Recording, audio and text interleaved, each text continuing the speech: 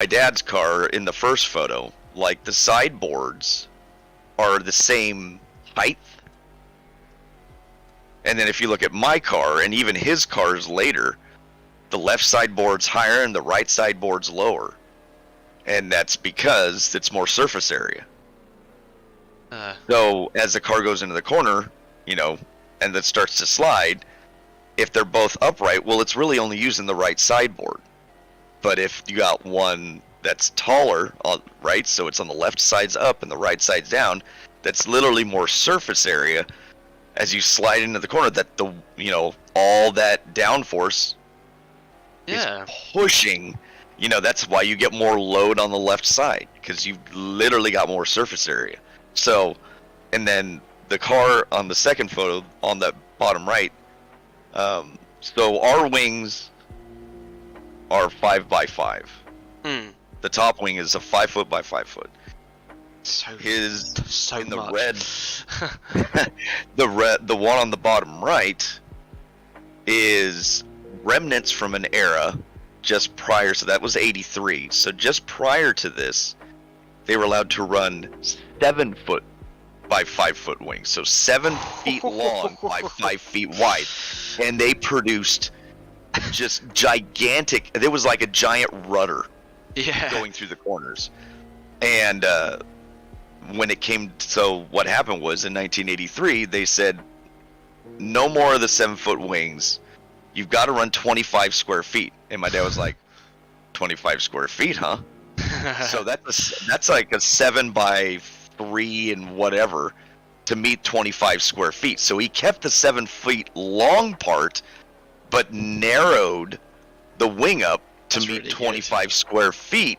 And he was the only one that did it. So it effectively still worked like a rudder. Yeah, that's amazing. So, and then they said after that, they were like, you can't, after this year, you can't have. Stop being too smart for us, please. Yeah. It's got to be a 5x5. No ifs, ands, or buts. It's got to be this way. So anyway, yeah, it's they're incredibly simple cars. Like my car right there, it was still mechanically fuel injected. Oh right, that's pretty good. Except, so my 360, which is the cubic inch size of the engine, was mechanically fuel injected.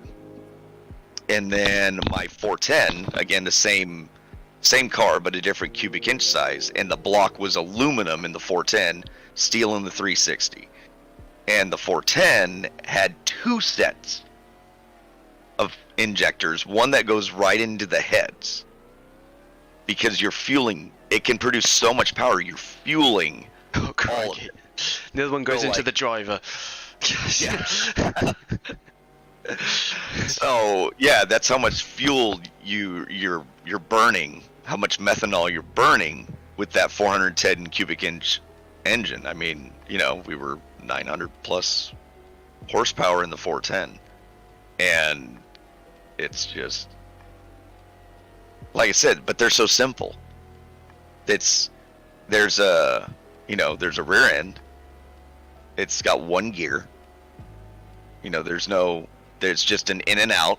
You kind of like, as you're slowing down, you kind of like wrap the throttle and pull it out of gear. Yeah. And then it'll idle. There's no neutral. There's none of that. So it's literally as everything that you don't need is completely stripped out of there. Yeah. That's why they get bump started, because they don't have starters. They don't have flywheels. There's no clutch. They're like old go-karts. Effectively, it's, but a lot bigger. I'm actually, like, seeing you in that, you can get how big they are. It's amazing, because you see, like, racing cars and they're bloody tiny, and then you see a sprint car and it's actually quite huge. They're small. I mean, when you're in the car, there's no room. Your legs are straight up and down. They don't go forward. So it's like you're sitting at the dinner table. So, and between your legs is so the rear end's underneath your butt. Yeah. And then in the center, there's the drive shaft, and it goes to a yoke that's between your feet, that's bolted to the crank in the motor. So then around that, to prevent the rear end from flipping over on itself, you bolt a torque tube, and then you have the housing that it slips into that goes around the U-joint that your drive shaft slides into. And that's, again, between your feet. And so what happens is that when you stomp the throttle and the tires start turning over, it tries to lift the torque tube. You know, it's trying to lift the rear end. It's trying to spin it over on itself. Yeah. But it can't because the torque tube prevents it. But what it's doing is it's literally trying to lift the center of the car. And that's where you start getting some of your bite from. And then there's things called, like, you know, the rear axle, they're hollow. Yeah. And they go through things called bird cages, and most people use torsion bars. It's not normal to use a coilover, so like springs. So we'll use a combination of torsion bars and shocks. And then, yeah, I mean, the firewall, your feet are pointed, like, from your knee down. It's downward. It doesn't go forward. Yeah. So you're literally, your foot, you hold your leg up, and then the brake pedal is like an arm that goes down and then over, and when you push it, it goes away from you. You kind of like push down and away, not like an actual normal pedal. Okay. That you would push forward. So it's just more like a piano pedal. Kinda, yeah. Except it comes from the side. Yeah. That's fucking weird. And then your throttle is normal. It's a normal throttle pedal typically. Like I had what we call a belly pan. That's where my feet are.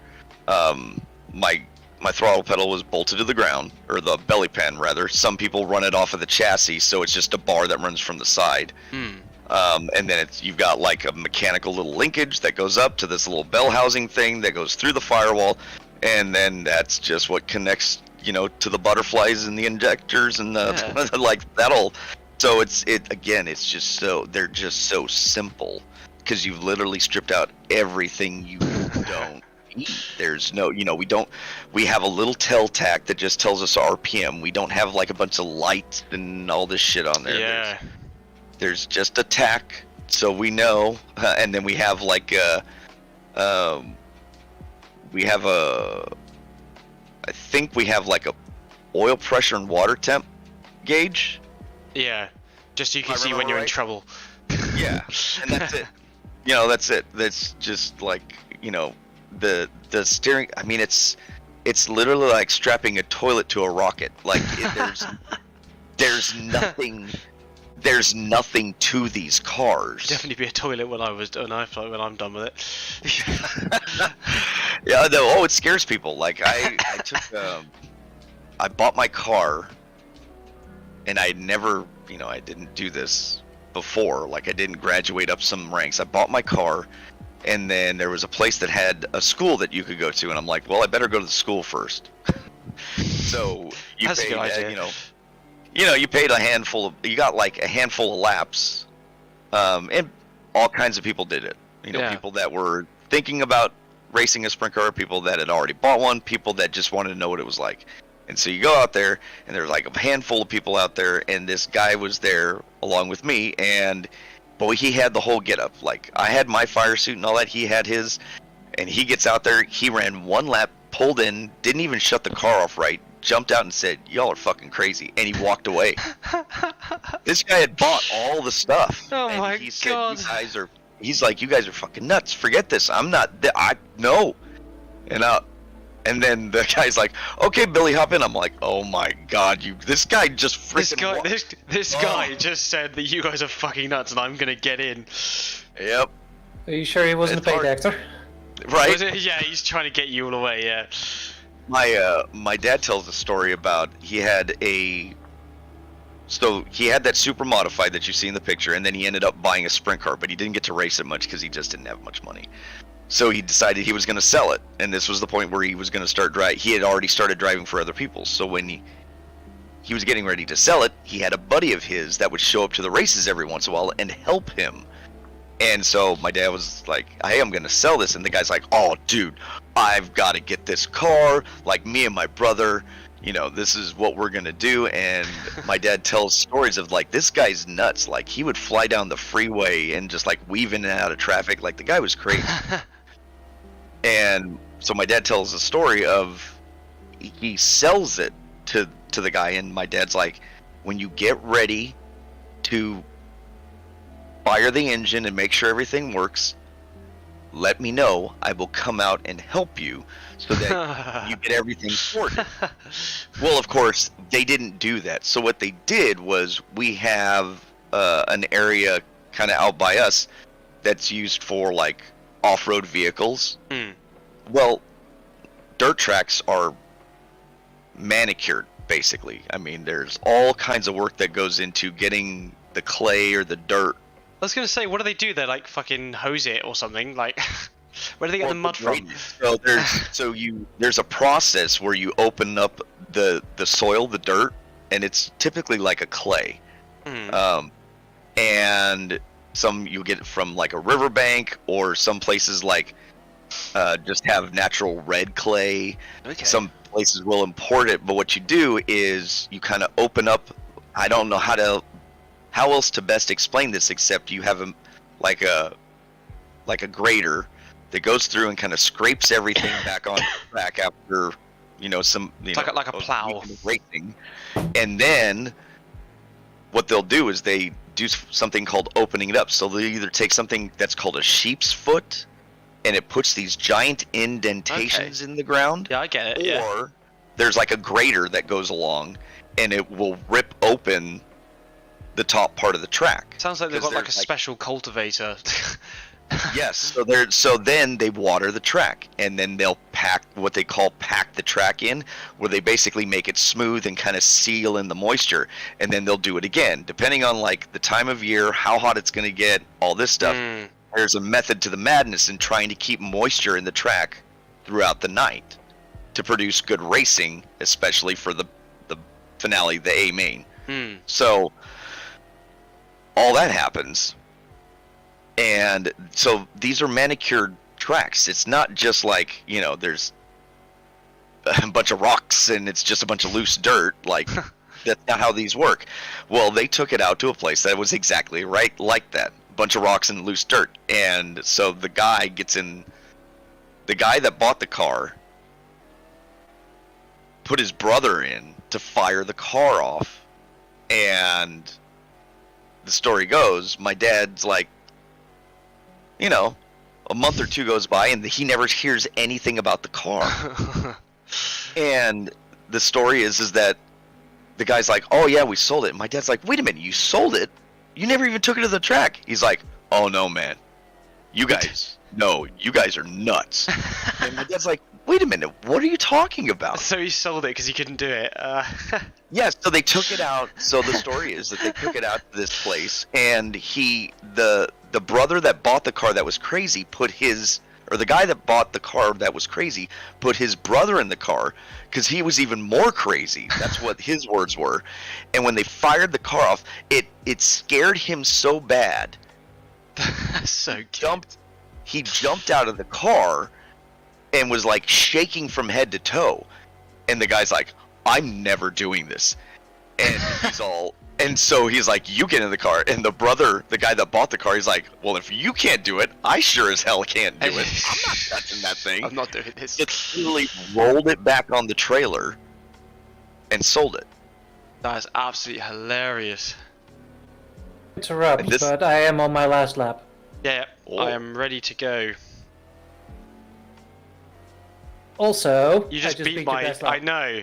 You bastard. Oh, nice. There is a 25 in there.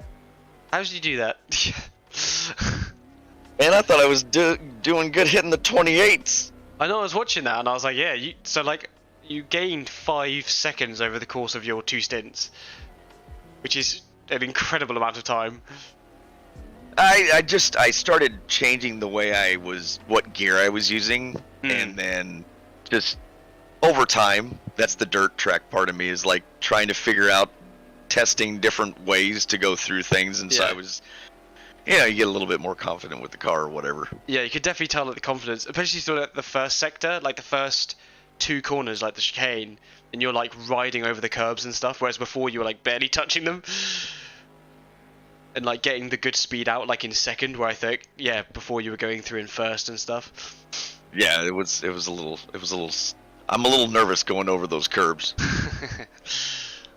So I'm going to be racing from 8:33 to 11:05.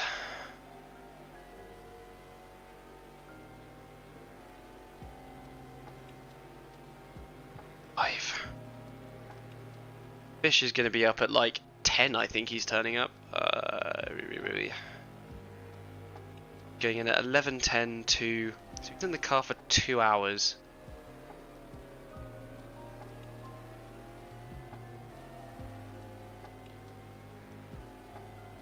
Go. I'm gonna close that down. I do that on my last lap. It's like, I know. Better. Qualifying pace of this guy.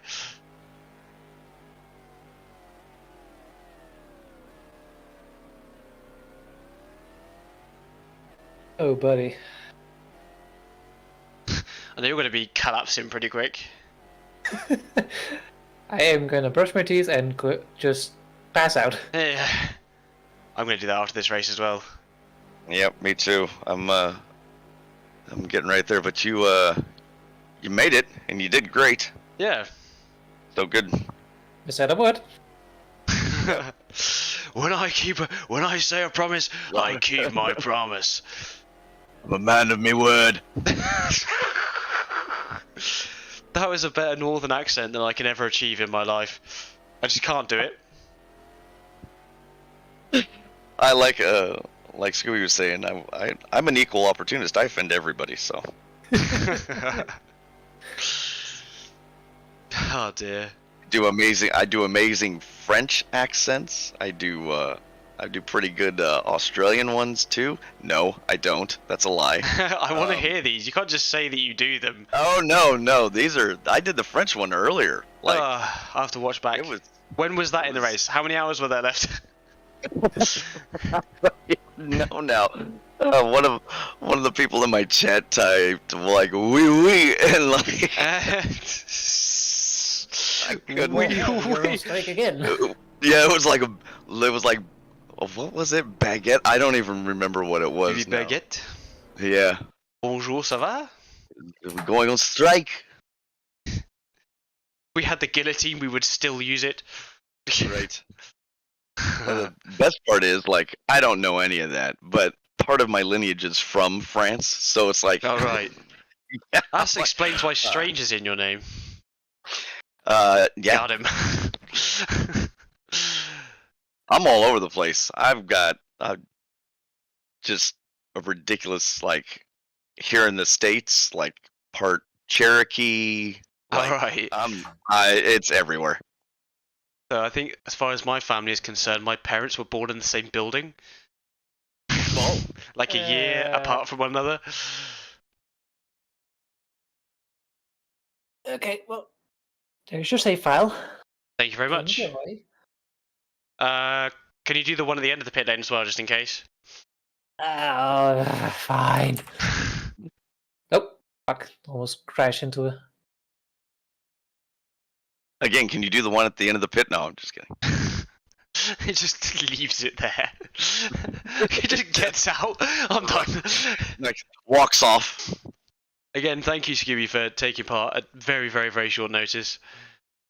Yes, you're welcome. He's like, fuck this. I did have one more question for you, Billy, but was all your racing local, or did you guys actually move about the country as well? I didn't travel super far, but I did travel some.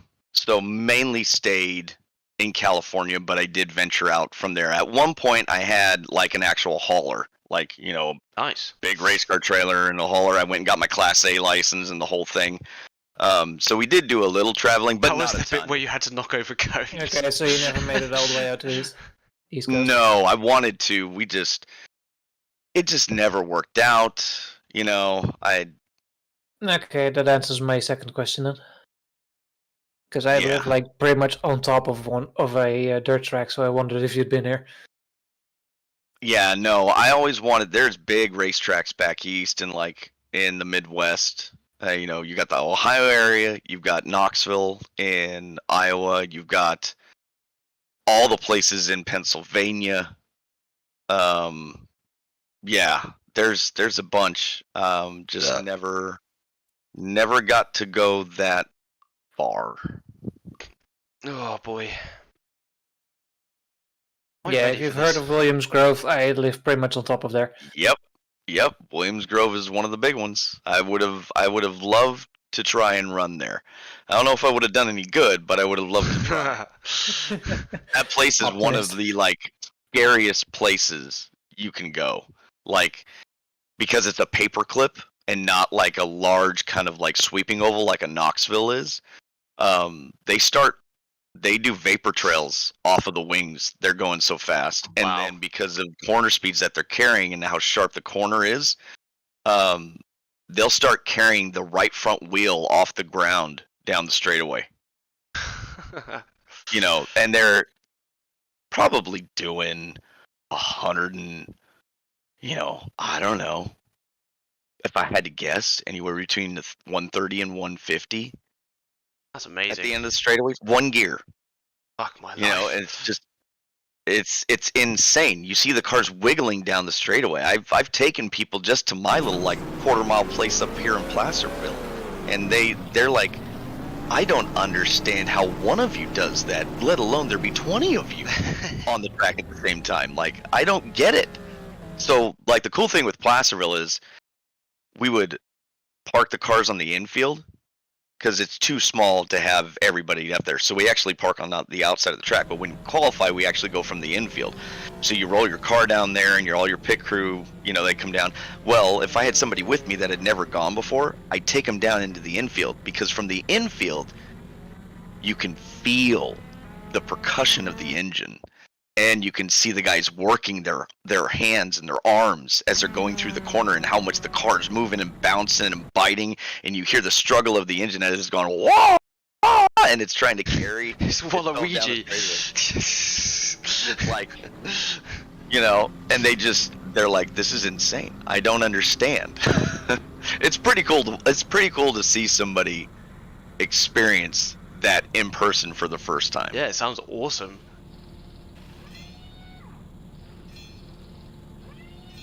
Okay, let's start the engine. Did you put on the brakes or not? Do I put on the brakes? No. Gotcha. I think I fixed my issue though. I auto-calibrated it and it's fine now. What issue? Where the brake was showing that it was on, like partially, like 0.1%. No. No longer coming up. There is a Audi on the pit exit. What, I think it. chilling there? I think it just respawned in.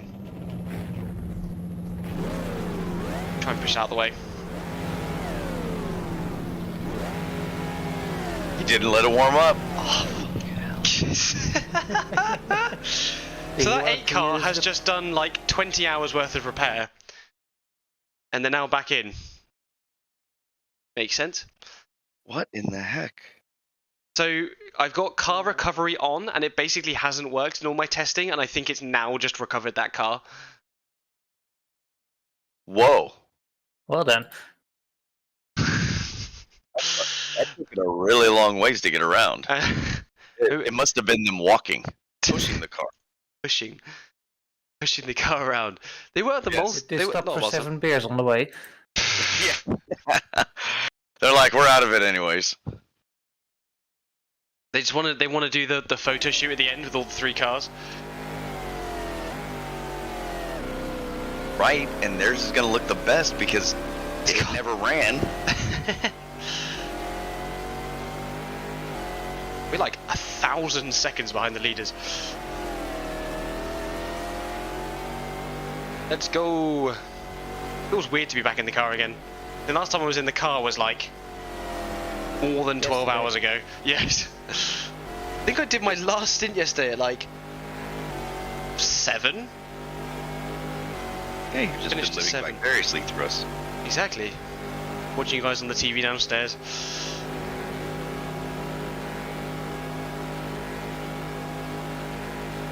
Deborah.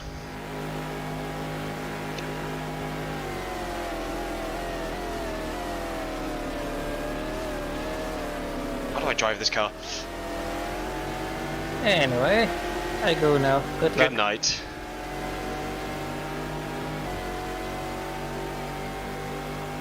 Same here, unless you need me for something. Don't worry about it. You can go for it. Yeah. All I'll right. be okay. Again, I appreciate it, and That's okay. Thank you for coming, man. checking in. And I'll try and organise more stuff in the future. Yeah, this was fun. Just let me know. Cool. Cheers, man. All right, you too.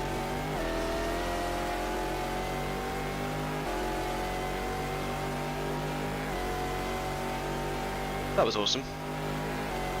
Good morning, everyone. Welcome to the last 4 hours and 37 minutes of the race. I'm going to be doing 3 stints. Fish is going to be up at 10, so he's going to be up in about an hour and a half time. And he's going to finish the race.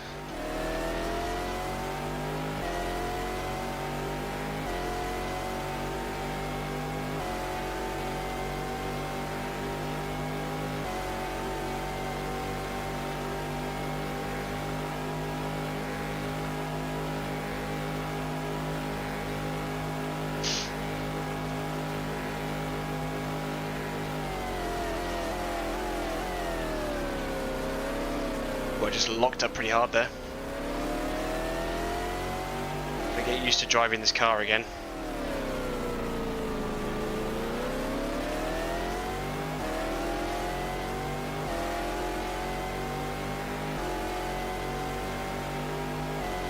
Oof.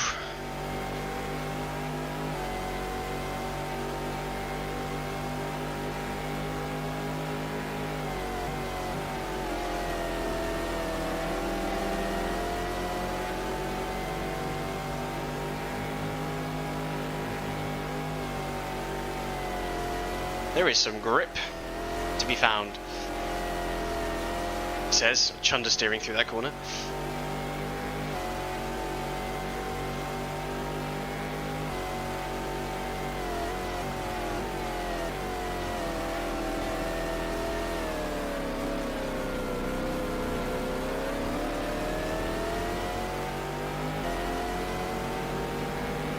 Yellow flag. Not sure what that's for.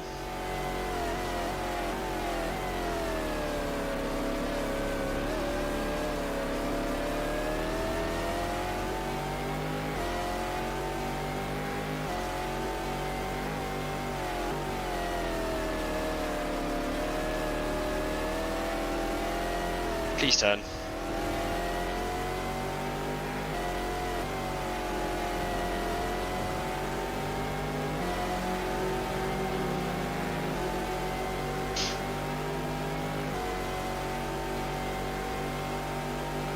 There we can see some of the GTSs now on the leaderboard. Carl Wendlinger in the number 51 Orica and Michael in the number 64 Corvette.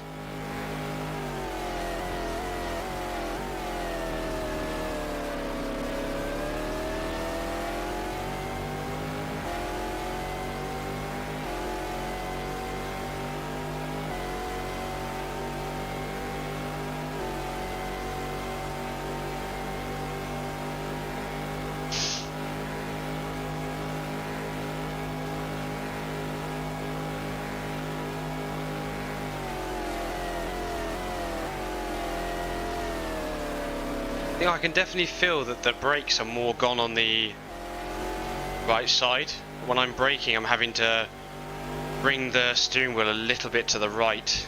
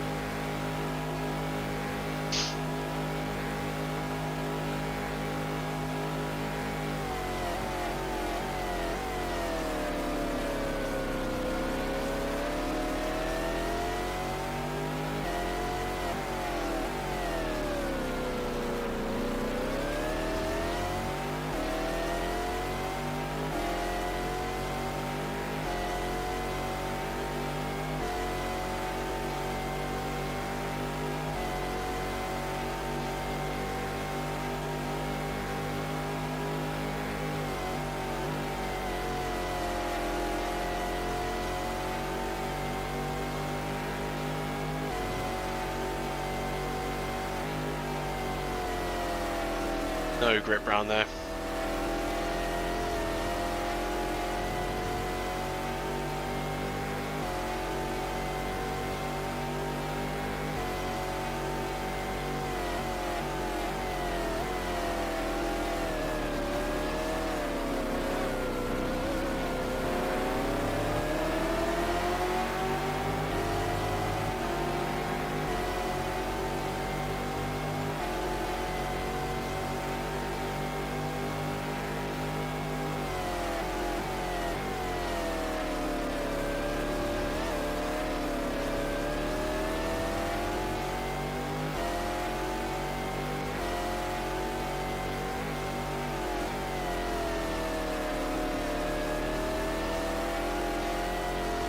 The trees look kind of weird.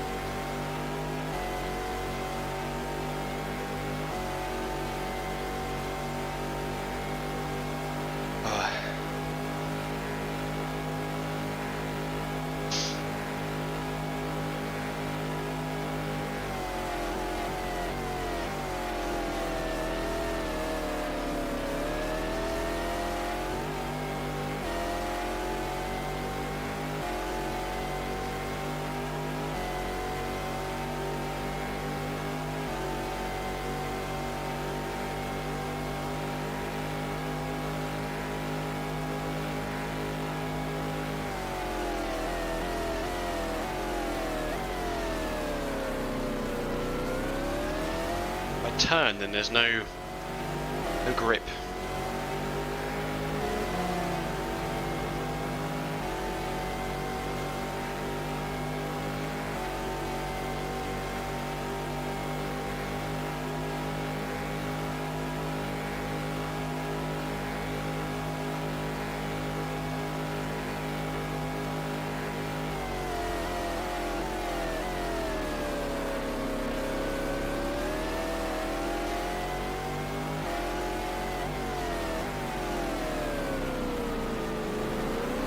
Let's hit an apex at some point.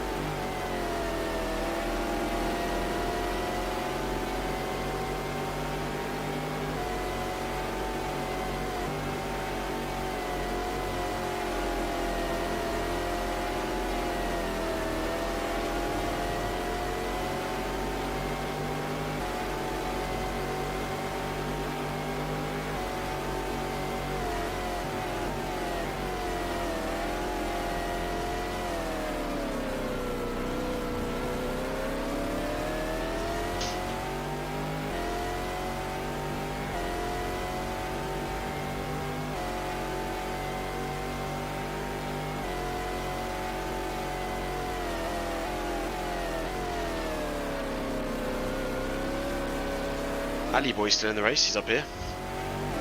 31st in class, I don't know what that means though. He's definitely up there.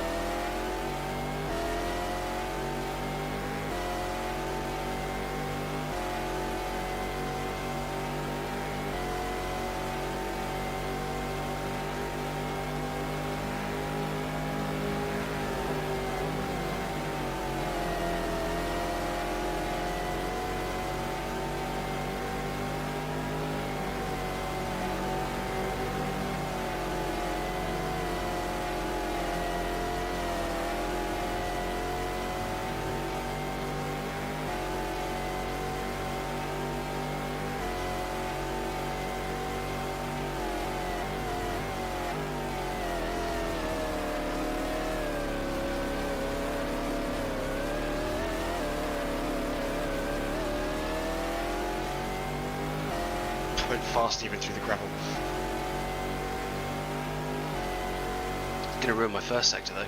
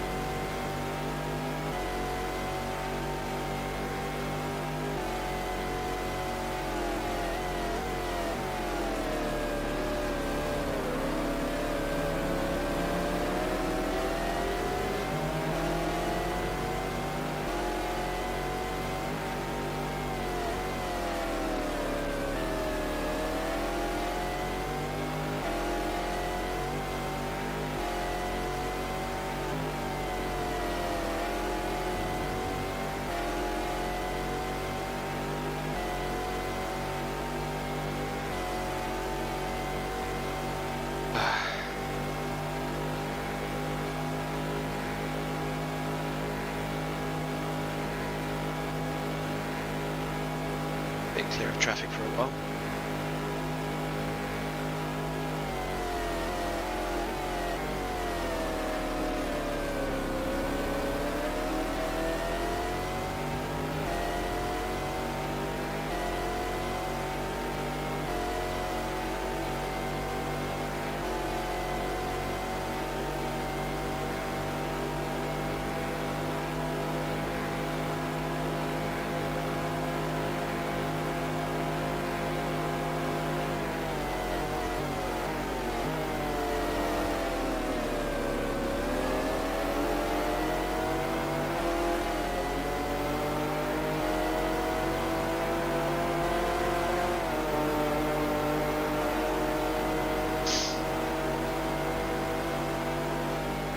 Goodbye, lawnmower car.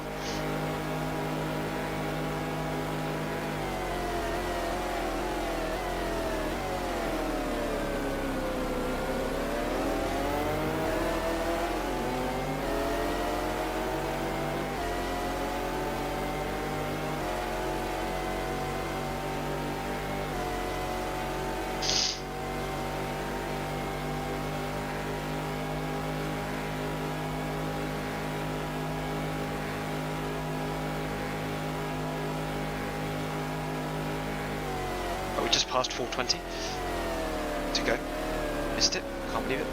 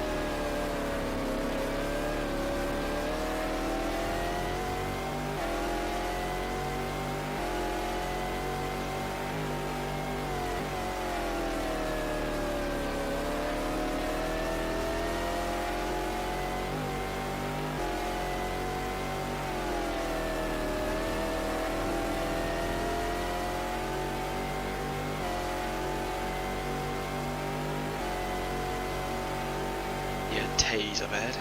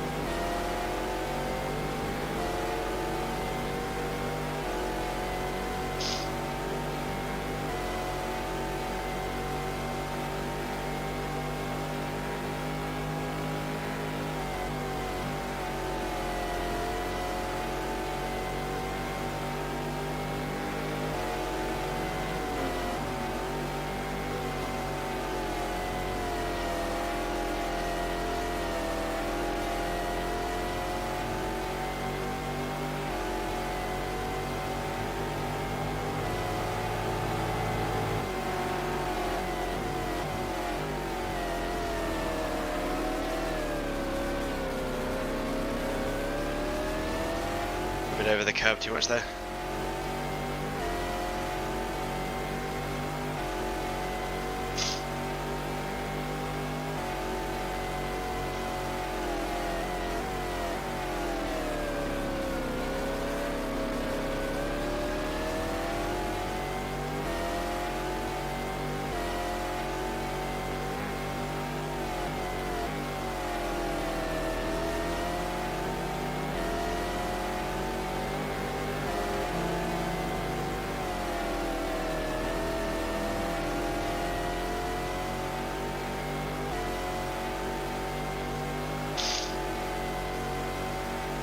Oh boy. Halfway through this stint or more. Traffic is very, very spread out.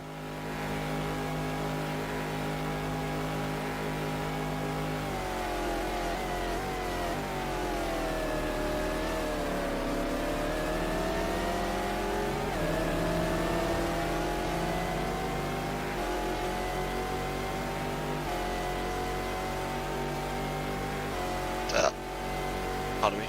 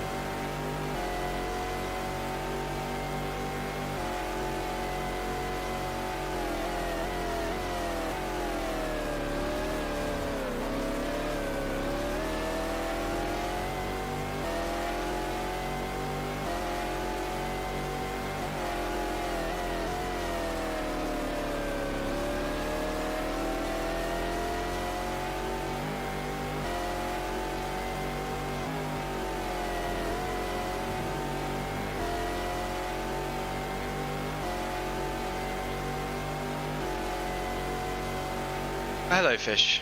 Yeah, go for it.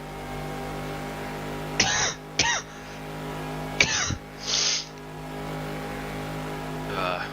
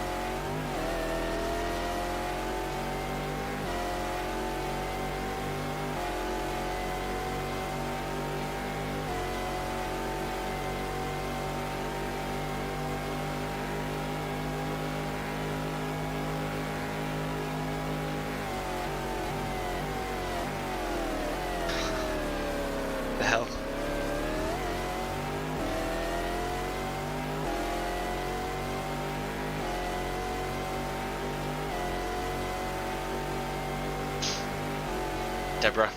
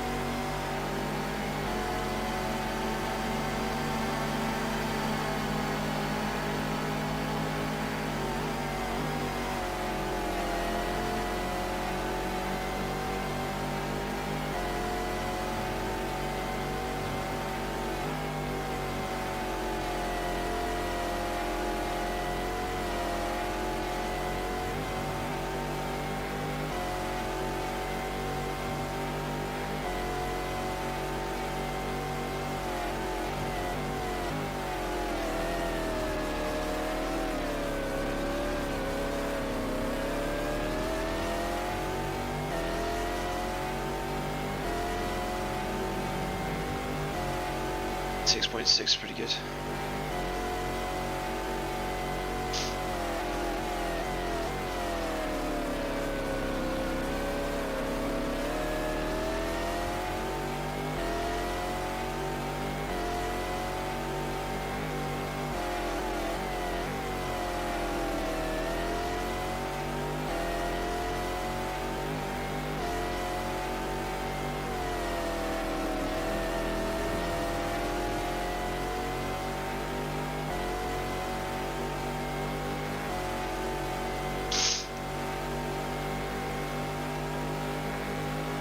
Under 1,000 seconds to the leader.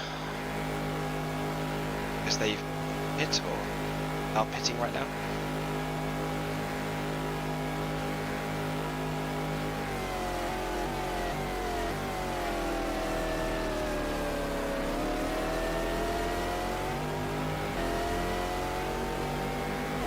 .60 seconds in a minute. 10 minutes is 600.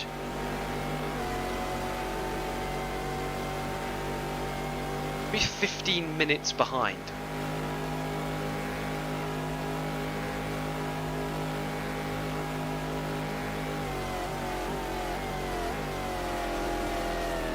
Is that how that maths works? So would they have to be stationary? It would take us 15 minutes to catch up.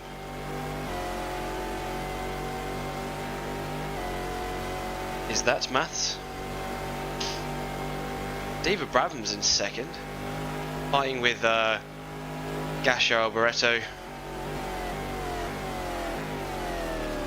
Definitely brake a lot later with all the grip. There's Ali Boy's car. Hello people, good morning. Welcome to Flu Man has 3 hours sleep and is now doing his first stint out of 3. So excuse me if I'm not talking very much.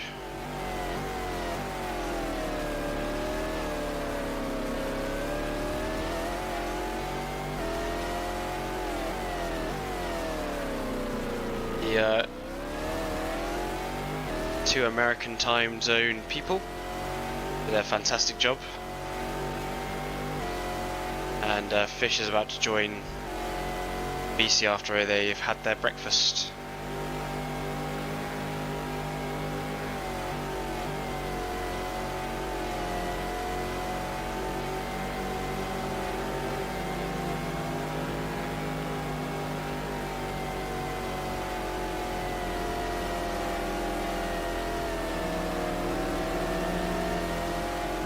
We're currently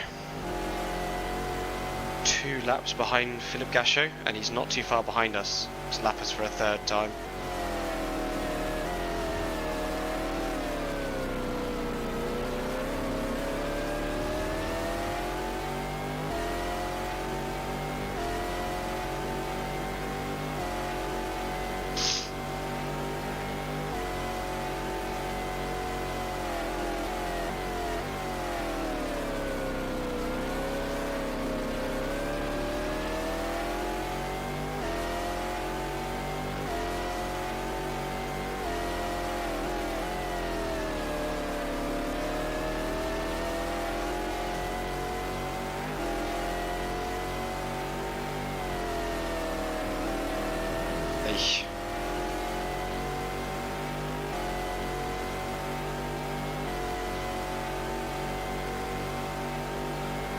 3 seconds lap quicker than the car behind, in front, sorry, last lap.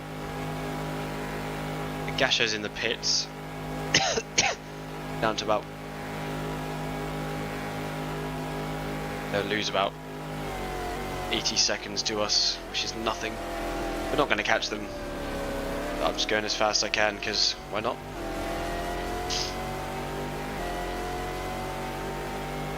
Let's have a goal.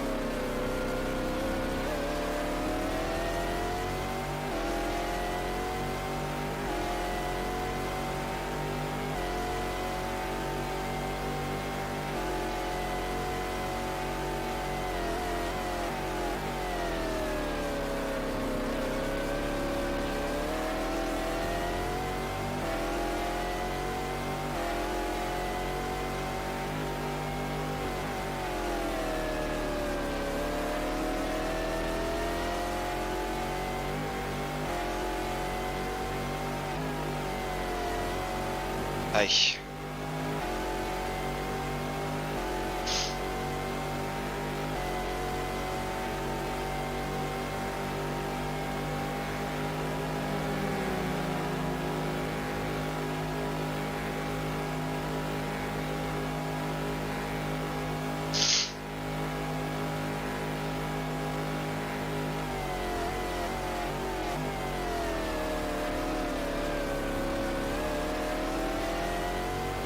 Hello. Can you stop streaming, please? Oh, yes.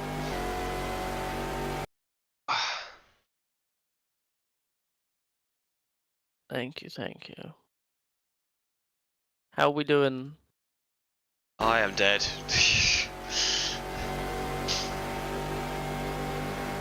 We are in 5th, 1 or 2 laps behind Philip Gasho, 1 or 2 laps in front of Jean Lammers, so we're in our own little space. As we were when I left. Yeah, basically. I'm gaining on the leaders overall. Interesting. Where did Alan McNish go? He didn't set a last lap time. Where is he? Oh, I see him. I mean, because he pitted. Yeah, probably. I mean, he's like behind you. He's there. Behind you? Okay, how many? You This got is- one stint left after this one? I have 2 stints after this. Okay. So But depending on how fast I can eat breakfast, if you want to only do one because you're ill, That's okay, I don't mind. okay.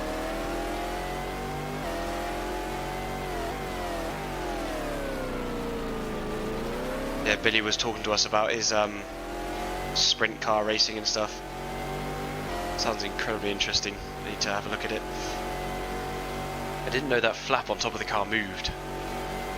Wait, what? It moves, yeah. That's amazing. I heard a little bit when you were talking about like money and sponsorship and stuff, but I think that was quite early. Yeah, that was a while ago. Yeah, obviously, before I was asleep on the floor. I pay did for a that. bed, and yet I have slept on the floor. I slept about 3 hours, I think. Just because when I went down again, when I had like the 2-hour break, I couldn't sleep for an hour. I was just really fucking struggling. Yeah. 26.4.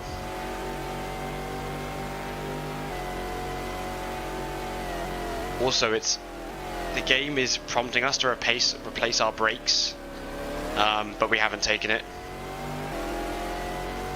Why Because I don't feel any different. Have we done a brake change at all? No.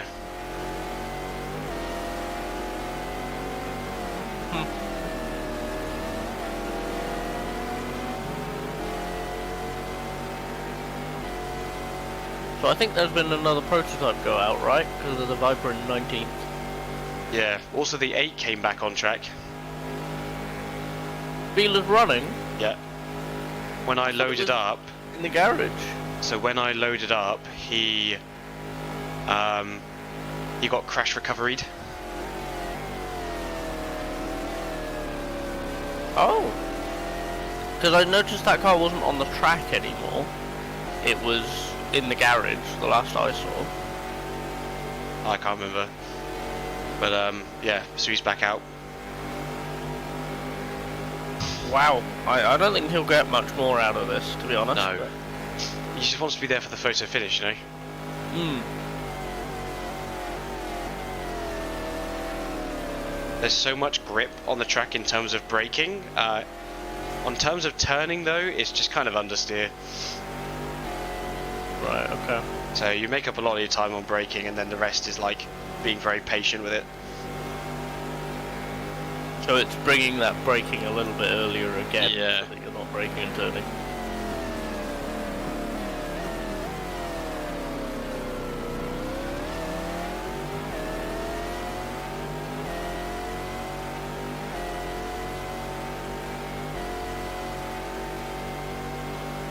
I'm gonna come in next lap.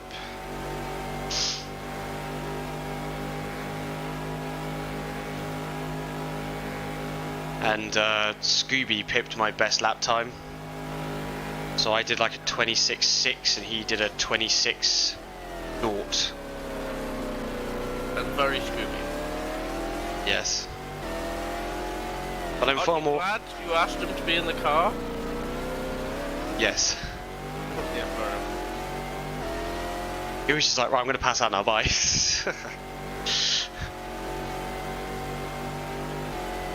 So I assume when this race happens, at the 1,000 kilometer, I'll go first, because if it's supposed to start like midday, it's gonna be very, early-ish in the morning for him.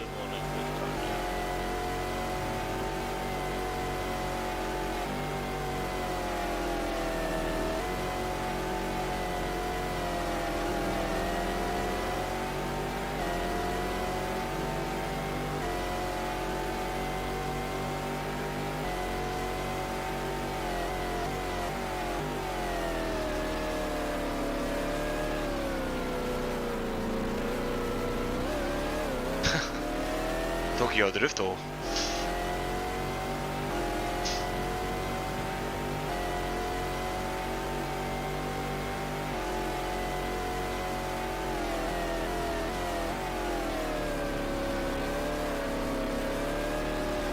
So about how many cars are left?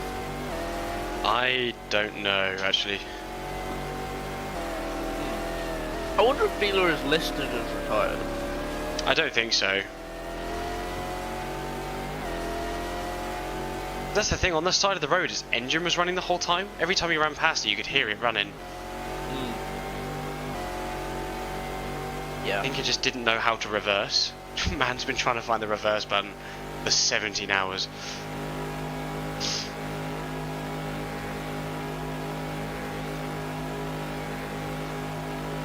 Deborah?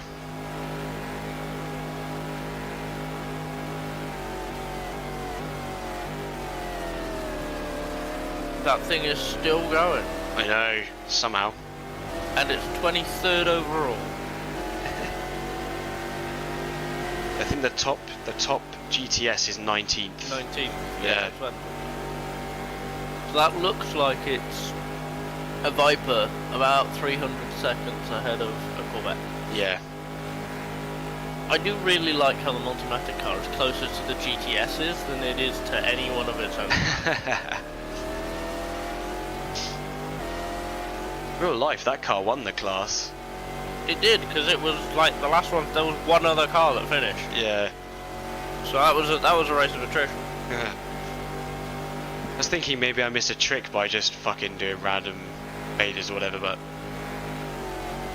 with the amount of crashes I was getting during like testing, with like literally cars crashing into each other and stuff, I was like, I won't do it. And then this race has actually turned out to be rather clean in the grand scheme of things. No, it's fine. I mean, there's like 26 prototypes, and we're down to 18. If you forget the Deborah. Deborah. So there's been 5 retirements. If you consider Beeler retired.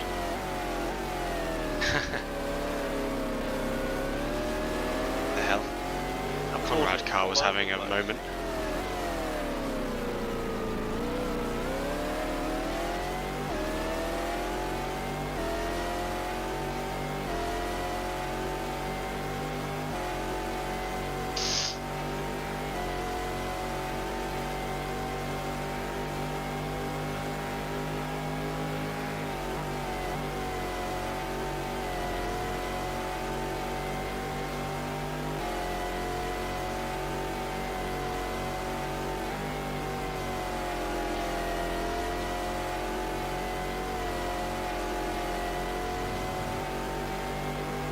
Oh yeah, coming in. Yep, you are.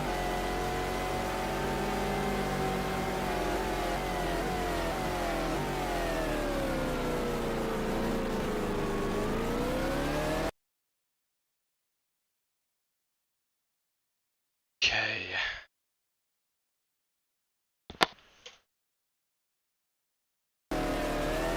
Very nice. Well done. That went by slowly and quickly at the same time.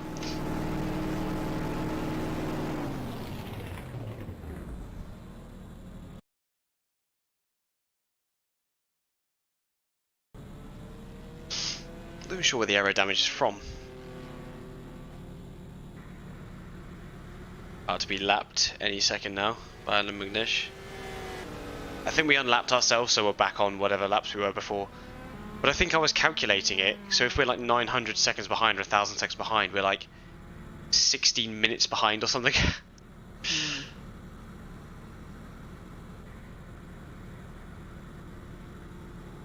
Oh. 180, 160. I think that's 5 laps? Something like that, yeah. A bit of laps.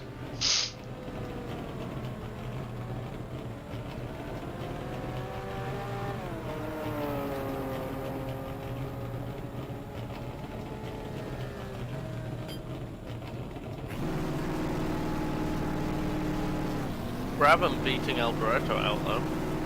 I know. It's really close with those cars there. Just, yeah.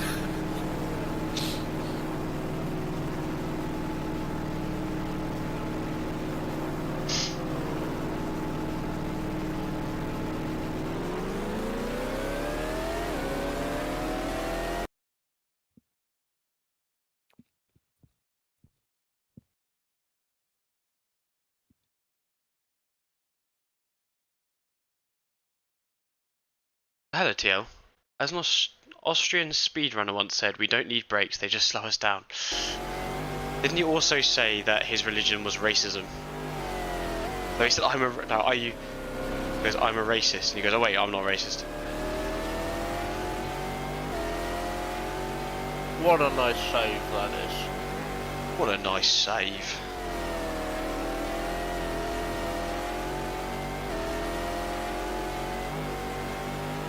Wait, Andy Wallace is still going? Yeah.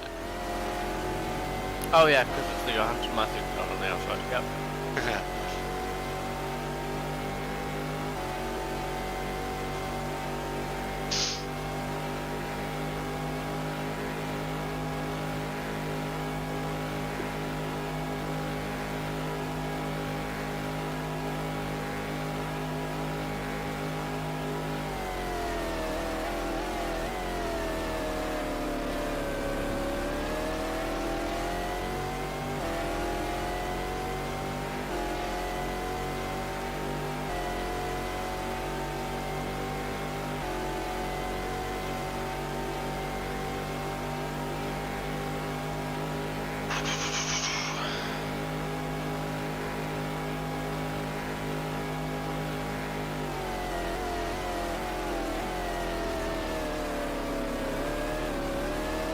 On.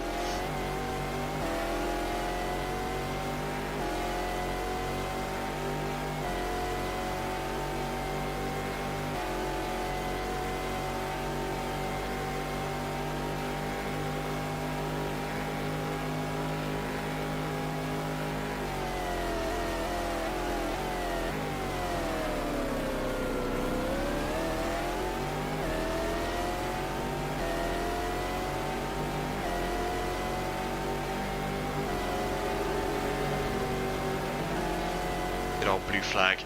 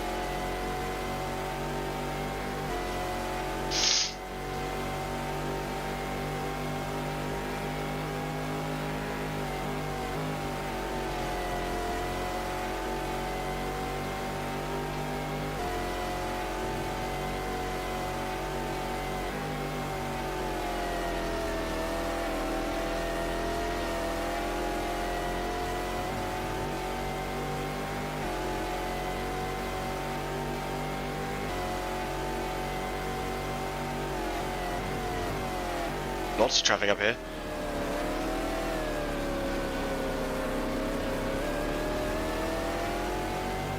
And lucky you, like all of it is GT of some description. Yeah.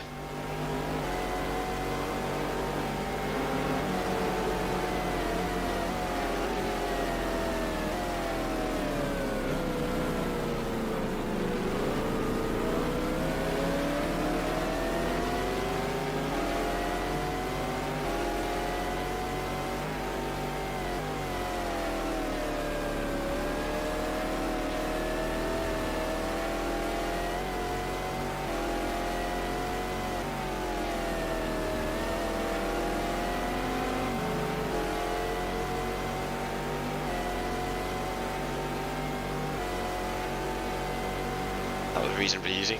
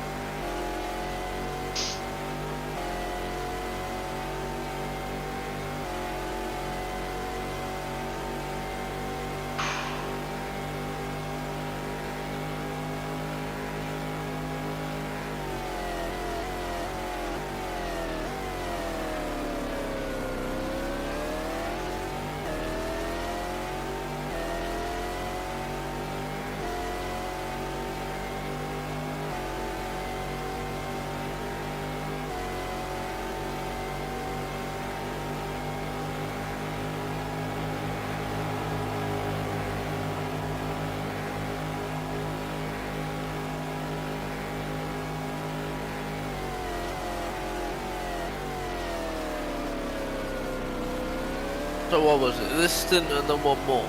Yep. Oof.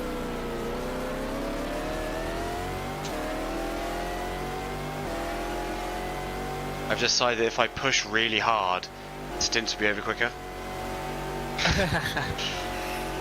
I mean, I guess.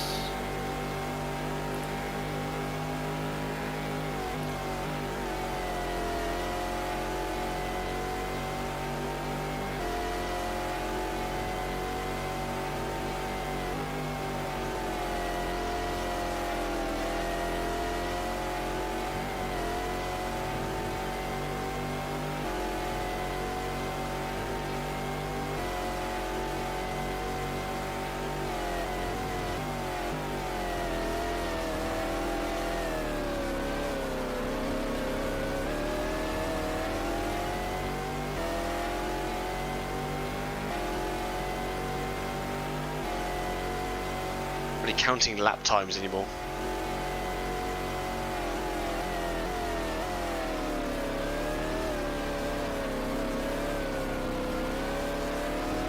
Does your sim hub just kind of Yeah, doing it? no longer accepting laps. I'm sorry, I don't like your lap time. It's not allowed anymore. But that was a quick one as well. It's kind of disappointing.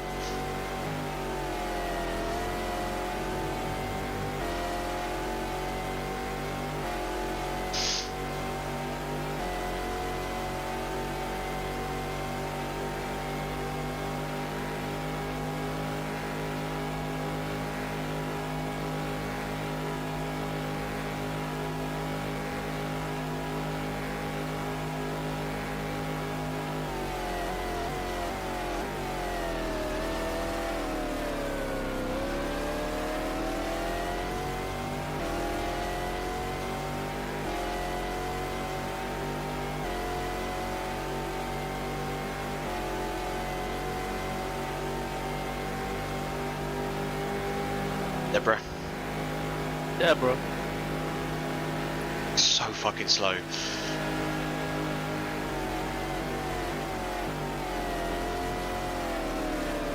Imagine it painted like it would be in the actual 2000, just black, and you can't see it at night. And it's doing Oh. that speed. No thanks. Really, no thanks.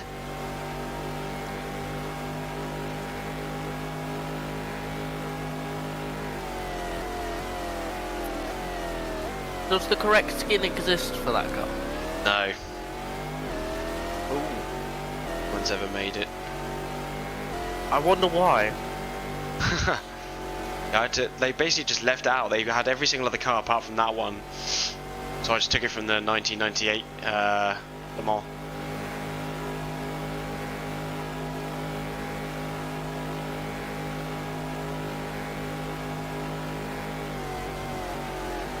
So I don't have just a complete Le Mans 2000 waiting for me, I have to actually do some work. It's basically done. Yeah, I just gotta make a skin. Yeah. It'll be subpar, but I gotta make a skin. And substitute in the real driver names again.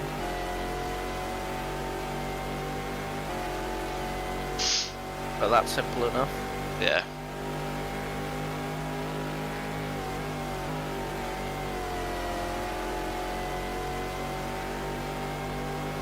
Honestly though, like, one of the things that I did, for example, 2018-19, because that was the WEC Super season, wasn't it? Yeah.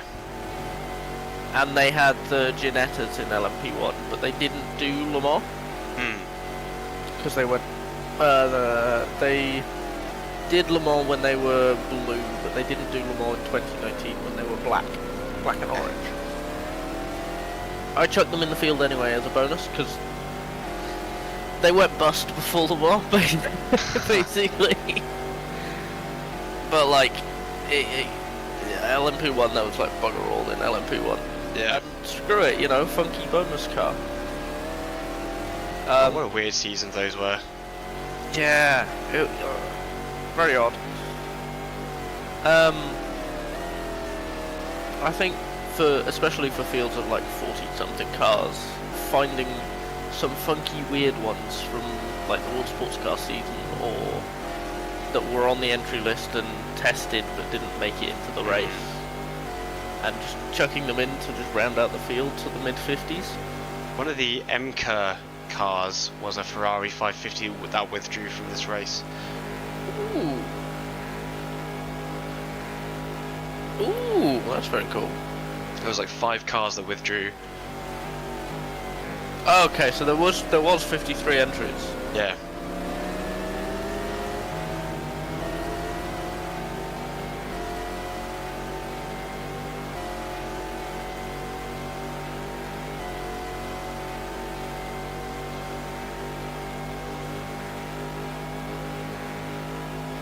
You see 1, 2, 3 on the map there, all very close to one another. Of course, like 1 is already a lap ahead, but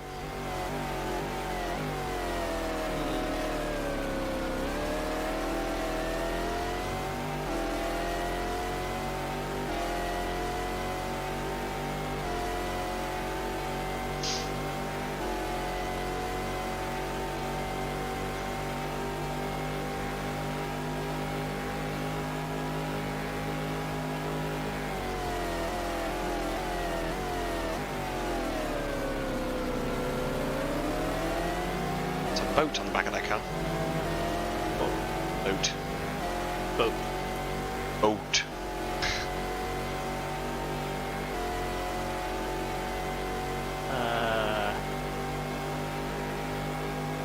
Guess not.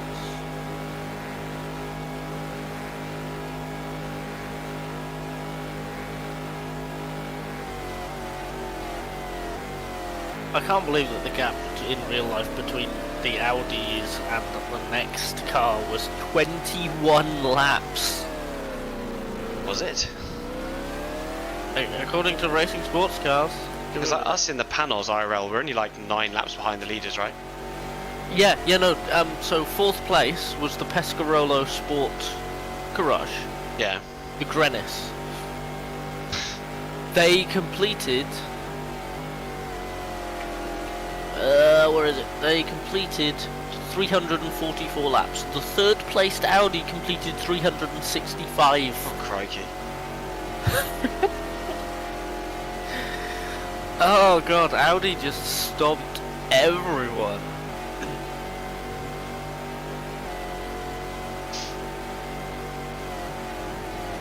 Our teammate car finished 11th. Yeah, they had issues. Yeah.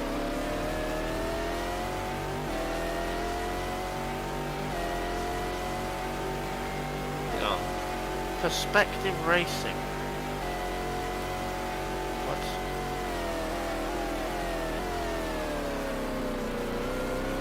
Oh, that's the one with the watch on the side, which I don't think I've seen all race. I can't remember. I don't remember seeing that car at all. Maybe they're out. Maybe. Expensive little car park over there. I'm surprised there aren't more, actually. I'm surprised no one's gone wide, whacked them and then stalled. But that's the reason why that WR is in the gravel, because a car did go wide and whack into it. Because it wasn't in the gravel to begin with, it was just on the AstroTurf. Yeah, and then the Johansson car joined it. Yes. Actually, there was another car that bonked it before, and then the Johansson car joined it. Yeah.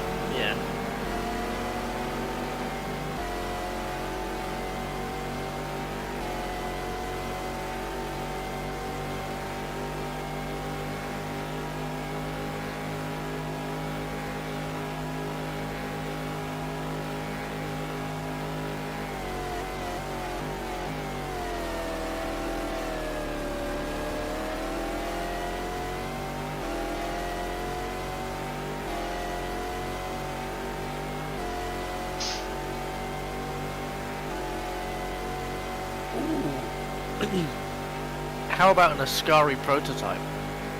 Yeah, I looked through the withdrawal list, not the withdrawal list, like the not entered list already as well. Yeah. Bunch of cars in there. There's like an Alfa Romeo one in there as well. Hello? A TVR. This stuff. Ascari will exist to some extent. So that would be a nice thing to add. Pescarolo thing. 2 Marcuses they tried to enter. Harrier LR10. I don't even know what that is.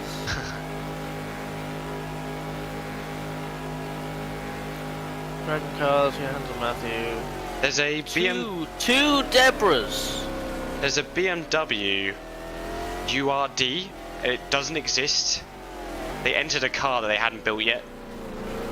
That's hilarious. It was meant to be in the 675 class. I'm just amazed that there were 2 Debras at the test day. I know. Add another Deborah for the hell of it. There was a second Multimatic car. Yeah. 2 rock cars, WRLPs. Viper. Porsche. Rook Racing. Ooh, Yeah, quite a few names that we recognise in there. that would be interesting.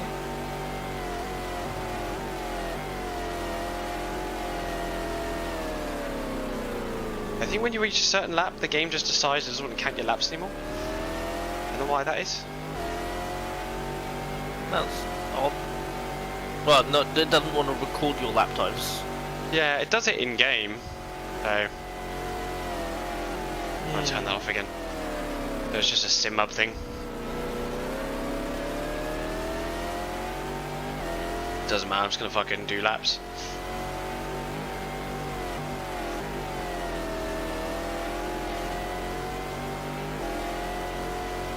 Okay, so I've got entered every car that entered every car that entered the test and drove.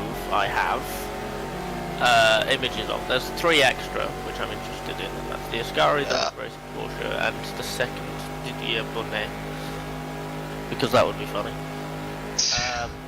A treble 3 Ferrari. Yeah, a bunch of them tried to enter. A second Courage.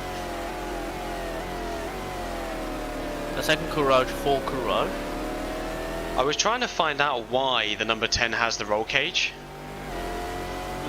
It's so I think it was Geracer said that it's FIA regulation because of the championship it was running in. But one of the Asai TV cars runs in the same series and doesn't have the roll hoop. Oh, that's interesting. So okay, so if I added these 3 cars that I found interesting, that would be 51, and then there's 5 cars on the didn't show up to the test list, and that would take us to 56, and it includes the PTG BMW. Yeah, the only GT that's different. The only GT that's yeah, I'd like to have that for the hell of it. MK550, which would be very interesting. Ooh. Whoop, that's the wall, Krabby. The brakes are gone. Oh, I want a new brake change. An Asahi Viper. Okay, I'm gonna come in, I guess. If you want to do only brakes.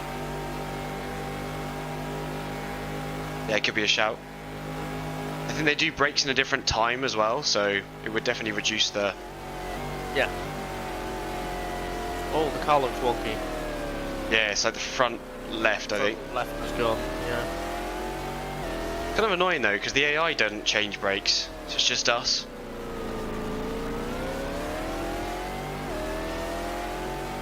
It's a bit of a shitter, really. Bit of a shitter.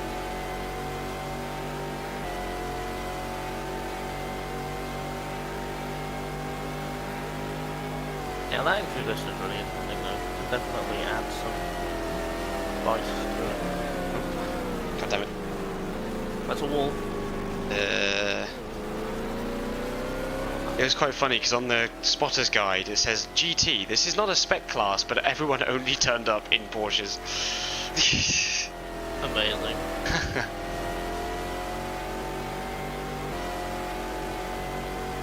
Although LMGT was not a spec class, 2000 LM attracted only Porsche 911 GT3R cars to the grid.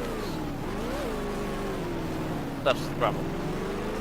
Is indeed.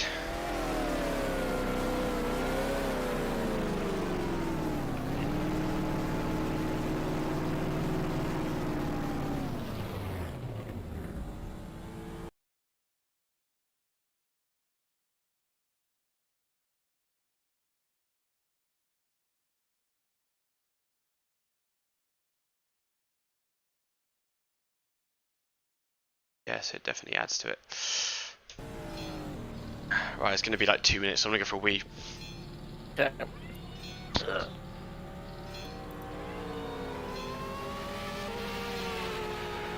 How can man go for a wee in less than 2 minutes? What?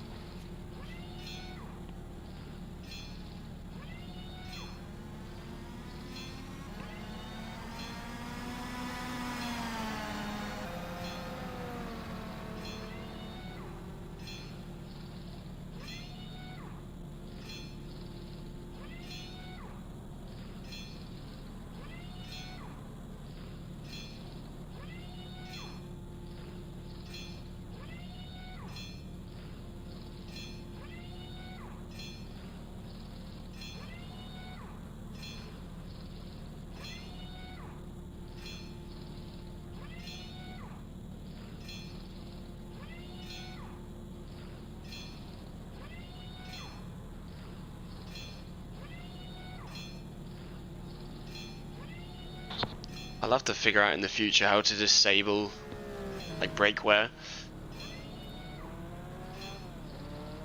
Because as much as I love it, if the other cars don't do it, it's a bit of a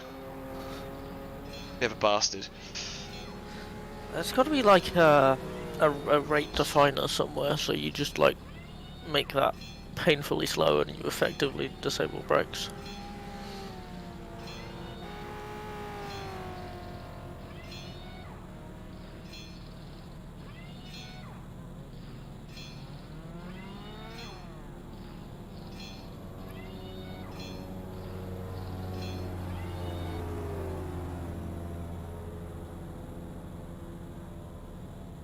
McNish is in. Your stop's done. Just trying to drink some water. Is he going to move?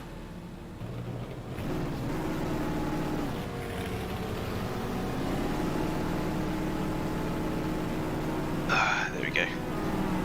Still P5? Yeah, yeah.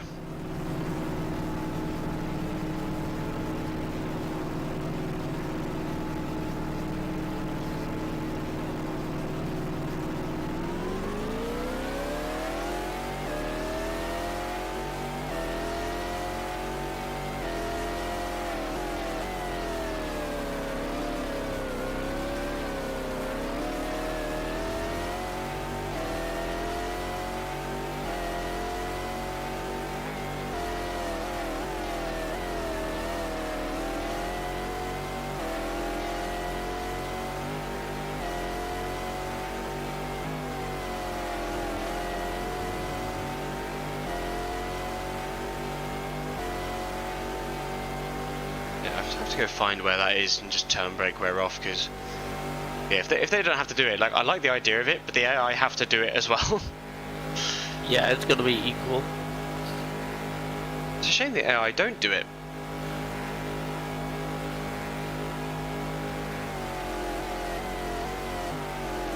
I think it will definitely be a thing to talk to Crimson Ninja Racer and a few others about. Yeah. See if you can make them do it first.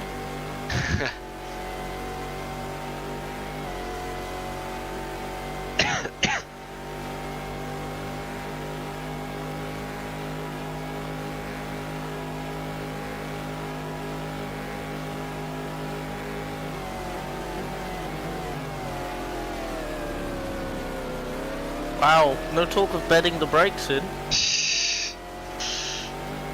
No better betting than fucking ramming them through the floor.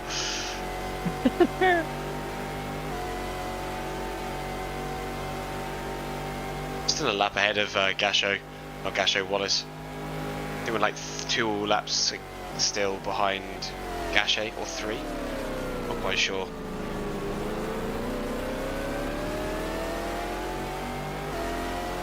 There's the watch car. No, it's not. It's Paul Belmondo. The watch car is a Porsche for starters. Oh, true. Number 79 GT Porsche. Maybe it's Perspective dead. Racing. Maybe it is dead. I don't think it is. Thierry Perrier?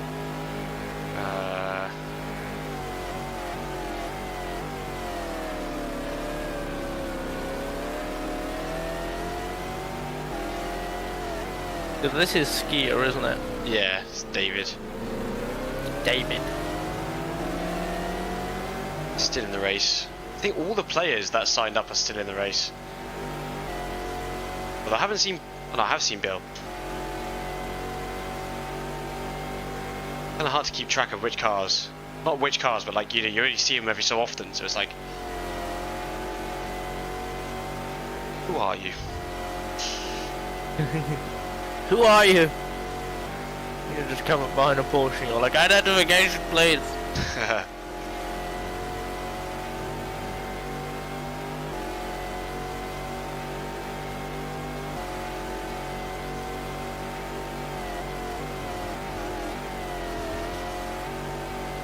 Car brake's too good now, holy shit. Wow, it's almost like you have new ones. Oh boy. Never had to change brakes in this game. That was a first. Yeah, but have you ever driven this thing in a 24-hour race? No. I also think it's a defined thing in the mod somewhere. Yeah. Again, I'll leave it a month and I'll have a look. For the future. Have a break. I could really use a Kit Kat right now.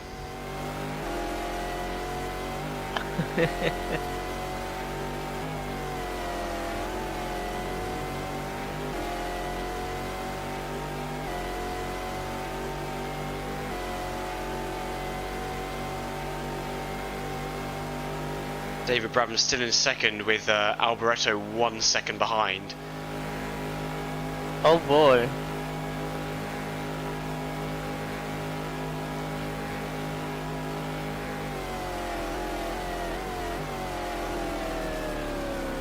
I do...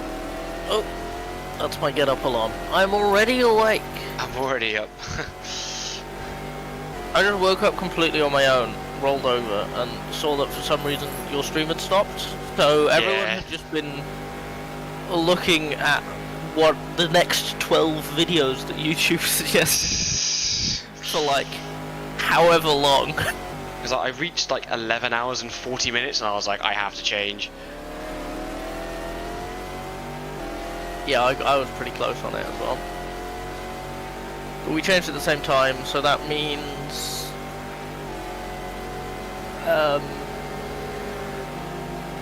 that means I wasn't too far behind you. Oh no, no, mine only reached 5 1/4. Because I changed it just before I left. I've only made 3 parts. I have 4. Wow. This is part number 4. It's called part final. This will be the end, no matter what. I want to know who's first, like what position is first place in GT, because I can start counting back. Counting back? Well, like, so when I pass cars, I can know who they are. Where they are. Yeah.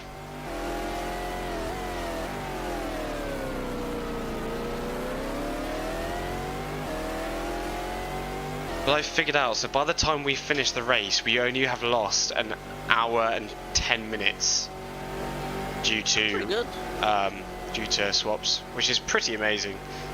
That's because we're not doing the 5-minute rule. Yeah.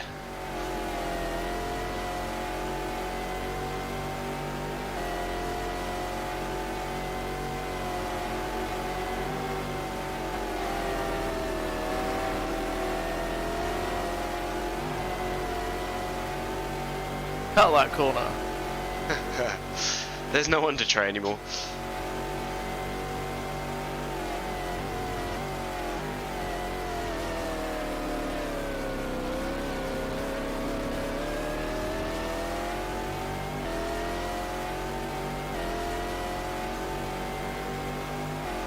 wish I knew what that lap time was.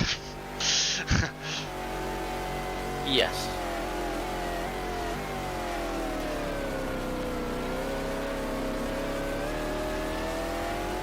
At one point it got really overcast for Billy as well. He was like, please don't rain, please don't rain, please don't rain.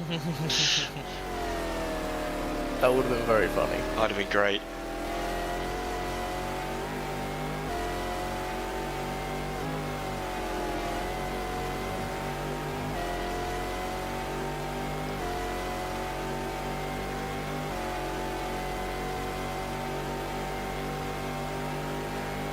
Depending on how this LMS year goes, because I'm like joint first in the championship at the moment, there's an opportunity to possibly move up into like a privateer Audi team. Oh. But it also depends on how well the rest of the season goes. If it's shit, I'll be stuck, or I'll have to move down to something else. Weren't you saying yesterday you wanted to stay with Paynos because they've got American flag and all it? It's cool. I know, I was thinking of the 2002 car though, to be fair. Yeah, In the one 2000 that is just a big American flag. 2002 Panos actually does quite well. Were you thinking of jumping ship and then going back again? Yes. Sports car racing, baby. I'm already awake. Go away. Ah!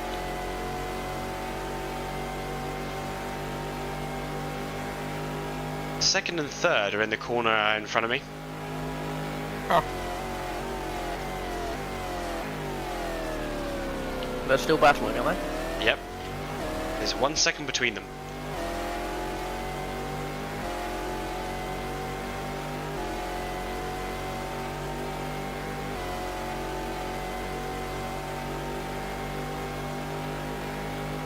Yeah, we must be 6 laps behind the leaders, I think, right now. Yeah. Leader, say leaders. He's on his own fucking lap. Yeah. Yeah, he is. Almost 2, either almost or just over 2 laps ahead.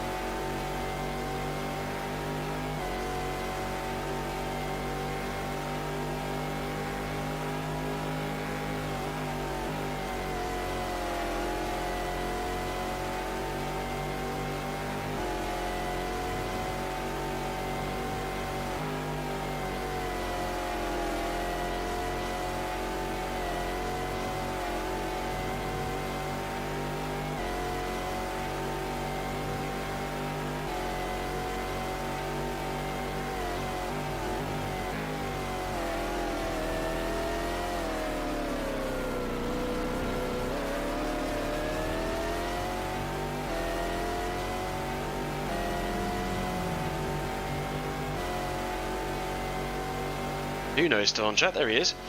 Nuno! Not for long with the way you're going about it, Jesus.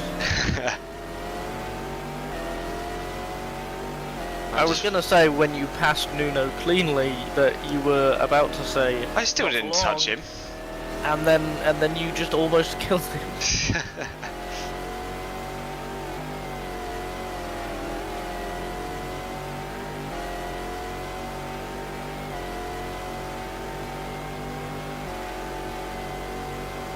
Would love to have done this racing with like the Corvette. That would have been so cool. H pattern gearbox and everything. That would have been so dumb. Why? That just would have, they just don't turn. Also, we'd have only had 3 like competitive opponents. Yeah, true.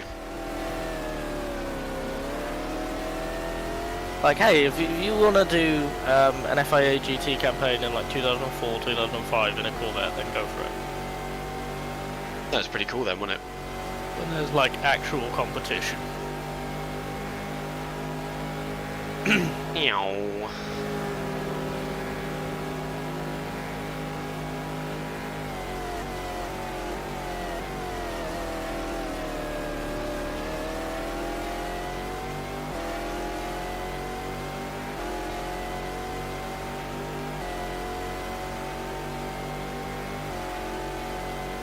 Nearly the end of this stint.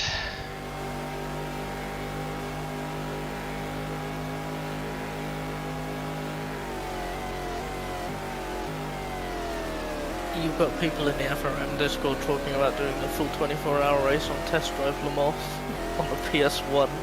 Oh boy. I was but a stupid dumb child, but I did want to sit down and spend one of my entire precious weekend days doing just a 6-hour one. Crikey. No break, just continuous. Oh my life. I didn't even pee or anything. I don't know how I did it. I was just possessed. I just jumped into a Lister and I drove it for 6 hours. Crikey. I've never played that game. That was fun. And then I went and I did it. Like, because that was just called Le Mans 24 Hours here. I think that was the 1997 Le Mans. But yeah, I just did that 6 hours continuous on a PS1 controller. No breaks, no nothing. Just continuous. I think one thing I've been quite happy about is the response for people like really enjoying the history of it and like possibly getting involved with other people and doing stuff, you know. Yeah, that's cool. No one really does this. There's a good Like, reason for that. People put car sets and stuff together, but even then they're not as close as this. It's just skin packs essentially. Yeah.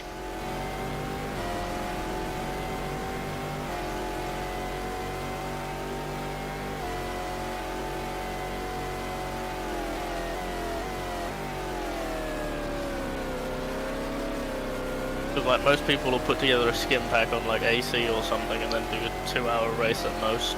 Yeah, and they're like, wow, what such endurance. Oh, how historically accurate this is. It's like, I mean, is it though? I'm sure those cars are nice to drive. Yeah. Again, AC doesn't have a mid-race save feature. So many sims just don't have a mid-race save feature. Yeah. And it kills them. For this specific thing. Kind of thing, yeah. Wait, does it have AI online? I don't know. I don't know either. I've never done AC online. I did it once to do a special Goodwood event. Ooh. Oh, was that the mini one? The mini one? The Goodwood Revival? No, no. This Oh. is the hill climb, and we had a bunch of cars, and then we spanned the wheel of randomness, and then we chose the car that we were all going to be in to try and beat each other up the hill. That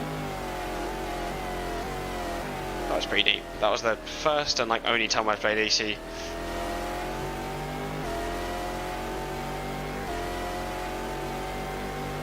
Yeah, AC is... You need content manager now. This can't be asked with all, honestly. Yeah, it's like you need an external app, and it takes This ages mod, to set like up. people are using like 4 mods as like the base of the game now. Like, Yeah, that's the thing. Is like it's reached the point where the only way that AC is really worth it is 4 mods deep, and you're Yeah. like, oh. I can't be asked anymore. Like, I tried to install Sol back when that was the main thing, and I just couldn't. I don't know why. It was really complicated to install. I was just really bored trying to race against people in AI cars. And then, like, you go online and everyone's racing Nordschleife for track days, and I was like, wow, I hate this. Yeah.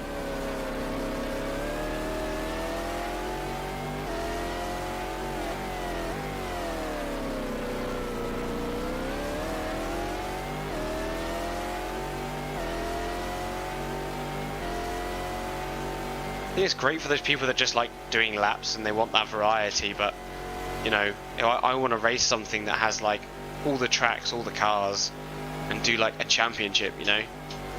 Want to be immersed in it. Like AC suits weirdness, like free roam maps, and Yeah. the Japanese highway roleplay, Toge and drifting, and it's really good at that. It's basically the best and possibly only place to do that.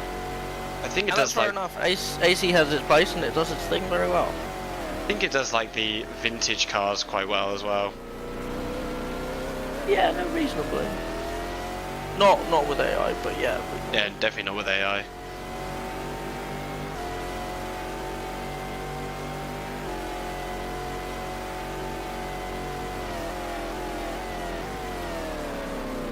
Whoa.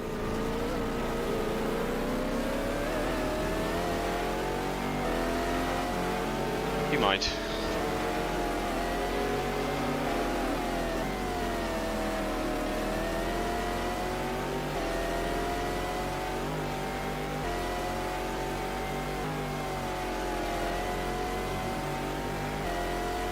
I love how you did your first triple and then I got in the car and you were all like, wow, overlay. um, and now you've just been using an overlay for like the entire race. Yes. I was thinking about bringing it back because it was quite nice to follow the race. But then when I was doing it with the AI for the shorter races, when the AI was in the car, I would take the time to go round and commentate on the race that was happening, so I didn't need the overlay. Yeah. But being that we don't really have the time to go and look around all the cars because we're driving, you know, it kind of is handy to have it to see. I kind of wish though, like, it would go all through the grid. Yeah, instead of just the first 20.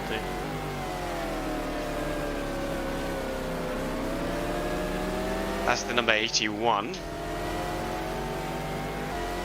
I haven't seen perspective racing in a while. See if I notice any cars that are stopped on the relative. You see what I mean? They're just kind of gone.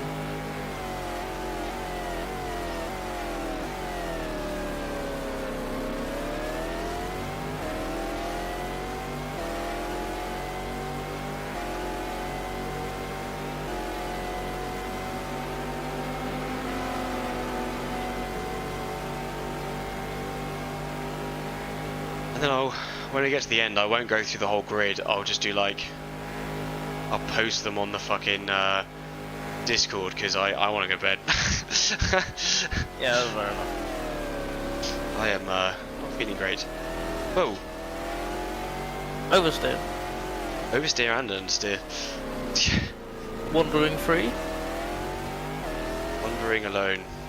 Oversteer, understeer, wandering free. Yeah, I'm probably just gonna keep messing around with AR rosters. Yeah, because you got like some sleep. Yeah. It was on the floor, but I got some sleep. Genuinely, it looks like a bomb's gone off. It's so funny. When I went I love down. having this flat just all to myself because I can do stupid shit like this. The second time I went downstairs to sleep, I ended up like, I was just awake for an hour. I just could not sleep. Yeah.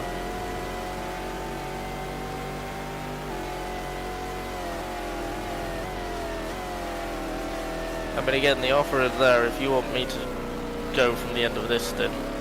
Nah, it's alright. Okay. I might offer you a chance to have a nap. You're like, no. I will not. Well, 3 hours in this Panos is a long time.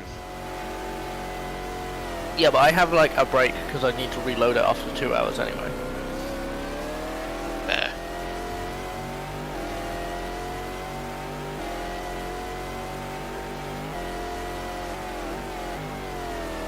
Oh.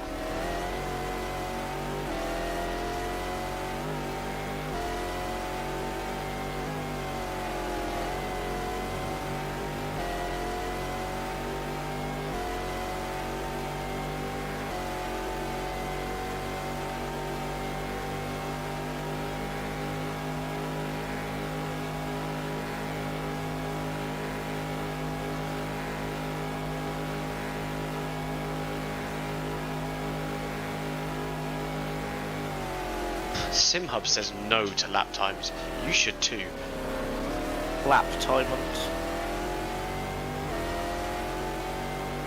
Humanity has evolved beyond the need to record an individual lap time. qualifying will simply be vibe based. Just live in the present, man.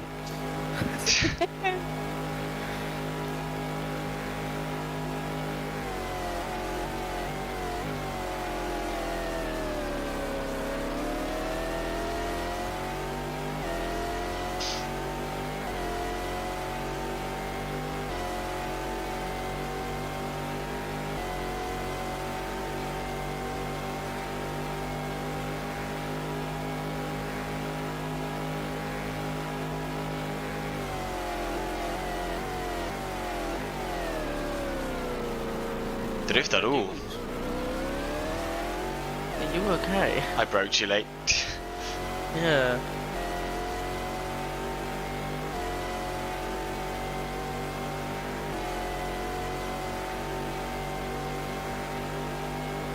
That Lammers and Wallace are in a battle as well behind you.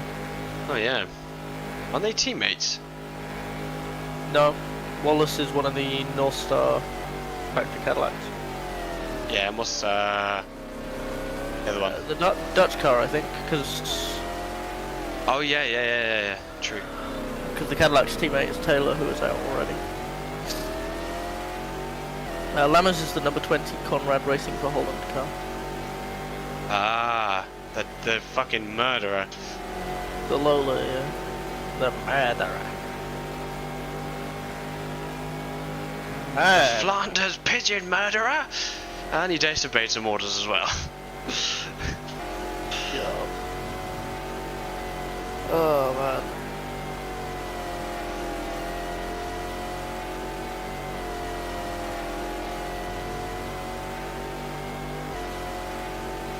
I just can't believe, like, it's so weird to me that we have managed to take this car around on GTR2 in a 24-hour race with 4 people. It's still, even though we've done it once In real before, time. it's still such a weird concept because people just don't do this, right? The only endurance racing people really do is either by themselves or online racing, most likely. So to do this is like so odd. Yeah. Like, it almost should be boring because we're not playing against people. Well, that's the thing. That's the argument for everyone who like does only online, isn't it? It's like, yeah, but it's not the same. It's boring. I want to race people because then it's unpredictable and wonderful and fantastic, and then you get taken out 3 hours in. And then they, yeah. Like,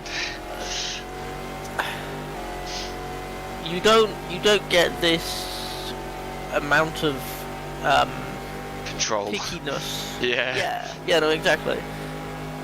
Like, if you were to go, early 2000s, and you get a group of people, then every Viper driver could be terrible and behind the entire GT field. And you're there going, well, this doesn't work. Like, one of the races for, like you were saying, Bailey and Bacho and stuff have that car set for AC. Yeah. And Broadbent did one in the NGT Ferrari. Yeah. It was like a Road 2-hour America. race or whatever. Yeah. No, at Le Mans. Alright. He's done one as well. And he was catching a Viper. There was a Viper in his way that, like, cost him positions. In a factory skin. That just doesn't work. Pain.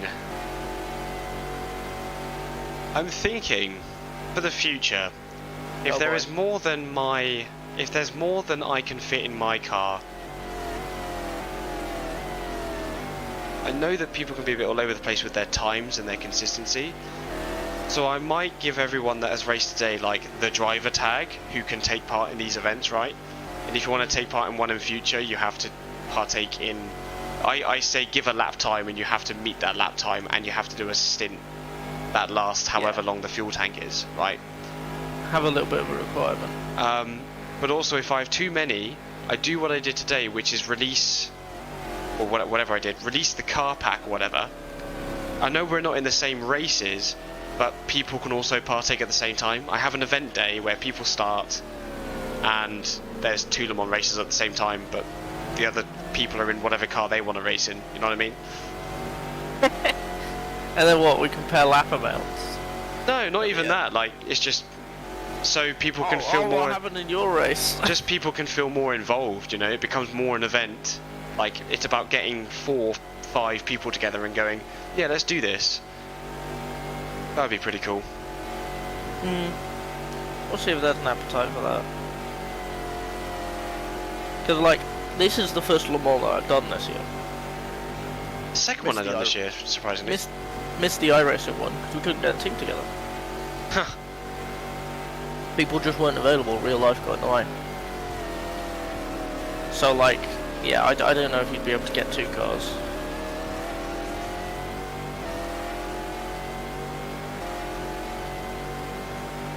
I mean, we did the 24 hours of Spa, we did the 24 hours of Road America.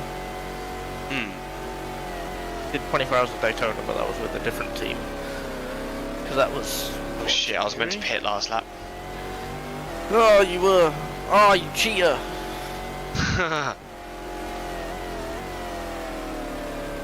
It's a good job you've got an extra lap worth of fuel, doesn't it? Yeah, fuck my life.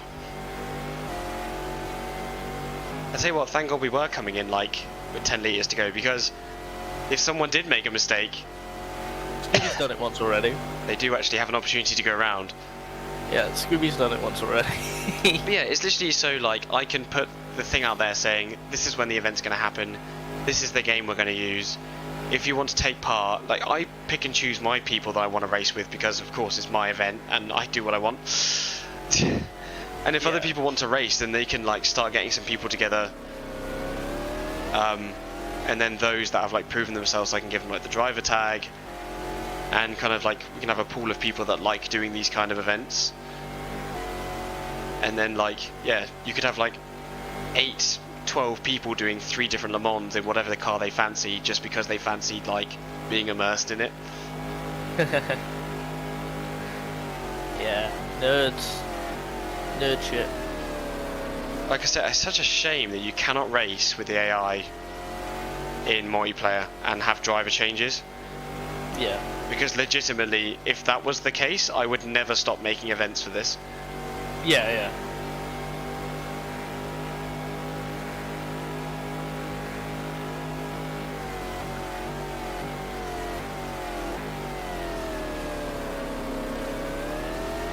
Someone was like, all you need to do is have you know, lots of versions of GTR2 open. But that doesn't work because you have to press enter to do the pit stops and stuff. Yeah, yeah. You'd have to flick through all the windows for each car as they come into the pits. Yeah. Which would suck. It would. Must be a way to do it though, if R Factor can do it.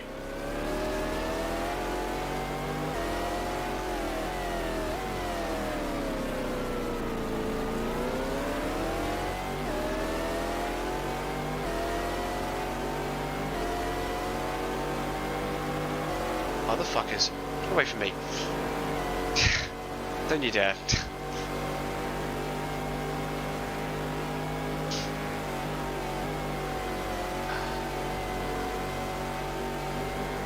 You're pitting this lap. Yes. I agree. I've got 2 litres of fuel left. I've one out to turn. Right. Somewhat agree. Right, pit.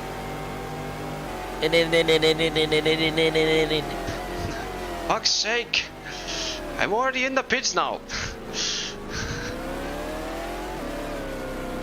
Dave. Ay. You're forgetting the process. Just wanted to end.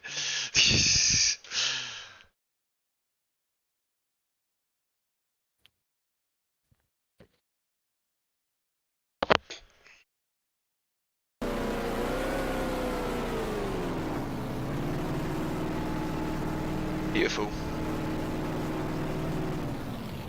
Well done. This ain't my first rodeo. That would have been bad if I just pressed enter right there. Man gets no tyres, no fuel. That would have been very funny. Actually though, but I saved. So... Yeah, but then you'd have to go through the whole thing of loading the save. That's okay. It's better than not being able to complete the race.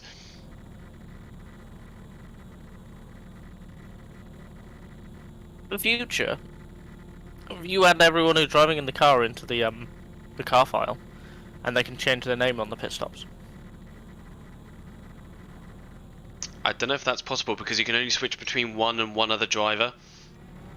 You can't switch between four. When I was in the car testing with Spa, it was the two defined drivers for that FIA GT entry and me. I've never seen that before. It's something to test.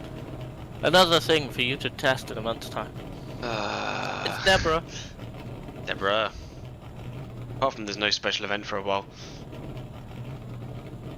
Yeah, but it's another thing for you to test. I'll get there when I get there. Yeah.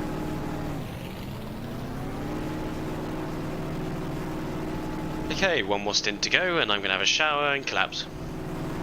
Yeah.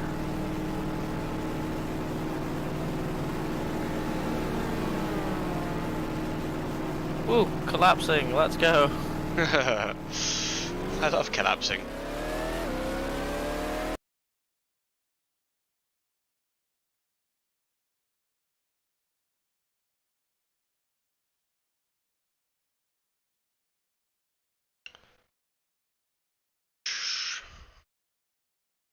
Can't see the chat anymore. There we go.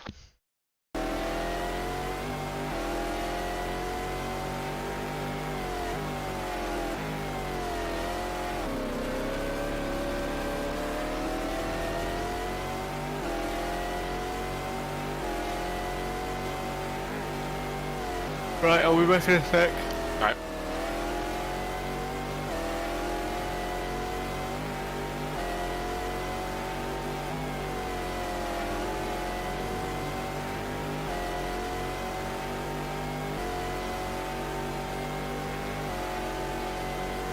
Hello, Wabbit. Good morning. Just under 3 hours left to go. I've got one stint left and then it's fish in the car till the end.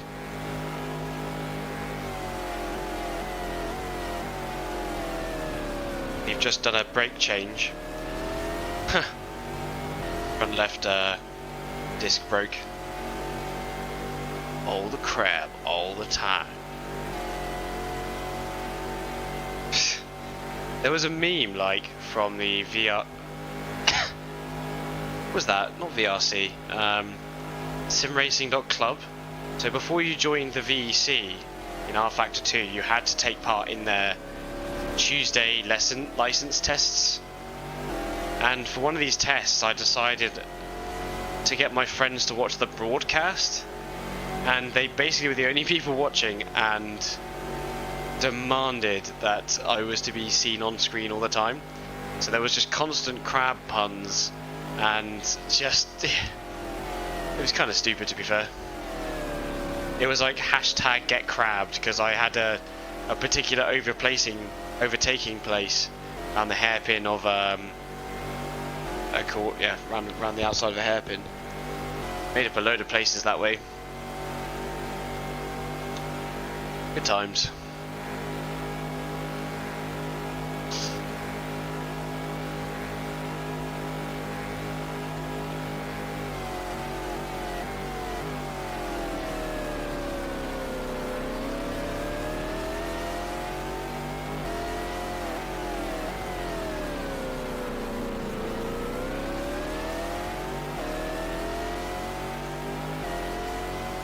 Snipped the yeah, it was so many.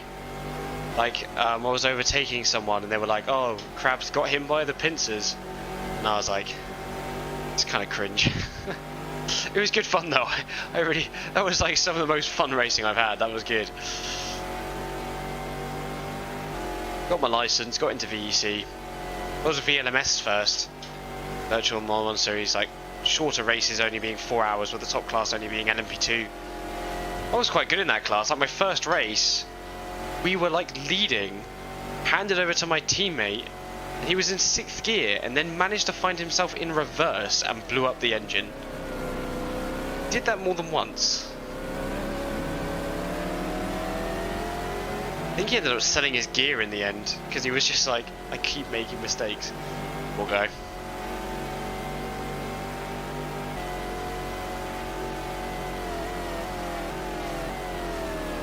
So I've had a total of 3 hours sleep.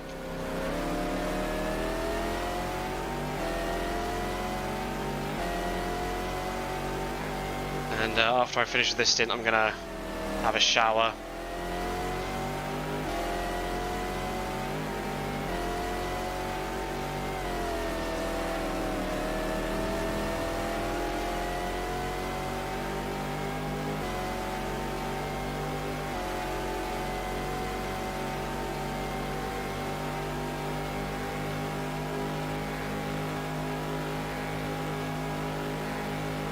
I don't know what he was doing. I think he had reverse set to a button on his steering wheel.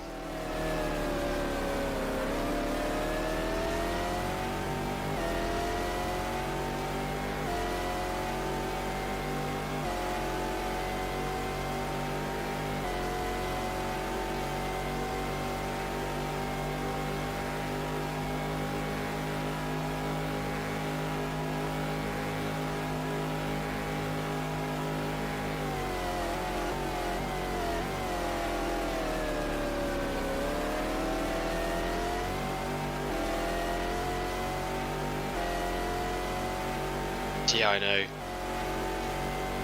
But yeah, I was really fast in those LMP2s. Good times. And then the team I was in wanted me to switch to GT because they were disbanding the LMP2 team because you had the guy who kept screwing up the races. So he didn't want to race anymore.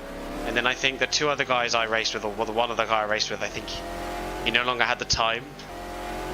So I moved to GT, and I'm not good in GT cars. Especially in R-Factor 2, they just swing like a pendulum. Actually, the first year that we were using the Porsche was pretty good because they felt planted. Then after that, like, to be quick, you just had to drift everywhere. And I did not have fun.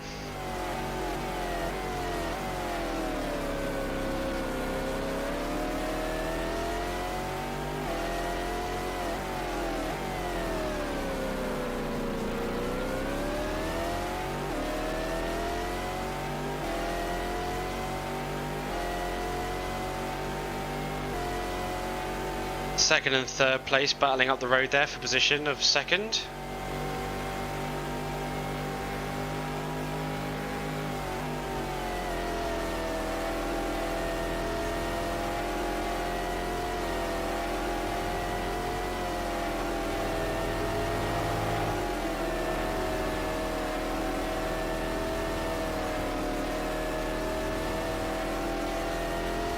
It's no fun when you have to do things that don't make sense exactly. And that's the thing, we had on our team, we had like proper racing drivers, and they were like, what the fuck is this? But I guess the difference is, it's because they're racing drivers, they are so adaptive, and they got with it so quick. But if I feel like that's not how a car should race, because I don't have any real life experience, or anything, like,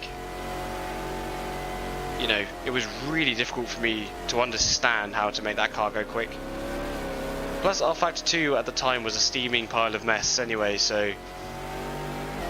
You know, there was a race at Sebring that we did, which is my last race in VEC, actually. Because I got into a massive argument with the team owner. I did, like... I think it was, like... 150 or 200 laps of Sebring for practice. This was Division 1 in VEC. At the time. It's less bad now. I can tell you that from experience. It used to be a lot worse. Still not great. But yeah, I will actually go and play R-Factor 2 now.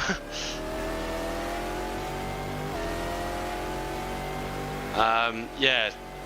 Sebring just came out, so we had to buy Sebring. And then it was really badly optimized, and I raced in VR because that was the way that I was the fastest and the most consistent. So basically what happened, whether I was using VR or not, Sebring had really bad stuttering issues at the time, and so it would literally hold the car in place for like a millisecond, like a tenth of a second. It would hold the car in place, and so by the end of the lap, I would have lost to anywhere from 1 second to 1.5 seconds a lap. And I was just about last place in class due to that. Like, I was like a tenth off, with the leaders only being like 1.7 seconds faster. So I was trying to explain this to the team leader. I was like, you know, R-Factor 2 runs like shit and I don't really want to play anymore. And he's like, oh no, it's just that you're bad. You've done 200 laps. Some of us here would do more, like 300 if you're struggling still. And I was like, I hate this. I don't want to do this anymore. So I was like, right, it must be me then. I'm being told that it's my fault. I tried the race, and the stuttering was even worse. Yeah, so mega off the pace and hurting my eyes. Stopped the car on the side of the track, got out and left, never went back. And then got in a massive row with like the team owner. He's like, oh, you couldn't leave and stuff. And I was like, I don't care, man. If you had the same problem I did, you wouldn't do it either.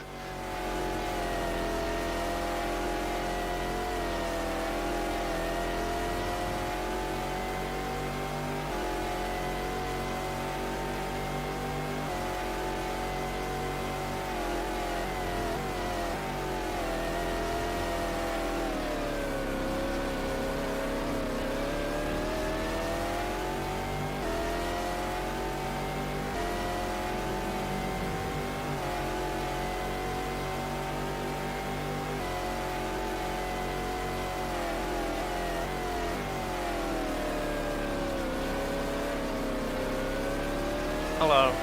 Hello. Sorry, I had to go and find a spare pair of glasses. Because I've realised that the pair that I had a massive scratch on the lens. It's like, okay, I want to be able to see again. It's fine.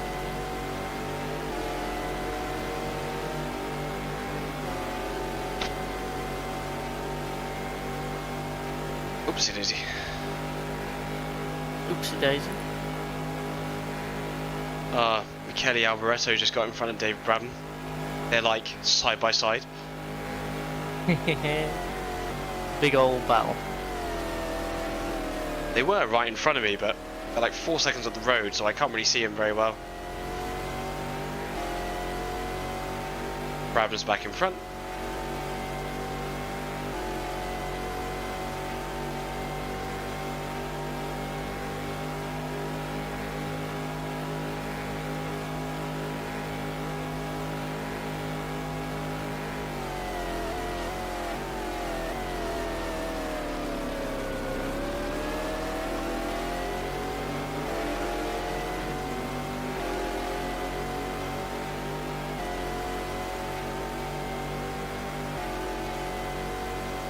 Even though they're battling, I am struggling to catch them.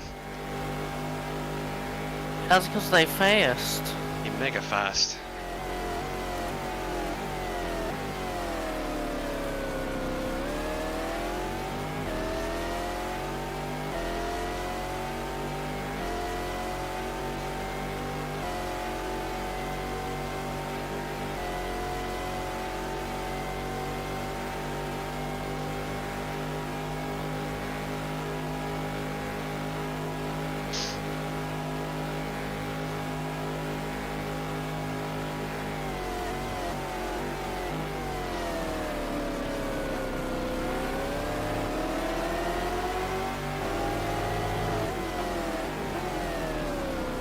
That sounds nice on the downshift. I had a poodle about in one of those at Monza, but not one of those, the like 2004 2005 FAA GT one. Yeah. Oh, chunky. did not corner at all. Wouldn't want to race it. Chunky though. Chonky.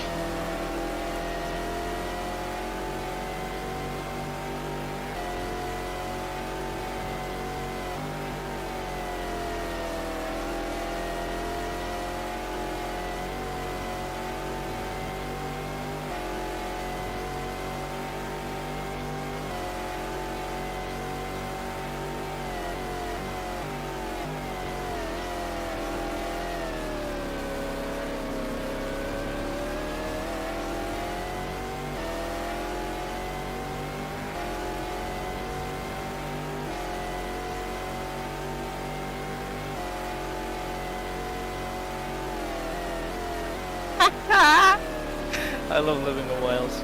So, I'm about to order a new pair of shoes because my walk-to-work shoes have a hole in and it rains a lot. So walking to work in the rain with shoes that have a hole in is painful.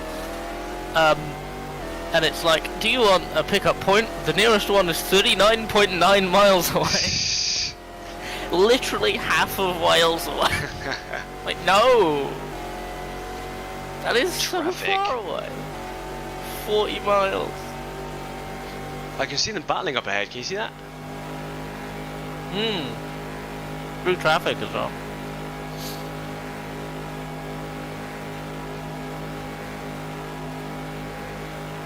I will pay the extra £2 for next day because I don't want to walk to work in shoes that have a hole in.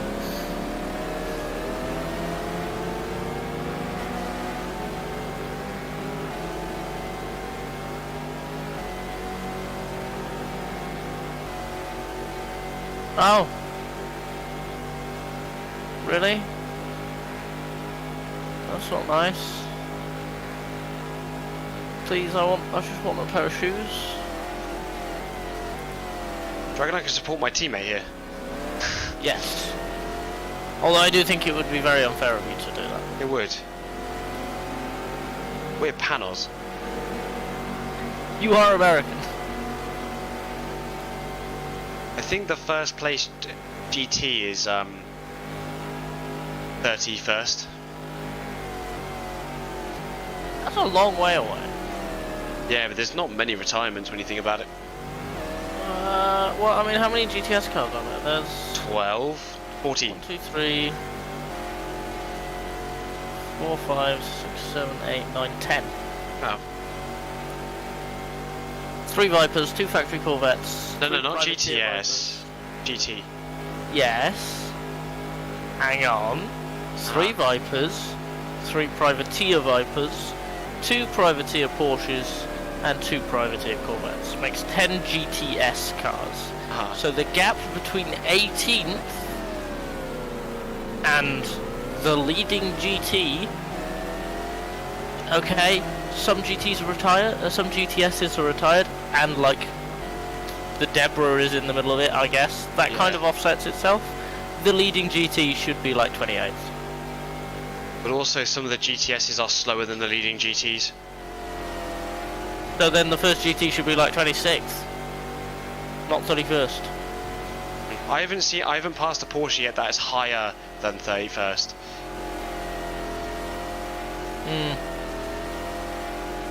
And I'm looking. I'm fucking looking. You're looking.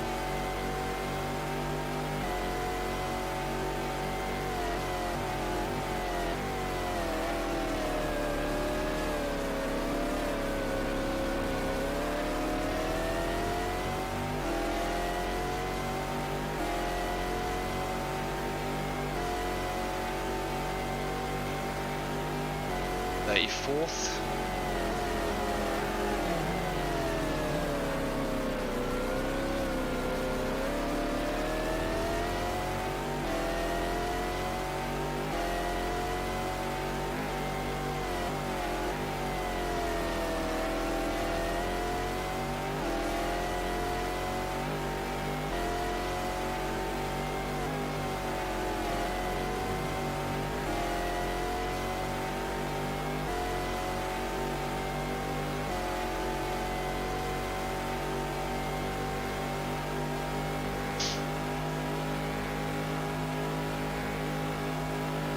Oh, no way is it the wrong way around. No way is that what the problem was.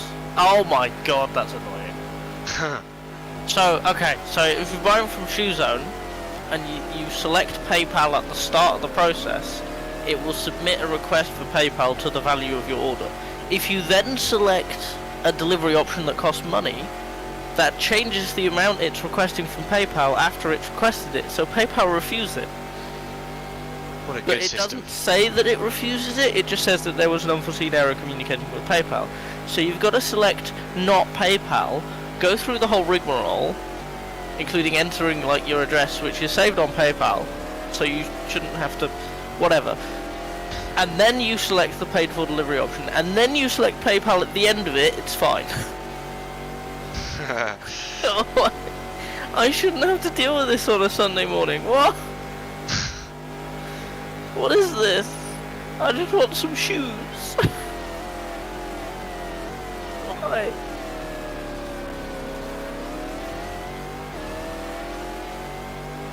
There they are up ahead. 2.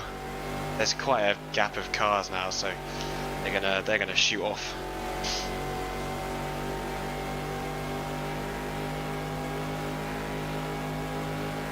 They're gonna leave. They're gone.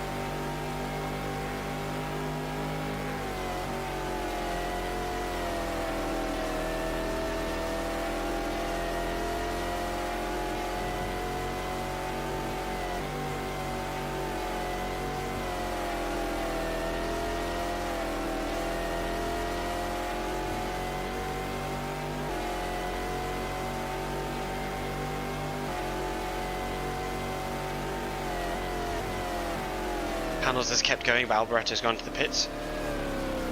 This is a solid second place from our teammate here. Yo.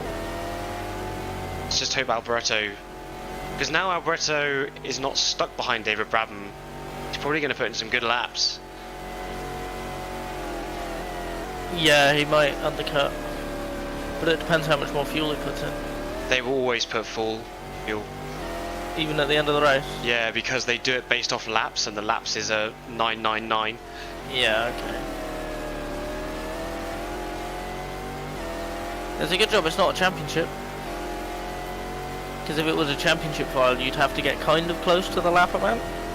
Otherwise, because laps would be 999, everyone wouldn't have completed X percent of laps, so no one would get points. True. So for this, you'd probably put like 420. Yeah. Yo, 420. I don't fuck with the championship mode in this game anymore. Yeah, that's fair enough.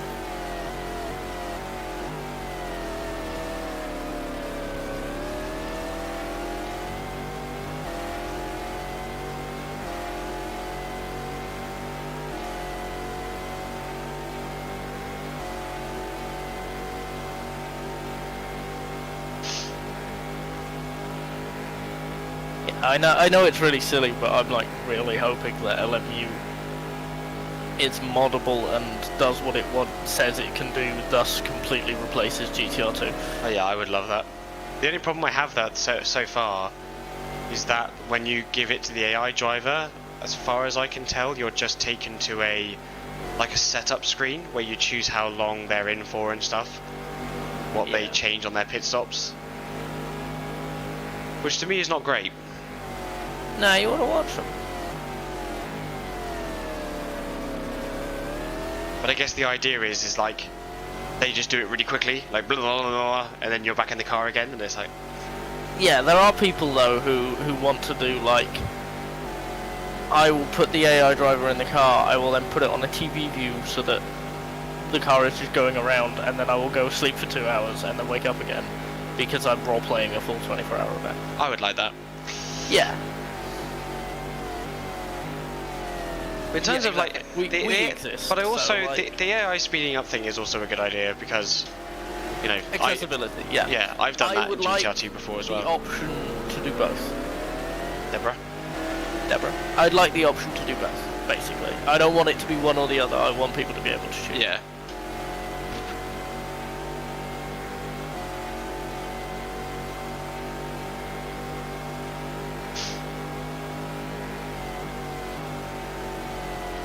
And that's kind of my thing with features for any game like this. Yeah. It's like, no, I don't want one or the other. Let people choose. That was the thing when ACC came out. They're like, yeah, AI driver probably, and then they just never happened. And I was like, yeah, come on. like, oh, but you can mid-race save, and I'm like, no. Yeah, the problem, again, I can't get around how much work it is to even do like a 3-hour race, because you've got to set tyre pressures and stuff, and then if it rains, you've got to set wet tyre pressures while you're driving. Yeah. Why am I doing all of the crew chief stuff? Just one thing that I don't understand with Sims is like the amount of responsibility it places on the player. Yeah. If you want to roleplay a driver, you can't just roleplay a driver, and that is weirdly one thing that the F1 games do really well. Yeah. Even though you're also a team owner as well. If you want to be, you don't have to be. Yeah, I true. wasn't. It was great fun. I just turned up and I drove, and I occasionally had an argument with my strategist about what the best strategy was. It was very immersive. I really enjoy the immersion of the F1 games. I do enjoy that. The problem, I just get bored because there's only 20 cars, and I'm just driving around Portimao on my own for like an hour and a half. And I'm like, well, The middle stint is always the most boring. Yeah, no, exactly. And F1 tyre strategy and whatever is just bleh. So there's a 30th place car up here. Let's see if it's a Porsche or not. What name was it? Jürgen van Gartzen.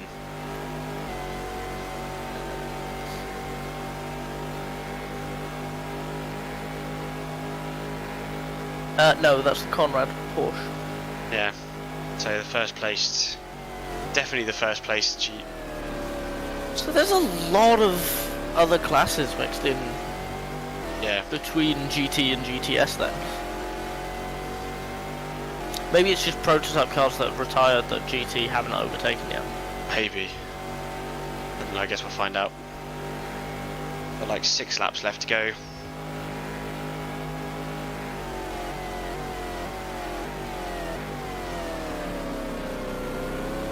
Leader for GTS, just in front of us there. 51? Yeah.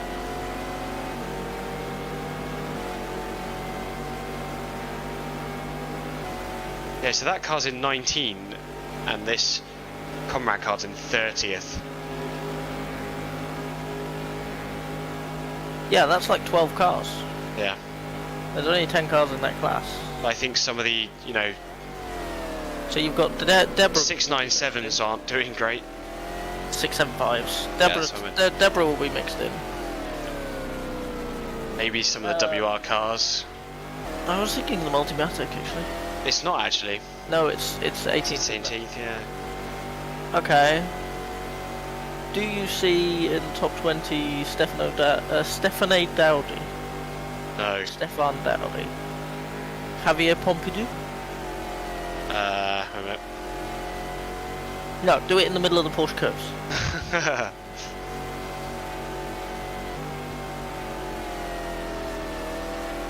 Can't believe you're not turning and looking at something else at the same time. Because we know the 36 is out, so it's...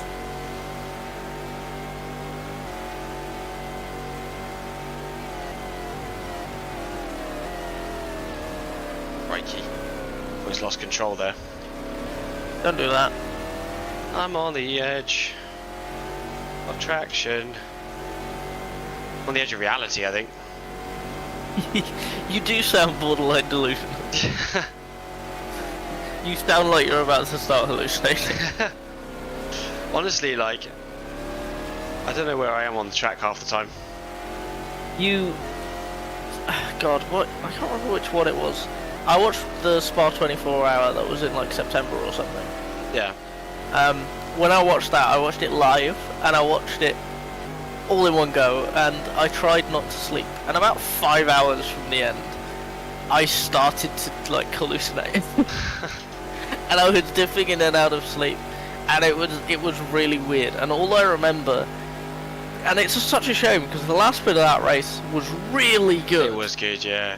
Because that was the one where the Porsche was dropping oil and like the gearbox was broken, and the Attempter Audi was trying to chase it down, but it was wet and the oil mixed with the water of the car in front. Yeah, and he's then like, I it couldn't catch him catch because he's literally leaving like a James Bond trail behind him. Yeah, it was that race, and I just remember, I barely remember anything. I remember a shot of them leaving Piff Path, the top two, and then a shot of the winning Porsche in the pit lane spilling its guts, just all over the ground. Didn't they? And that's it. I think And there was then a story afterwards where they said if it went one lap further, they wouldn't have made They it. wouldn't have made it. Yeah, no, literally, they said that was it. That was all that it had. And literally, I went, okay, I'm gonna have a shower before I go to bed. And I just stood in the shower, and I could still hear Martin Haven in the distance while I was in the shower because I was hallucinating. Like, Martin Haven's not a bad voice to have in your head. it is while you're in the shower. It feels a bit intrusive. I'm gonna be honest. He just commentates on you showering, Yeah, no, exactly. talking about cocaine at midnight. Oh god, that was a day. That was. Did you hear that? I know. I think I talked about this yesterday, but I can't remember what your answer was. But did you hear that supposedly Radio Le Mans is not to be doing IMSA again next year? Hello? No, I haven't heard that. What?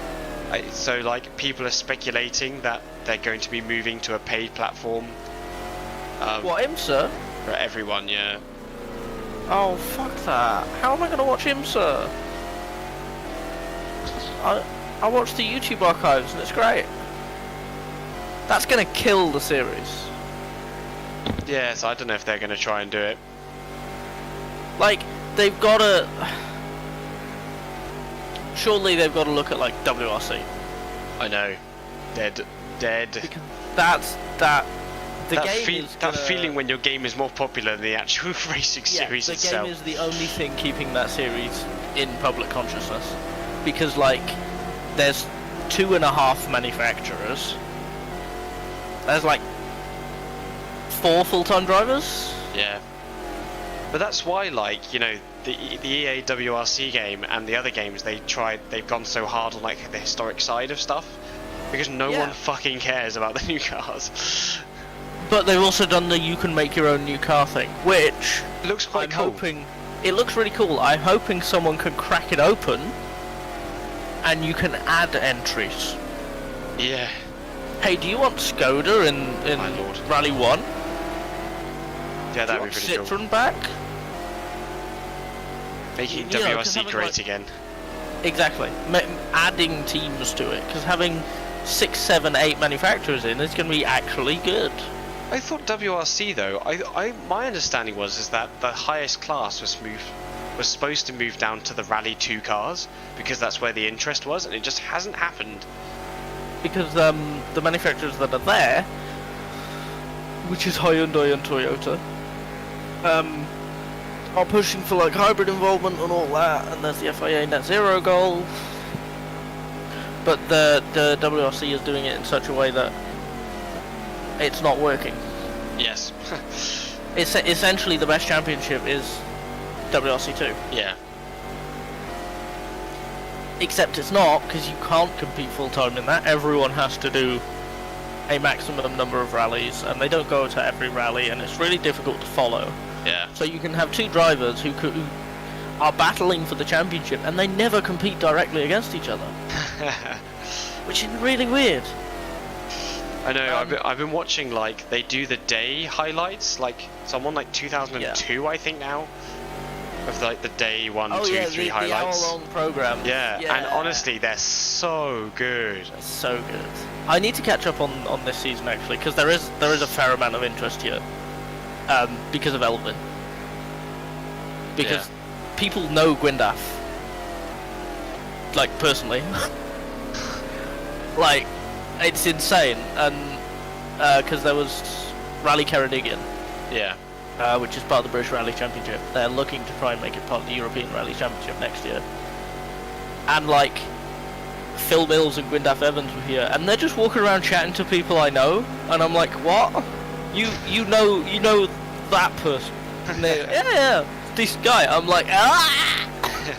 What do you mean? Oh, yeah, chill. Yeah, like. Literally, the closest thing I had to a childhood hero was Peter Solberg and Phil Mills.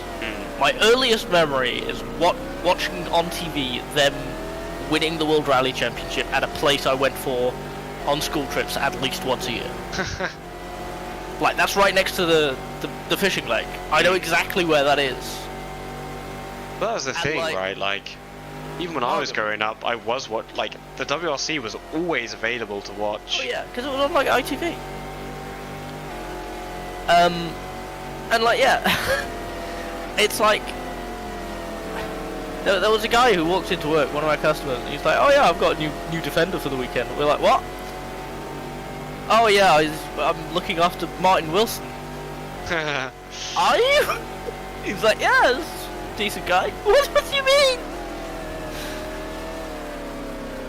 So like, there's a big presence here because like a couple of weeks ago, this same guy who looked after Martin Wilson walked in and was talking about Elvin's chances of the championship.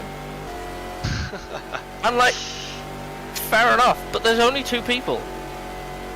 You're really lucky that the local guy happens to be in with a chance of the championship and thus interested in the area. David Osborne in 29th. There you go, class leader. Surely. Must be. You're really lucky that the local guy has a chance at the championship, otherwise this local area would not care. In the slightest. Yeah. Hello, Ali. Hello, Ali. And like, that's the only way it's interested being held, is Scandinavia and Finland Yeah. and local drivers. That's it. Because there isn't even a Rally GB anymore. No. There is no rally. There will be no Welsh stages in the new game, which genuinely hurts me. I adore them. They're so. They just want to kill you, and oh, I could do that forever. And they're not there. Oh, it's so sad. I mean, how long has there been a British rally? A Rally GB? Years Literally and since years. the start of the championship, and it used to be like a week-long event going to all 4 home nations. Used to be like all along the coast and stuff. Yeah, you know, How's there the used to be, like, racism? an English leg and a Scottish leg and a Welsh leg, and like that kind of tells you the state of the championship. So the racism alley is going well. We are 5th. We are many laps behind the people in front, and we are 1 lap at least in front of Andy Wallace behind us. I'm running on 3 hours of sleep. I have this stint left to do, and I'm giving it to Fish, who's going to finish the race. Been good fun. Yeah, I don't know how you've done it while you've been ill. Yeah. Neither do I. Meanwhile, Ali was meant to go airsofting, but stayed in bed. And you've got like COVID, and you've just done a 24-hour race anyway. Yeah. It's been good for distraction, but yeah, after this I'm gonna rest like fuck. I'm gonna get into bed and watch some movies and read some books and generally do nothing for a bit. Perspective car. Oh! Yo! We found it. They exist. I think it's because it's mostly a boring livery. My brain Yeah, you can't see the removed watch it. unless you see the side, so it's like... Nervous pre-race we'll be back in a minute. Nervous. Nothing to be Yeah. nervous about. But I'm bringing the car to the finish. It's a big True. responsibility.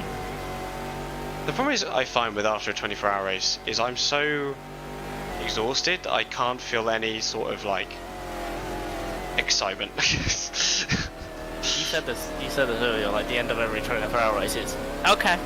Yeah, bye now. I've not found that at all. Like, I always do it. But then maybe we'll be like exhausted, but we'll chat for half an hour because oh my god, we got to the end of that race. Like Road America, we just kind of sat for half an hour and just chatted because there were only 3 cars in our class that got to the end of it. We're like, oh my god, that was insane. And that was scary. Literally, Junkos Racing are finished first, like 20 laps ahead of us, and they did amazing. They never had an incident. And we just chatted and chatted and chatted. It's great.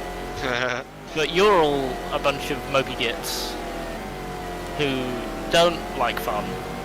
Well, I also think, I don't know, I'm normally the person that does all the night stint racing, and I think I've done so many, I don't know how many 24s you've done, but I think I must have done 14, 13 24-hour races now. It kind of Yep. I'm just like, I'm done. What would it have been? So, Daytona, Le Mans, Nürburgring, Spa. Daytona, Le Mans, Spa, Devon. Daytona, Le Mans, Spa, 10, Crikey. 11, 12. I think I'm up to 12. This will Nice. be 13. Yeah, this is 13. I've done like 6 Daytona 24s. Done many Le Manses. I've only been doing this since 2021. Yeah, because I was there doing the iRacing stuff when that driver swap stuff came out. Oh. Done a few Nordschleife for 24 hours is... Yeah, no, I do kind of 3-4 a year. It's a lot, but it's fun. Right. This year I've done 2. Yeah, go for it. Done 2 Le Mans 24 hours. This is one of them. How you doing, Ascari?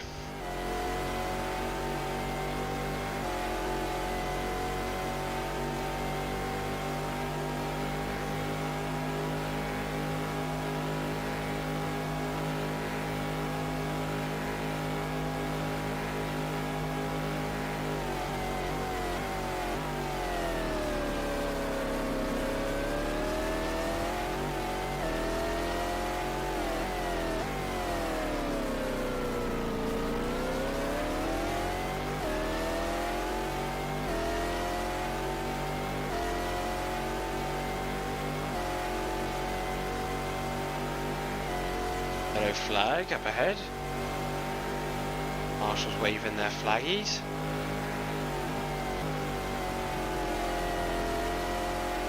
Oh, cycle car. Yeah, it's not going to be possible to reach 4th. We're pretty much going to be in 5th. We just need to get to the end of the race. They're like, the guys in front are like either 2 or 3 laps ahead of us.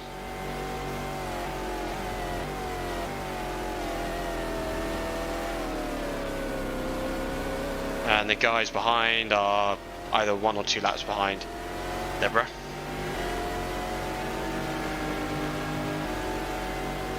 I've got, I think, another 2 more laps and I'm out of the car. The final time. It's like 1,151 seconds is like 16 minutes or something on track from the leader, which is amazing. So if they're stationary, they have to be stationary for 16 minutes for us to overtake them.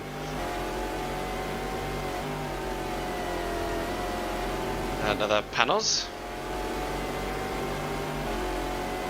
Privateer one though, a bit slower than us. Actually, this is number 14 because we did our Spa as well. True. I've done Spa twice this year. I hadn't done 24-hour races in ages, and this year I've done 2, and they were both at Le Mans. Although, did we do Spa this year? Yeah. No, that was that? 2003. No, but what was that, January or something? Oh, don't tell me it was that long ago. I was going to say it was last year. Either January or February we did it, I think, this year. Don't make me sad like that. Yeah, Spa was this year, yeah. Yeah, no. What month was it? Oh my god. Message. Not left. So this is my 3rd 24-hour this year then. Fucking hell. Because I also did the 24-hour Le Mans R Factor. March. Crikey.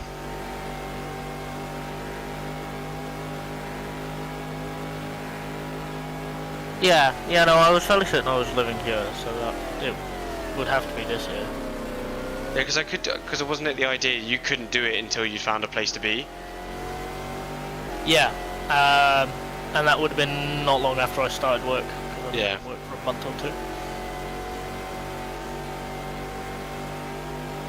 So not this lap coming in next lap. Thank you, Ali. That is the group chat for it, and it was the 5th. Oh, you're coming And in then the next 15th as well, wasn't it? The 5th and the whatever was 2 weeks later. No, the 5th is the most recent one. So it would have been February as well, I think. Oh yeah. Does that count as 24-hour race if you split them in 2 and spread them by 2 weeks? That's a good point. In my brain, it doesn't. That's a good point. So this is 13 and a half then. Mind you, I've done a lot of 12 hours. Which have like Bathurst and Sebring every year. Which I've done without fail. You also got Petit for a 10 hour. I need to keep my eye on like R Factor 2 special events and try and get on with some Sebring races and stuff. Yeah, the modern stuff is kind of weird. It can be quite e-sporty. Yeah, I know. With iRacing, I know I'm just going to get taken out within the first 3 seconds, so I don't really want to do it. Yeah, that's kind of fair. So I watched, there was 6 streams, 6 of them, that were streaming the Road Atlanta race. None of them finished. Yeah. One of them was us. Yeah, one of them is you. Yeah. One of them was Basic Ollie. One of them was... There's a guy called Mr. FX I watch, he didn't make it.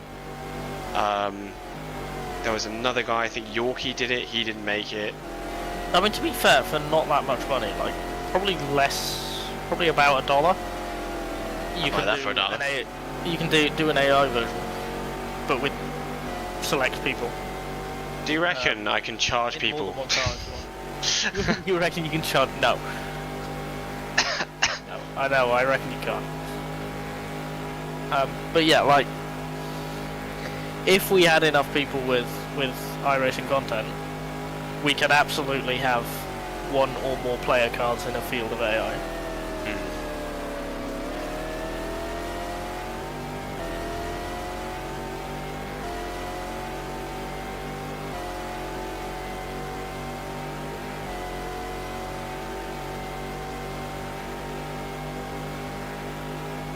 Okay, coming in this lap. Okay. But again, like, if LMU does what it says... I'm going to be on that a lot. Yeah, if LMU does what it says, we have that anyway. Oh, Ali, have you seen the new... I put it on the ETR Discord, but there's the new dev block for B17 Redux. Very, very nice. Very, very sweet. Is that going to be multiplayer at all? I don't know. The VR one's going to be co-op. Oh no, I don't have time. I don't have time. Honestly, when these games come out, they're all supposed to be coming out in like December. I hope I have some money by then. I'm just going to have to get everyone to give me these games.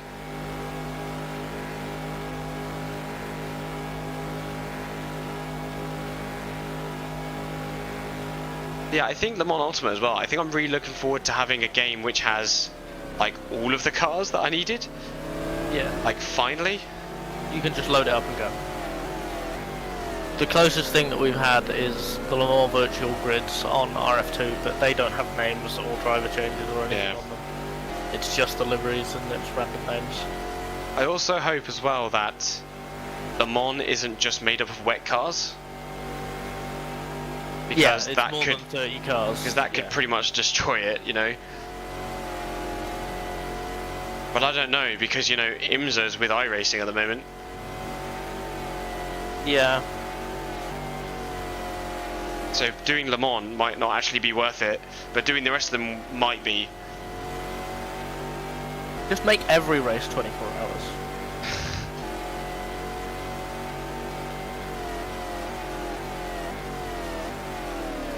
Ah, see how I didn't go in that gravel chat? I don't know what you mean. I'm just so good. Oh, why did I close the windows? Oh my god. Tell me why. I'm such an idiot. Ah. Mods. GTR2. What am I doing? Le Mans 2000. Save backups. Fucking place now.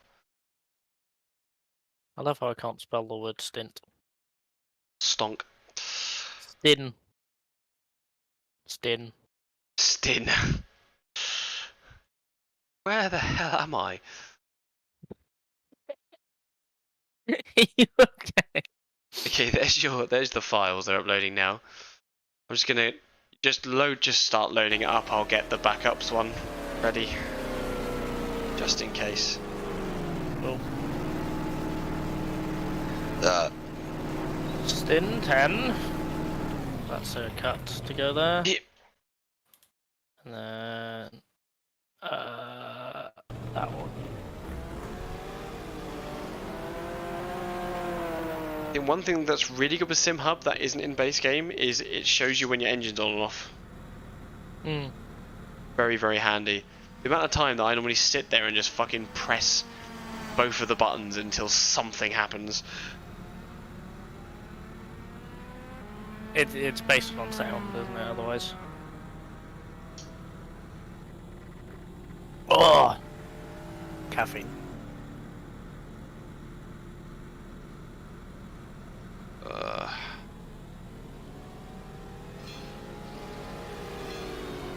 Time to put the lo-fi tunes on again. Yo. Lo-fi hip-hop beats to race to. Generally, some of the chillest moments was like watching on the television Billy and Scooby talking together with like fucking lo-fi hip-hop beats on the background.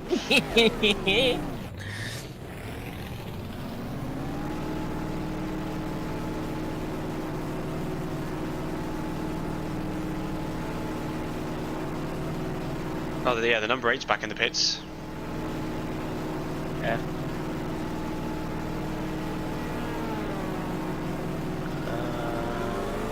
GTR 2. Yes, yes. No.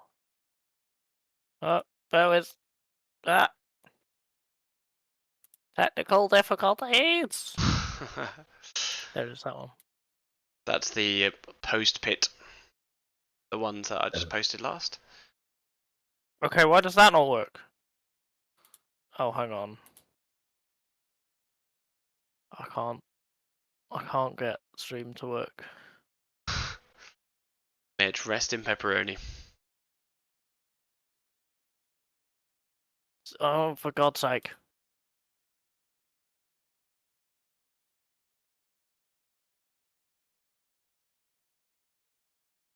That one?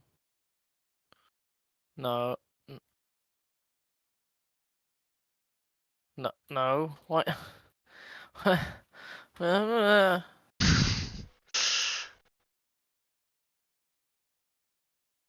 Discord.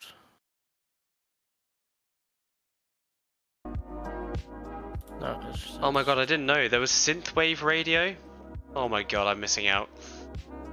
I have the Mac 1 compilations. They're about an hour long. There's Mac 1 and Mac 2.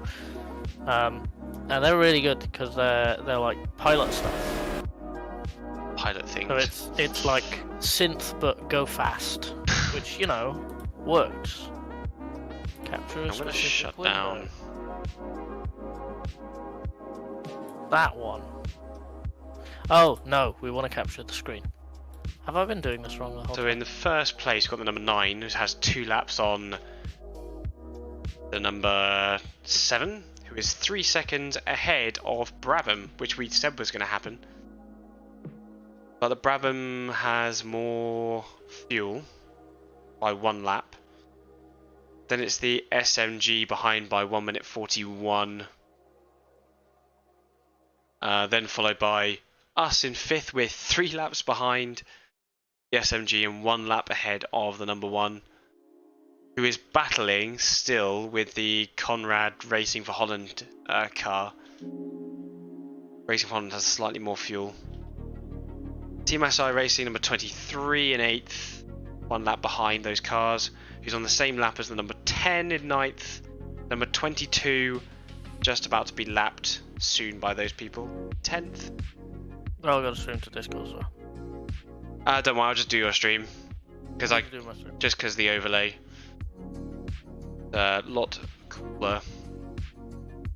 In 11th place, 1 minute, about 50 behind the number 22, the number 5 Mopar team car, who's 2 laps ahead of the BMW, who is only 2 seconds in front of the number 33 ROC car, which is pretty cool.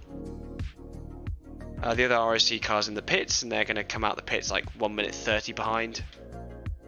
And behind that is the number 4 Cadillac, so there's at least 2 Cadillacs left in this race. 16th place is 6 laps down the number 6 Mopar Team Racing team. They are doing incredibly well, in the pits, by the way. considering their really terrible pace.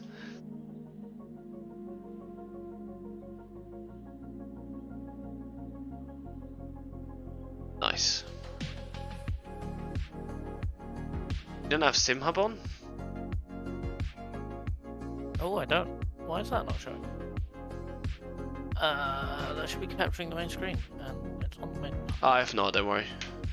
Just do laps. No, I want this to work. So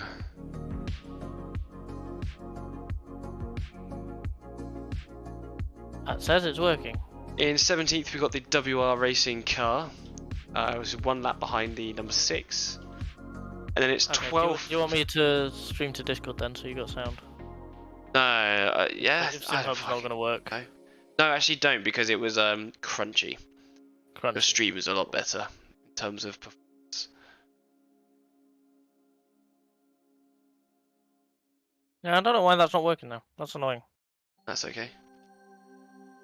Multimatic team in 18th, 12 laps behind the WR Racing car and 7 laps in front of number 51, who's 1 lap ahead of the number 64. About half a lap in front of the 52, who is battling. They're 10 seconds away from each other with the number 63. 1 lap ahead of the Deborah, Deborah. who's on the same lap as the number 53, who is 1 lap ahead of the 56 Go Team Racing car with Nuno in the car, who's 1 lap ahead of the number 54, what's that, Paul Belmondo team car, who's 1 lap ahead of the Freisinger car, who's on the same lap as the privateer. Audi number 8. I don't know what's going on there. Oh, is it in the pit lane again? No. Look at my screen. Yeah.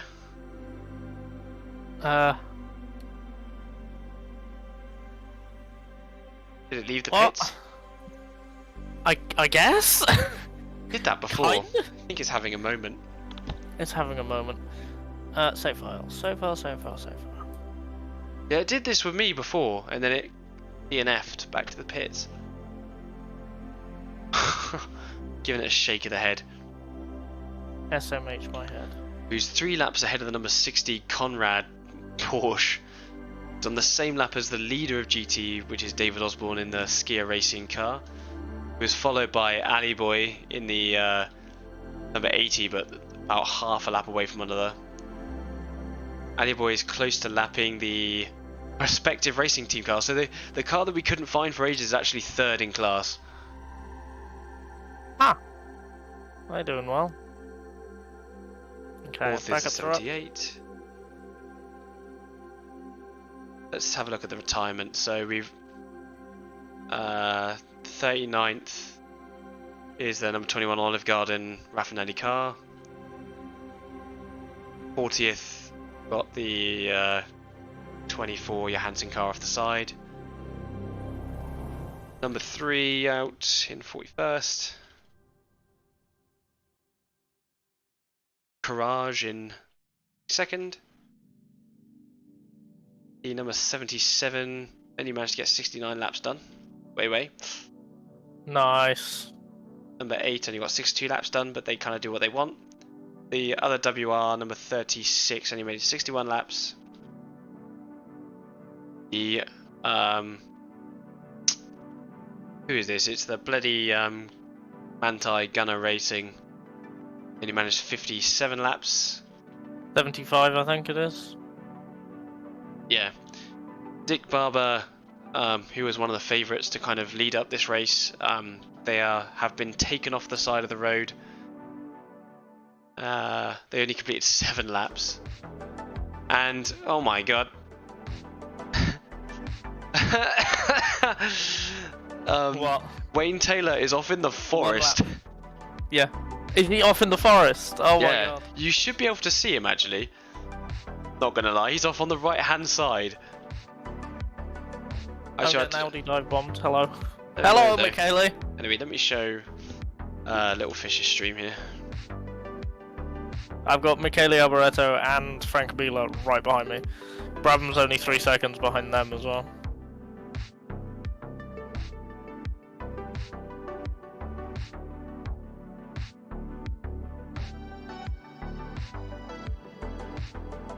Hang on, I need the fucking... Woo! There you go, both of them are passed. What are the best crab-based activities? Walking sideways. Being crusty. Being crusty. Oh my lord. Wait. Hang on a minute. What? The 8's in front of you. Yeah, no, that's what I said. They were going back on track. They were blocking pit exit, and then they pulled onto the track. So when I carried on. When I started my stint, because they were blocking the exit, I crashed into them to get them out of the way. Oh, they just started moving on their own for me. Interesting. That car is definitely slower than it should be, though.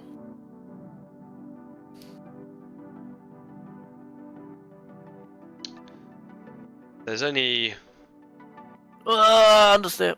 Oh my god. less than 2 hours to go. I can't believe I didn't have the synthwave stream on this whole time, because this is much better.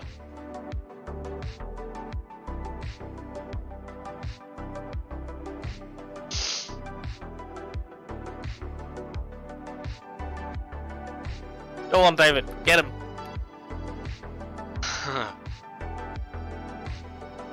Oh yeah.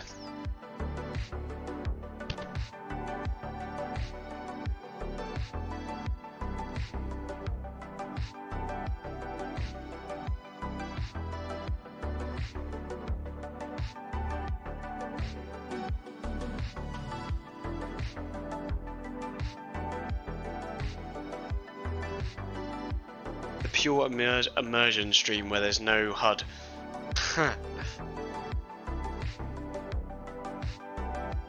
Okay, I'm gonna go for a shower and I'll be back. Enjoy.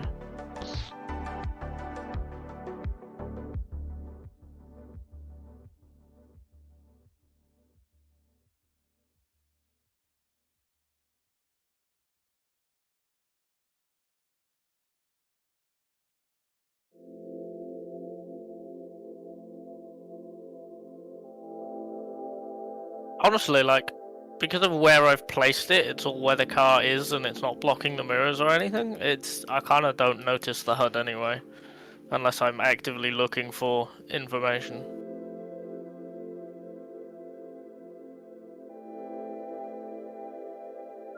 Deborah.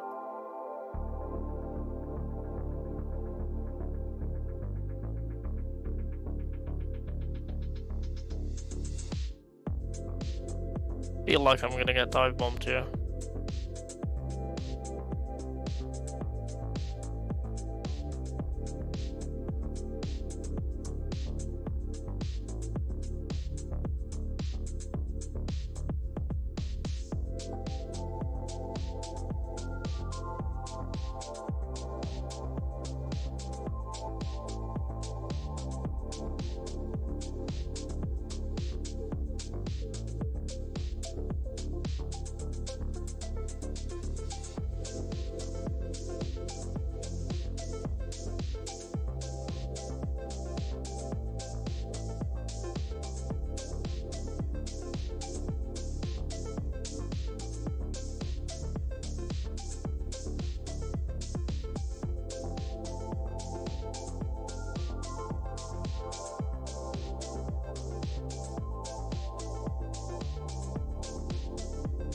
I've been beeled. Well, that's a shame. It was fun though.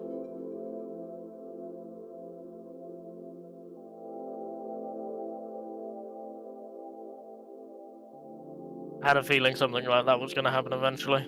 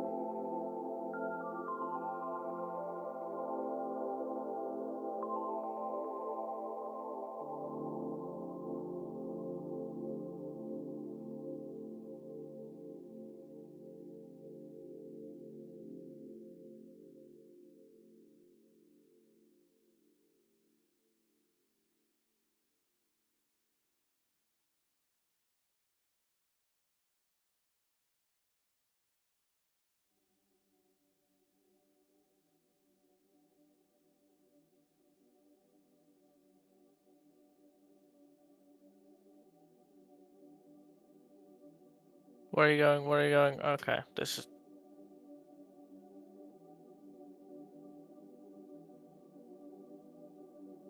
just kind of sucks.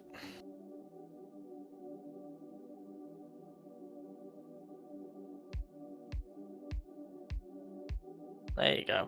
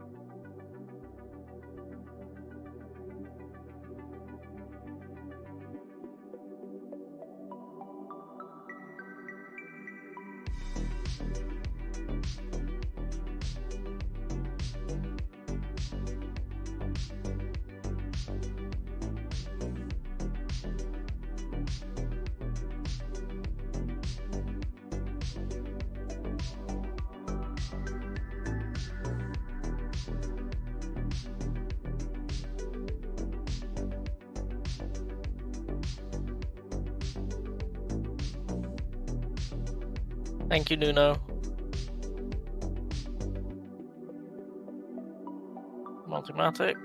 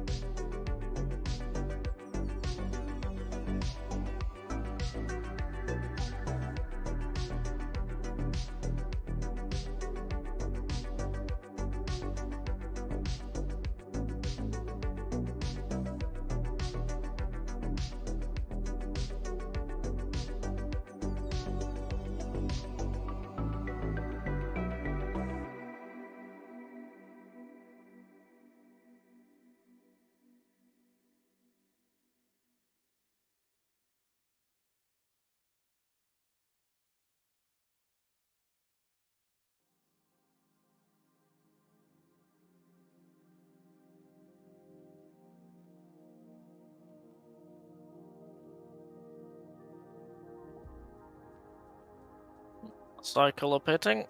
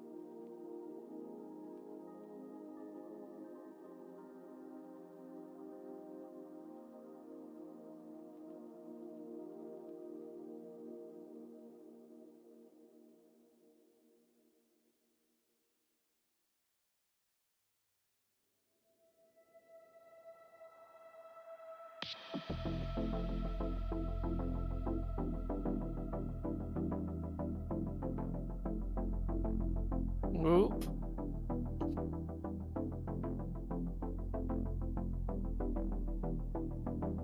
Ooh, slow push.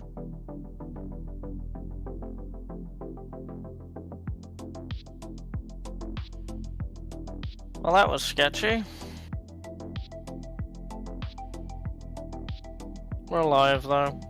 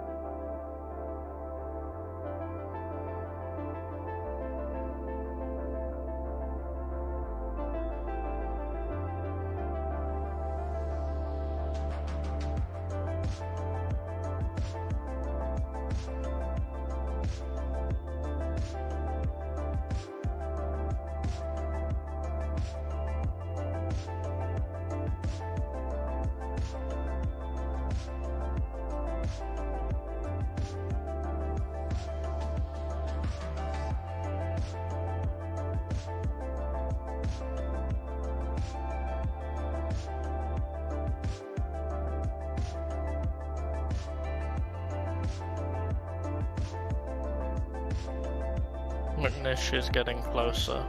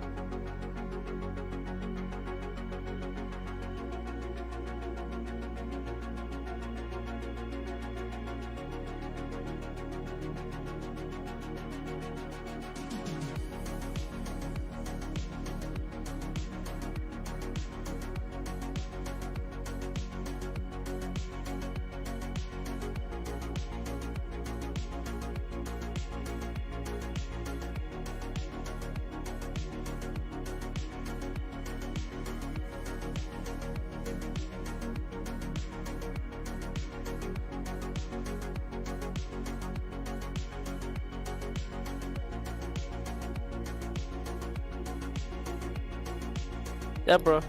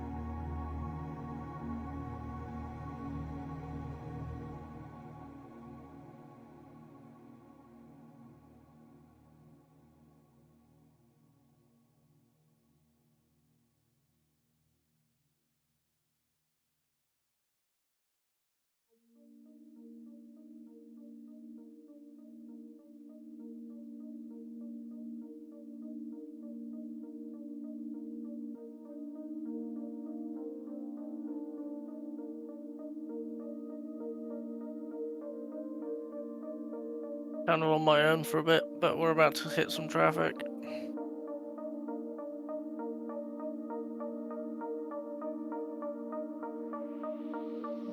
A few Porsches, I think. I think Jürgen von Gartzen is one of the GTS Porsches. The Conrad car? Question mark? But McNish is only 2 seconds behind and sitting ominously in the mirror.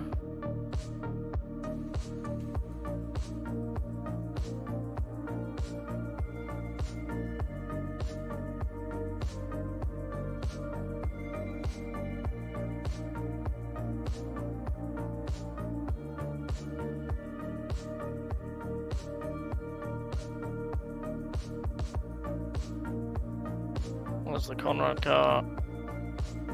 This is a cycle, I think. And then the Excelsior car. Excelsior car, sorry.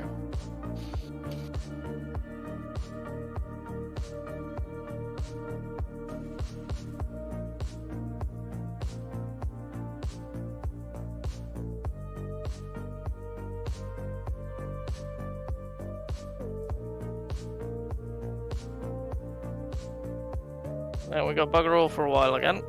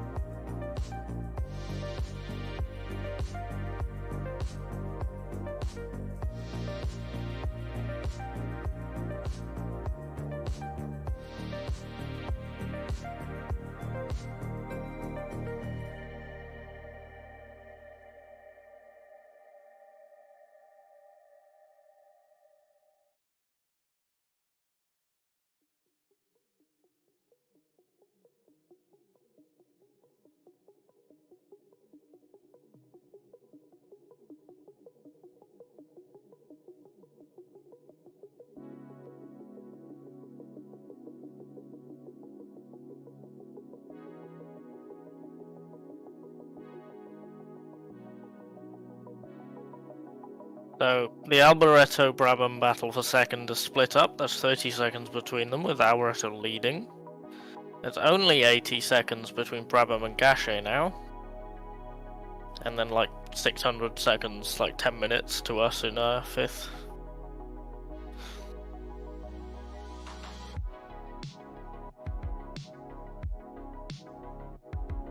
Wallace and Lammers are battling behind us. There's only 2 seconds between them. I can currently see them on the map. They're between the 2 chicanes on the Malzahn.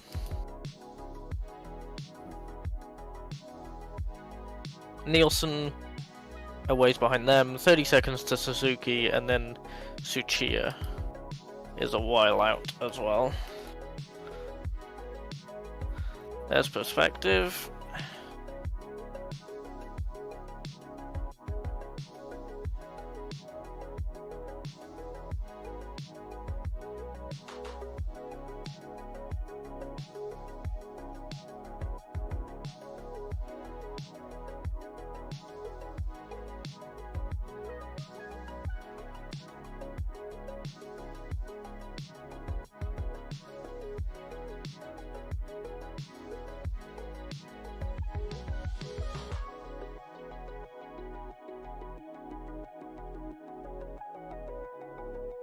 Oh, 2 cars leaving the pits. Lovely.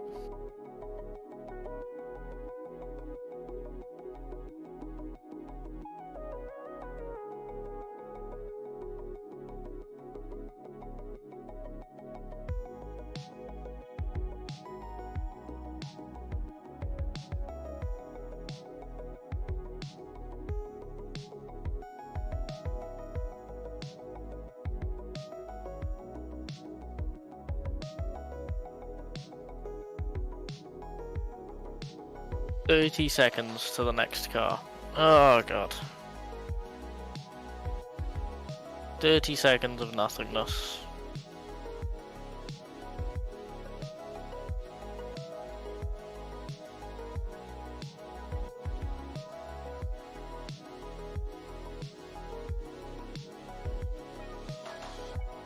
Oh, there's Wayne Taylor. Just sitting behind a double barrier, so you can't see him.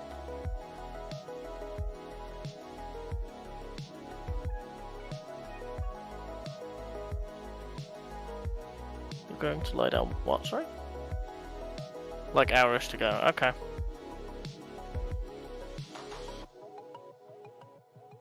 Yeah, rest up.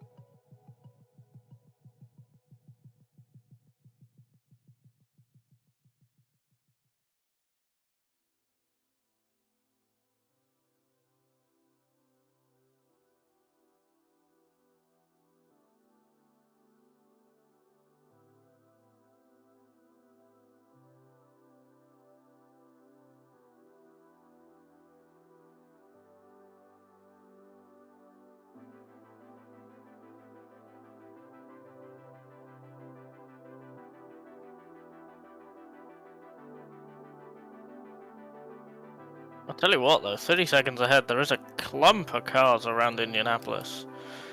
It looks like most of them are prototypes, so that should spread out by the time I get there, but that's a decent little train. There's like 3 groups. There's one at Mulsanne, there's one at now between Indianapolis and Porsche, and there's a bunch at the first chicane. And it looks like there's like 10 cars in each.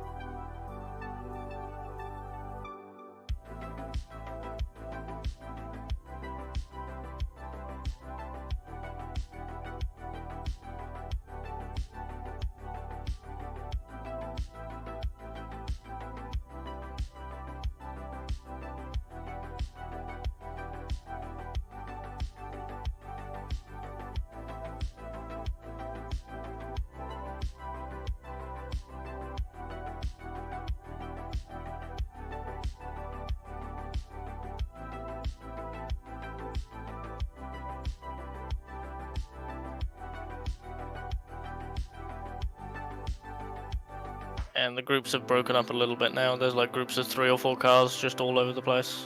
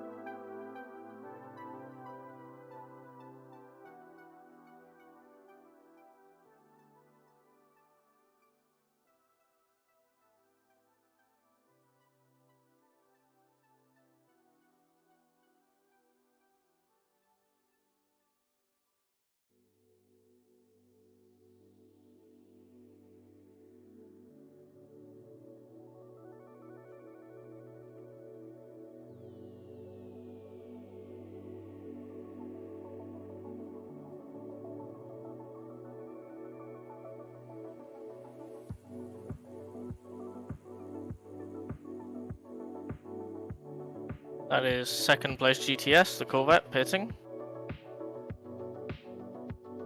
Michael Klimple. And we passed fourth. I think fourth. Either third or fourth, depending if the Deborah's in between them. Patrick Huisman. Huisman, probably.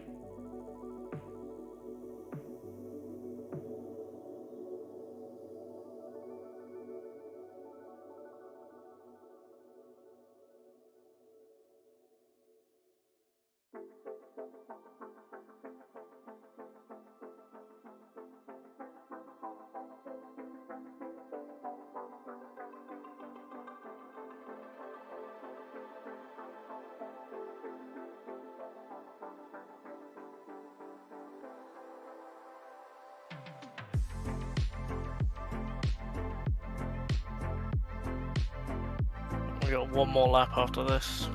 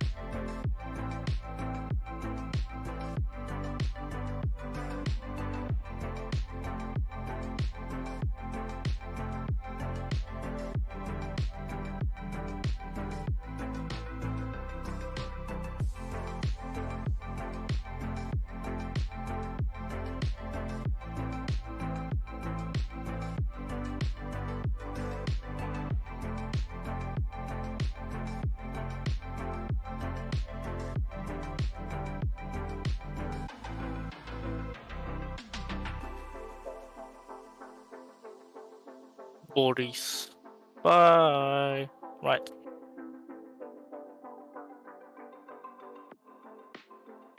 St. Louis and then Yannick. Yeah, we'll get Yannick Domas for a while, I don't think. McNish is now 8 seconds behind, so we're actually managing to stay ahead of McNish, which is nice. But obviously we're pitting this lap, so I think the last car that we're going to see is this Porsche. This Aspen Knowles car. I think that's going to be it for the stint.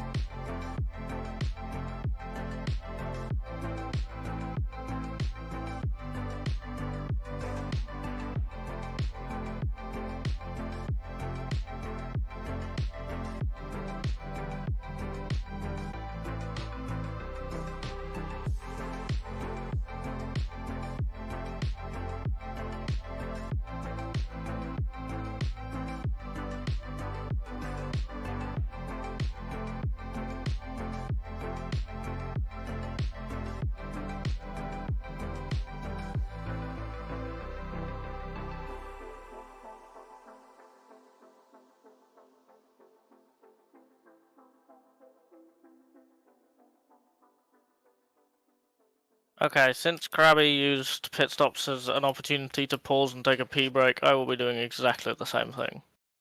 I wouldn't do it if Krabby hadn't already. But because, you know, the precedent's been set, I might as well.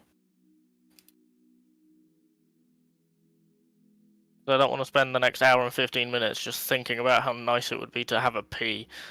That would kind of ruin the finishing the Le Mans 24 hours kind of vibe, you know?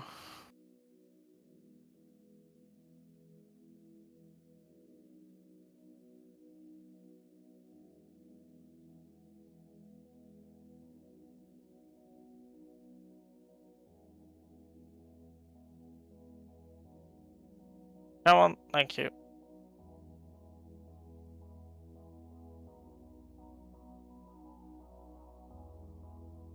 Oh, come on.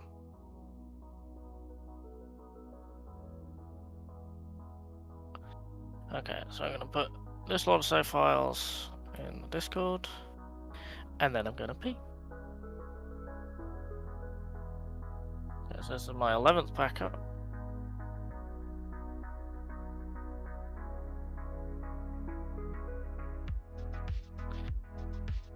That's the wrong file, folder, whatever.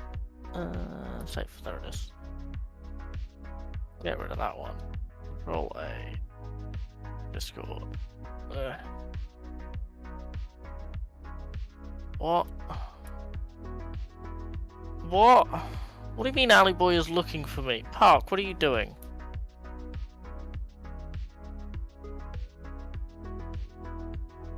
Park, what? What? What do you mean?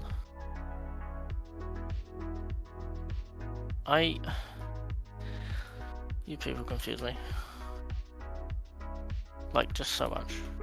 Anyway, pee break. Back in a minute.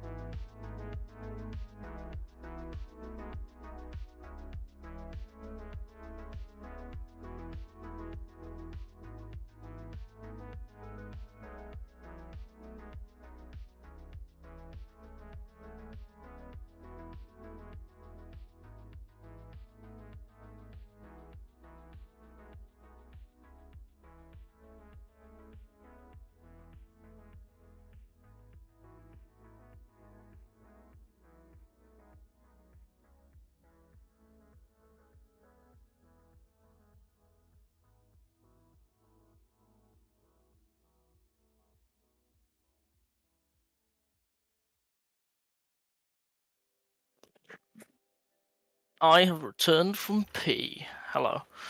So. Into the pit lane we go.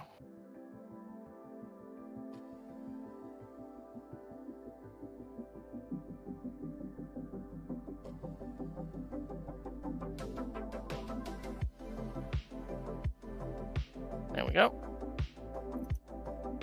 Fuel, please.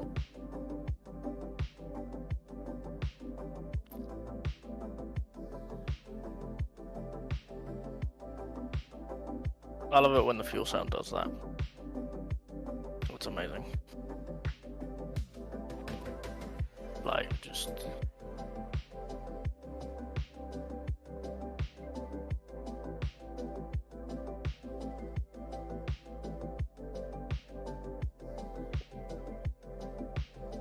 energy drink. Hang on, I'm missing a glove. There it is.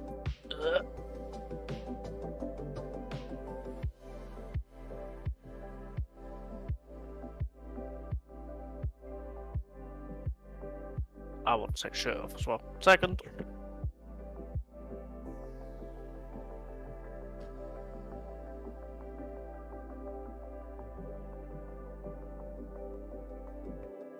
Sorry, I can feel myself like slowly cooking throughout the entire stint.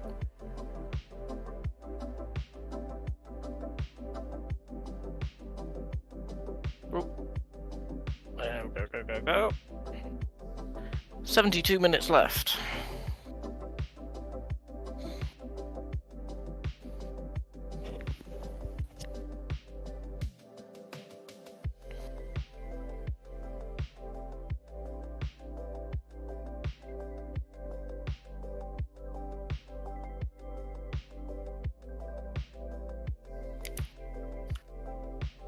Save. We do this whole rigmarole. Stint 11. Endless save. Get rid of the crew chief file. Do that. Do that. And then do that. That can go away. That go away. That can go away. Right. And then we do it back here.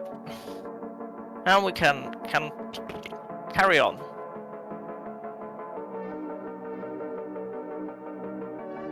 Onward once again.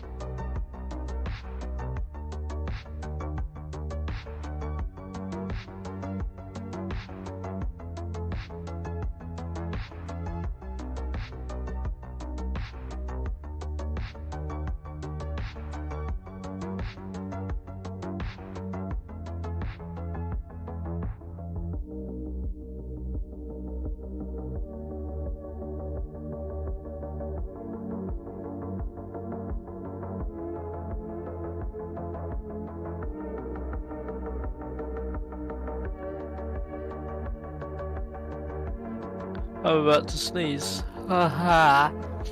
Pineapples. And I'm fine.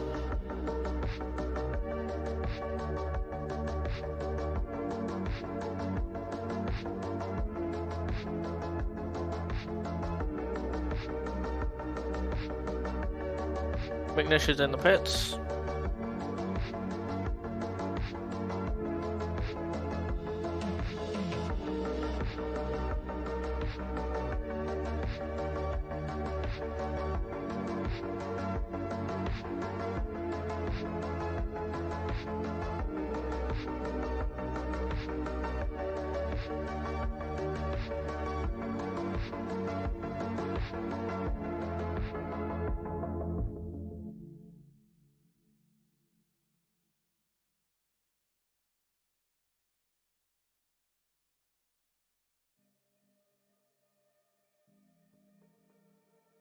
Oh, this is fun. Oh, this is gonna be great. Pass it! Oh, come on. Fine. I'll do it myself.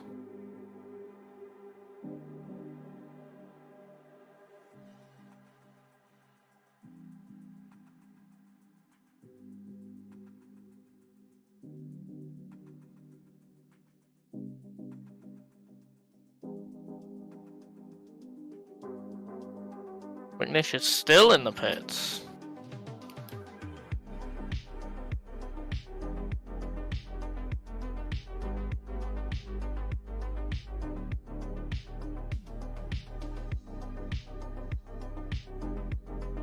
McNish is left the pits, right behind me.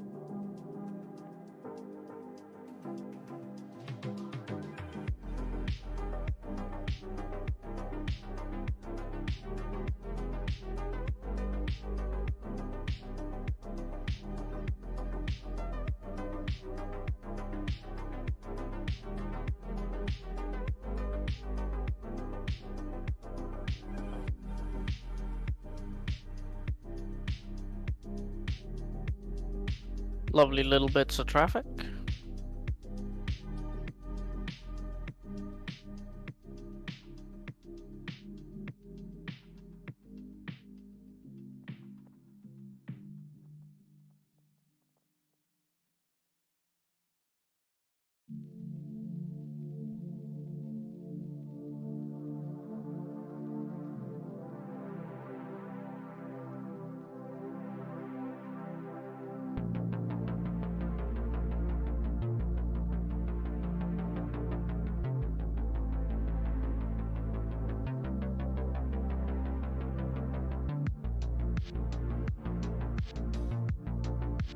Oh, McNish is already within the second. Okay.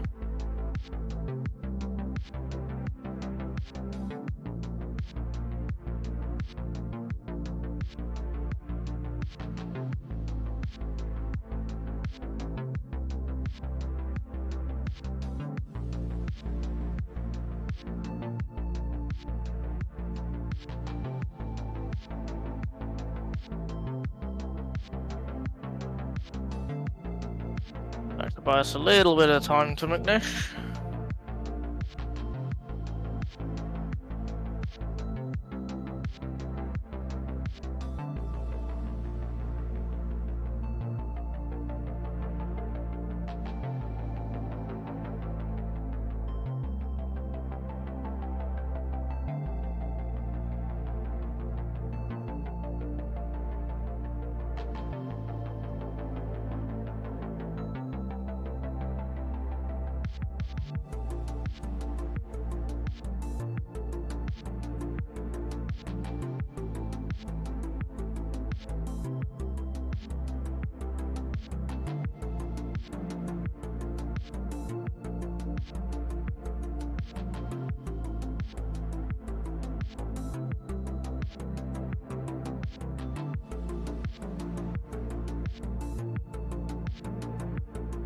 Remaining WRLMP in 17th. I think the 2 rock cars are going around as well, because I think they all fall under the same organisation. But feel free to correct me on that.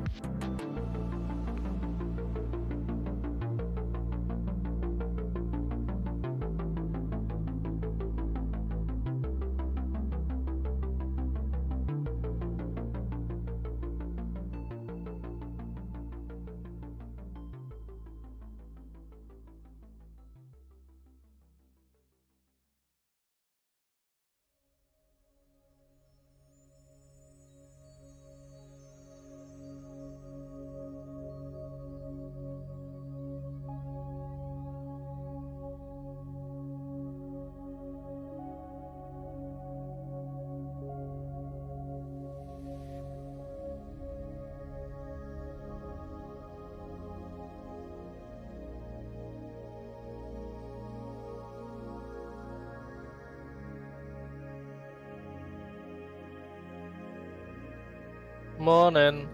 It's just me for now. We're in a very solid and very boring 5th, with an hour left on the clock. We have 430 seconds to Jan Lammers in the Conrad prototype to 6th, who is in 6th, and like 600 seconds to the Courage submachine Gachet car. Alvarez is currently in 3rd, behind Brabham, who's in 2nd. They're only about 40 seconds apart, and McNish has a 400-second lead on everyone. Retirements are kind of difficult. Beeler's running again in like 44th. Because Krabby reloaded and Beeler just rolled out the garage and carried on, and then I reloaded and Beeler rolled out the garage and carried on. So there's a couple of weird things like that. Johansson Matthews are out. They're sitting on the outside of the Tete Rouge next to the retired WRLMP car. We haven't had that many retirements, to be honest. The Green Menace are out, the Courage. Number 16 or whatever it is. But these were all like a while ago. Who else? AI was too angry to die. Yeah, Frank Beeler is too angry to die.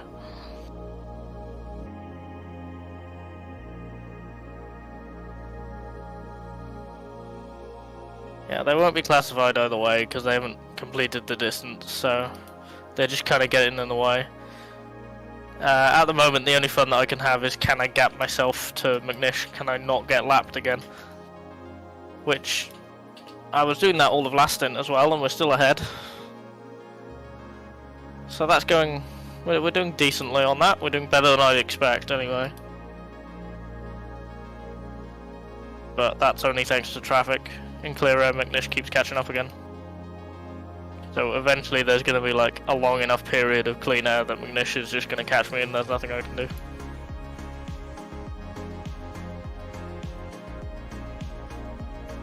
Well, I didn't keep McNish behind for all of last stint because I got passed by McNish and Beeler, and then I kept swapping with Beeler because Beeler's slower in a straight line for whatever reason, and then Beeler just punted me at Indianapolis, and we took a trip through the gravel. Didn't hit anything though.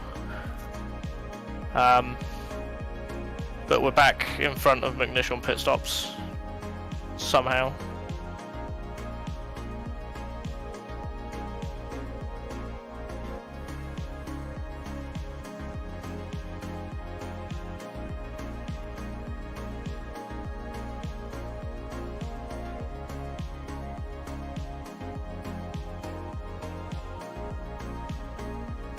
But there's a while to any traffic, so I have a feeling we're gonna get lapped again. Because there's nothing I can use as a pick.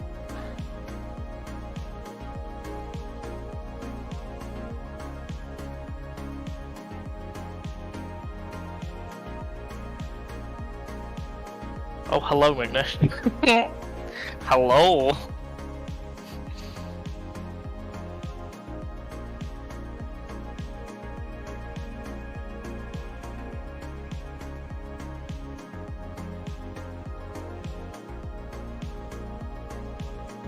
He's gonna go up the inside, yeah.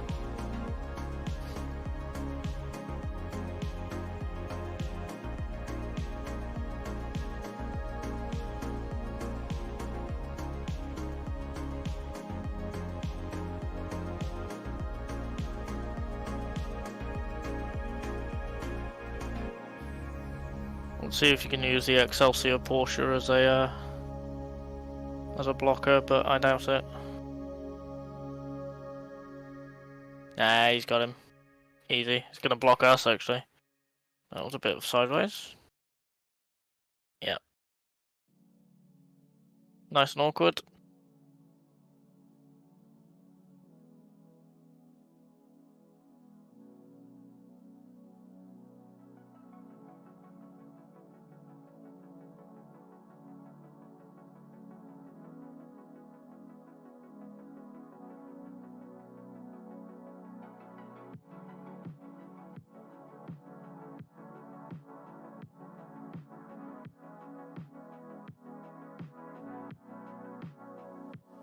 Well, we said it yesterday, but like the feeling of speed from this Paynos, it's like so planted, it's so grippy, and we're so quick compared to the GT Porsches, and then the Audi just drives away from us.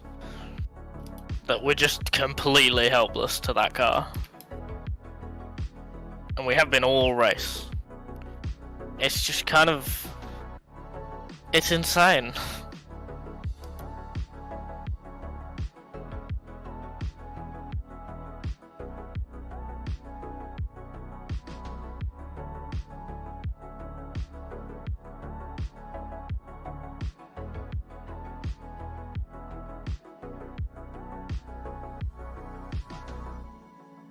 Cause like I can get close, but that's without traffic. That's it. Traffic's the only way I can do anything like that. Pure pace, it's like 2-3 seconds a lap quicker.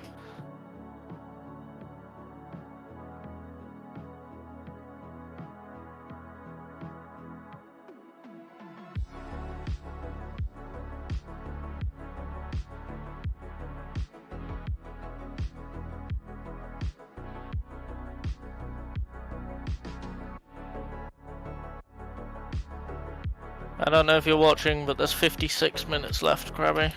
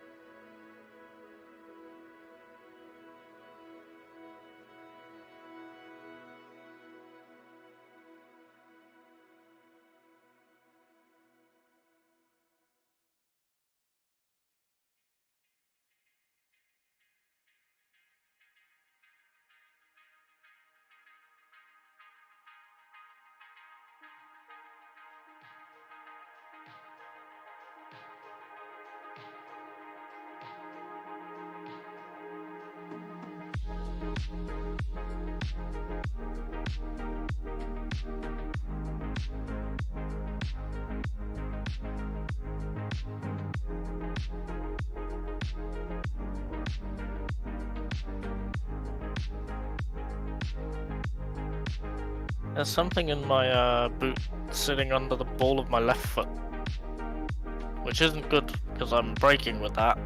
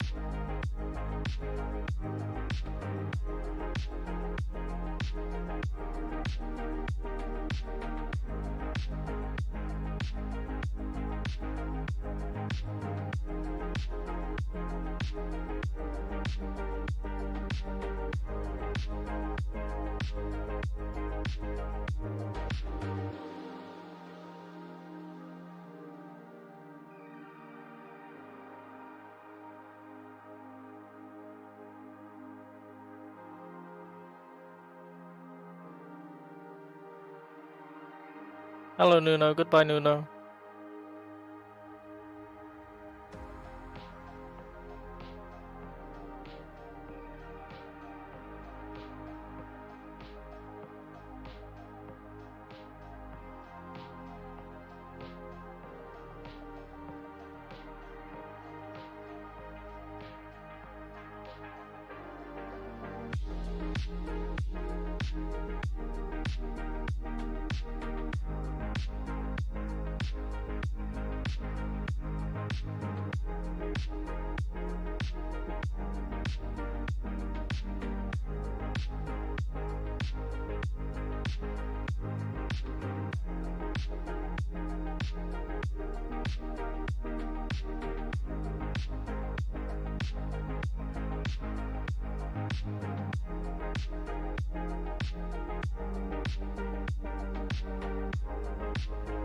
I feel like I just saw something move out my peripheral vision in my room, and I don't know if it was my hair tie falling off the pillow that is currently on the floor where I slept, or if it was like a spider. And if it's a spider, I'm going to shit myself, because it just crawled under my chair.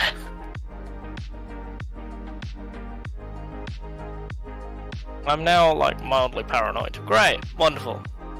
What a fantastic headspace to be in to do consistent laps to Le Mans. Oh, it's fine, there's only 50 minutes left.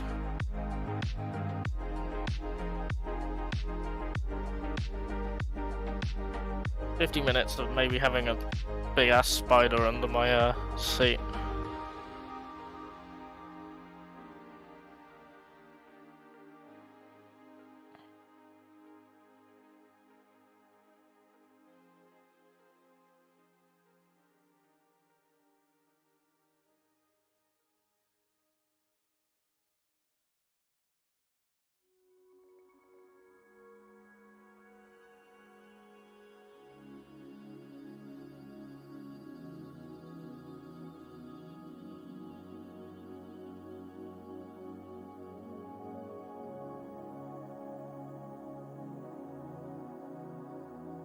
It's second in GTS, and it's one of the ball bets. Where did Bill Penguino go? We were following Bill Penguino. That was meant to be the next car we were going to lap. I'm guessing pit lane, but... McNish's only 2 seconds away, go away!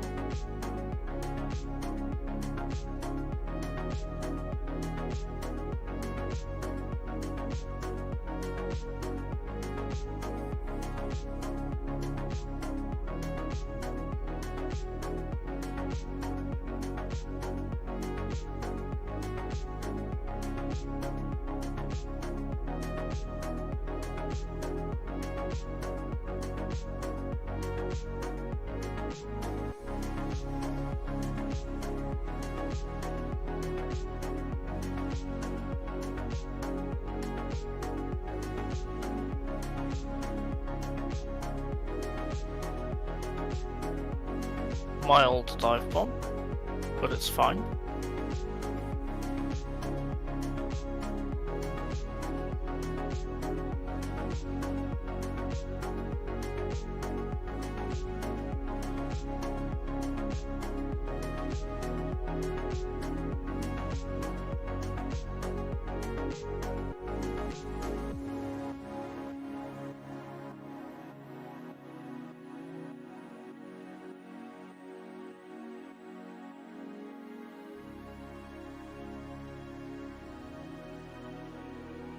Boardies. Right. Car park.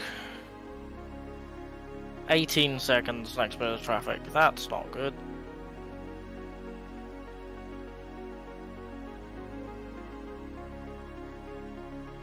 Hang on. McNish is stuck on the outside of Tête Rouge. Oh my god. McNish is stuck on the outside of Tête Rouge. Or at Tête Rouge.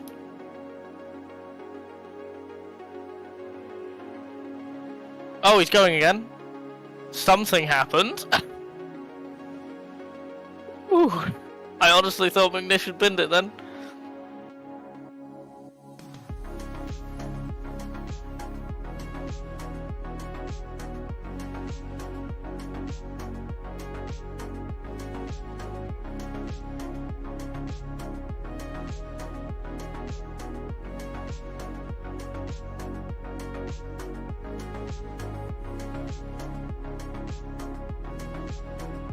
Okay, he's 24 seconds behind now. So something happened.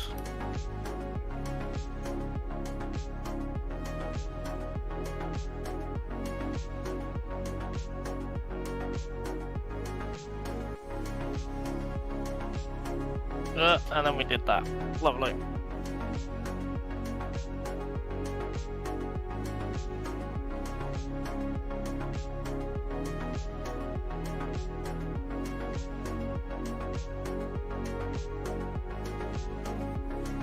"45 minutes.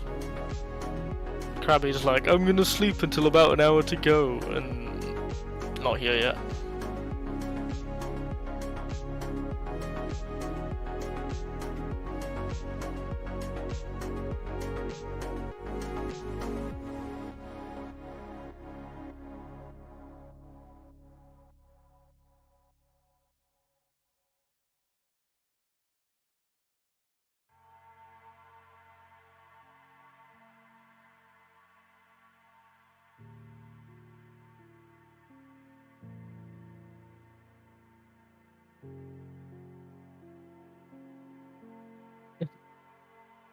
Damn it, Juracy, you're distracting. You have been lapped by the field. I hope that's close enough. You're in amongst GTS somewhere. You're in like the mid-20s overall. You're still going, I think. Haven't seen you in a while.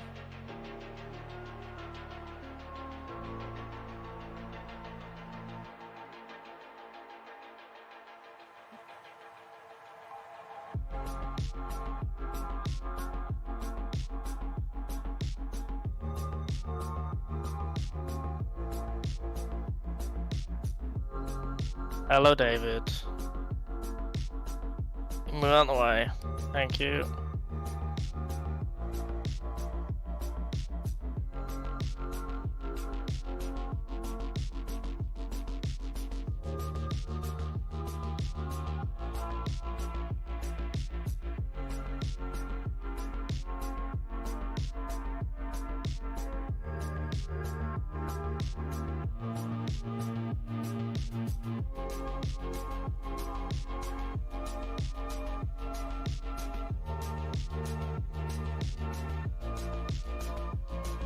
Yeah, we'll see where you are when we find you. Hopefully soon. You have lapped to the GT field though. I can say that with a fair amount of certainty. Move! Heathermans.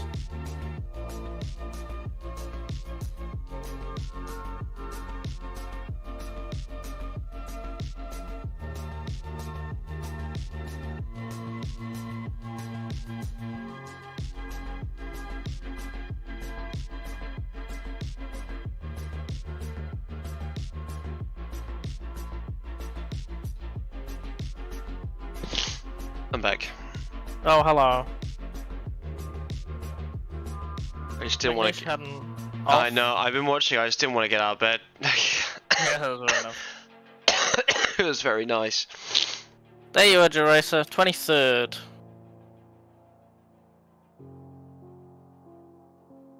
Pretty I good for a honestly shit thought box. McNish... Yeah, it's pretty good. I honestly thought McNish had binned it. I was about to lose my mind. Here we come for a 4th place. Alboreto wins from Brabham in 2nd. Oh man. And then Gasher in 3rd. Like 3 different cars on the podium.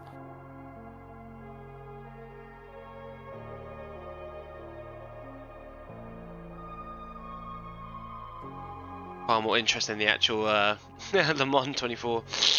Yeah. I had a shower and I just moved all my stuff into my Eva's bedroom. Sleep in bed for a bit, watch some movies. Gonna be a good time. Also, I didn't know that Gabe, the guy who runs Valve, owns Valve. He owns Heart of Racing. Oh! Really? Yeah.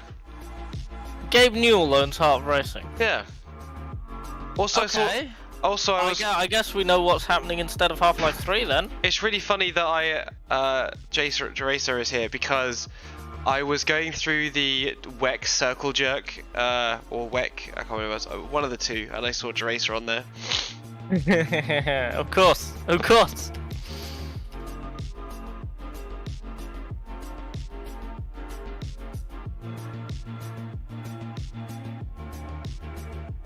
Ow, ow, ow, foot cramp. That hurts. Okay, we're fine. Oh no, it's back. That really hurts. Thank you, body. I put the stream Okay. Hopefully that foot cramp doesn't come back again. on. God, that sucked. What am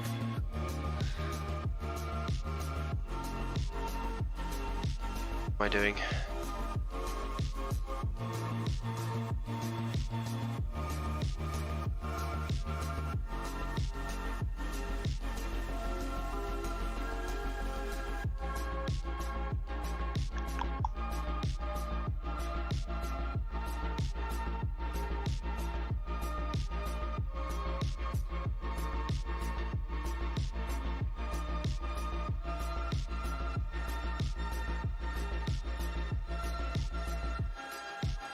A little bit of walkie wide there, we're fine.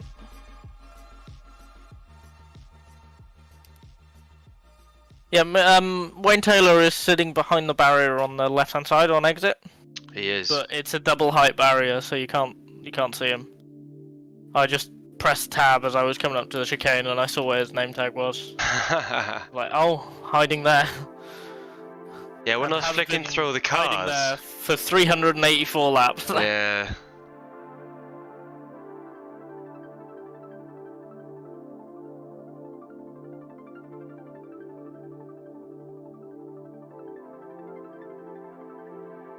Oh no, it's the car. Deborah. Deborah.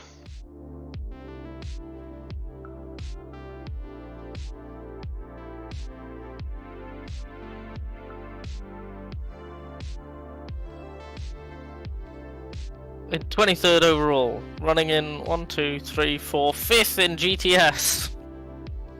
In 23rd overall, running in 1, 2, 3, 4, 5th in GTS. Right, that's not good.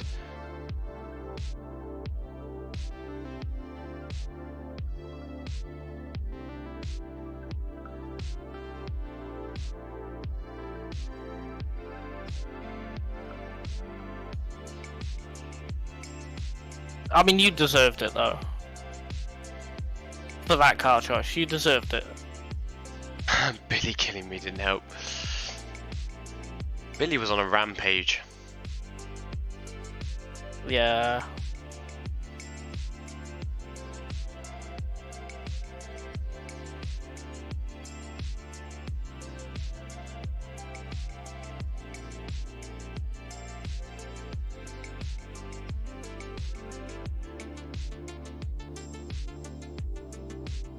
Multimatic pitting. One of the remaining Chrysler Mopar.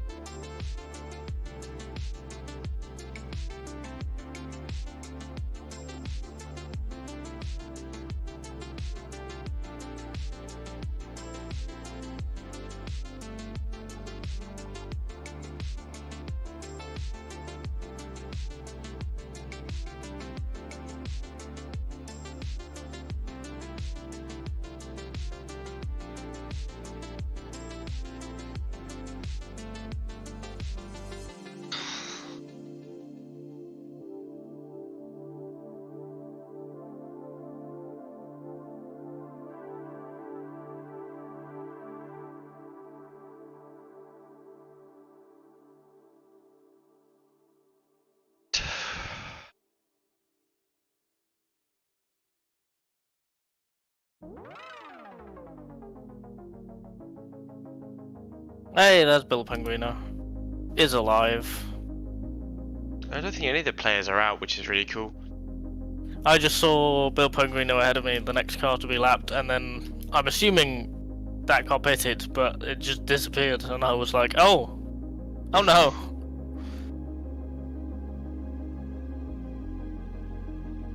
Yeah, like tomorrow or something.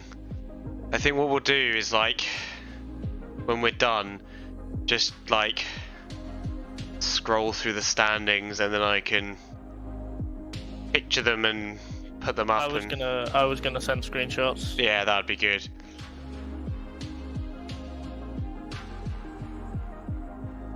I can write about it tomorrow.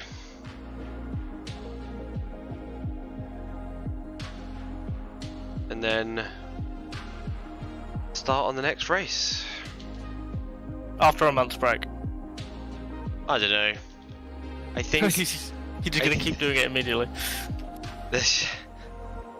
I think, being that the races are now only like reasonably short, the 6-hour ones are a bit different. Yeah, so Hungaroring is like a 3-hour race, like. Yeah, it's All I need to do for that is to do weights for the cars and to just check that, because the mod is quite extensive in terms of like when car liveries change and stuff. I just need to check that all people are in the right places and that the weights are correctly on each car. The filters are correct and the liveries are correct, and make sure that the cars can run around that track fine. Yeah. Because I mean, you've seen the quality of the A1 ring on the FIA GT mod. Yes. It's interesting. Yeah, so that's a lot easier. But like the LMS stuff takes a bit longer. Quite a bit longer actually. Because it's not pre-made. No, I have to filter it all myself to begin with, and then fuck around with it from there.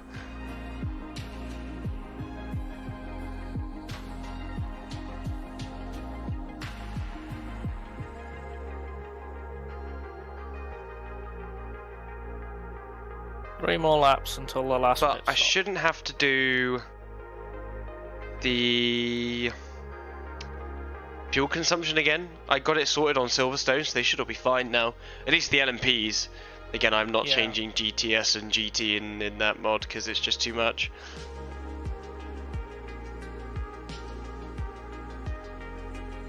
Yeah, I mean, as long as GT and GTS are kind of the right pace, it's fine. Oh, I don't even know. I haven't changed them. I haven't looked. Yeah, fair enough. It's just too much.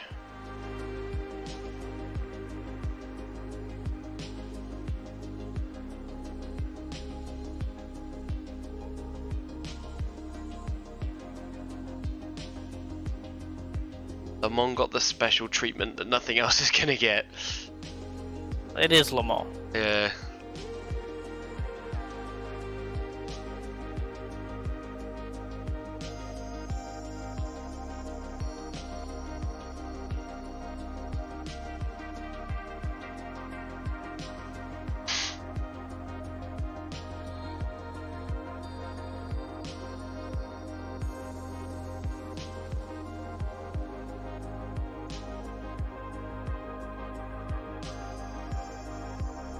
sign-ups open for this?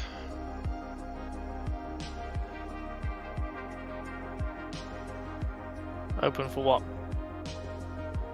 Yeah, 1,000-kilometer race. Monza. Yeah.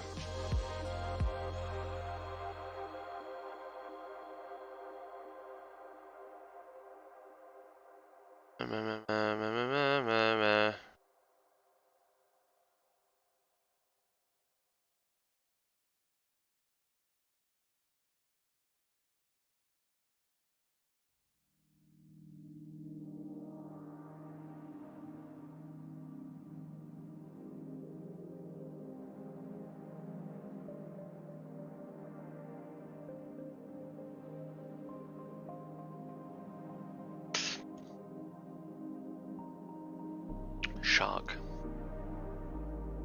Shark? Shark. Shark? Shark. Shark? Yes. What shark? Where? Why? What?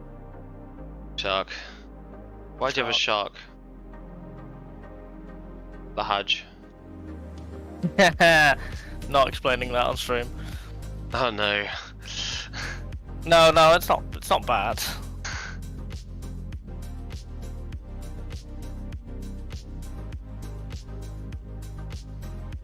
Not yet.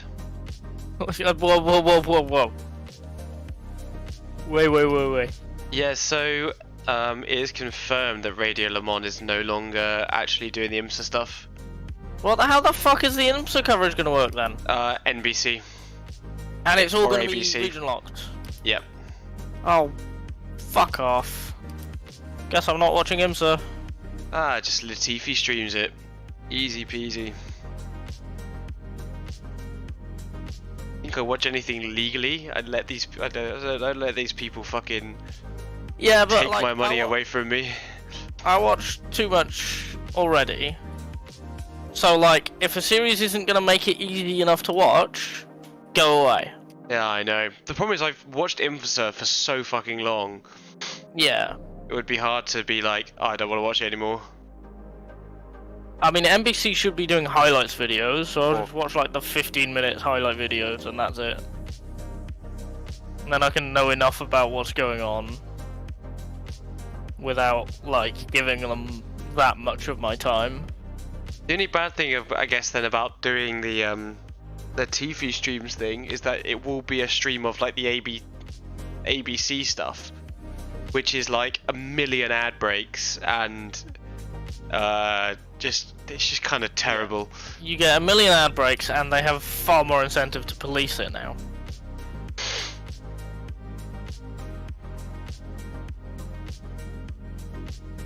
I don't know why they did it though. Like, I want to know what their plan is. If they do plan on doing like an international stream in the future, Is it going to cost money? Like, how's it going to work? I don't know. Yeah, they haven't really said anything. They've just said that RLM will no longer be doing the commentary. They've just said that we're taking a thing away. There's nothing about what's going to happen. But how the alternative is going to work. But the fact that no one has said anything is kind of like suspicious. Yeah. Because if it was good news, if it was something that you know that people would be okay with, you would say it. You would say it straight away. Like, you're like, instead, we're going to do this, you know. Yeah. In one of the like having the possibility of not having anything like sink in, and then going, but you can, but for £10 a month, will apparently make that more acceptable. Allegedly. Because you're going to be so in the bad. headspace of, well, and it's better than people nothing. in the WEC Reddit were like fucking defending the practice as well, because they were like, yeah, I pay for this motorsport, I pay for that motorsport, I pay for this other one, I'll pay for IMSA as well. And I'm like, the fuck is wrong with you, dude? Yeah.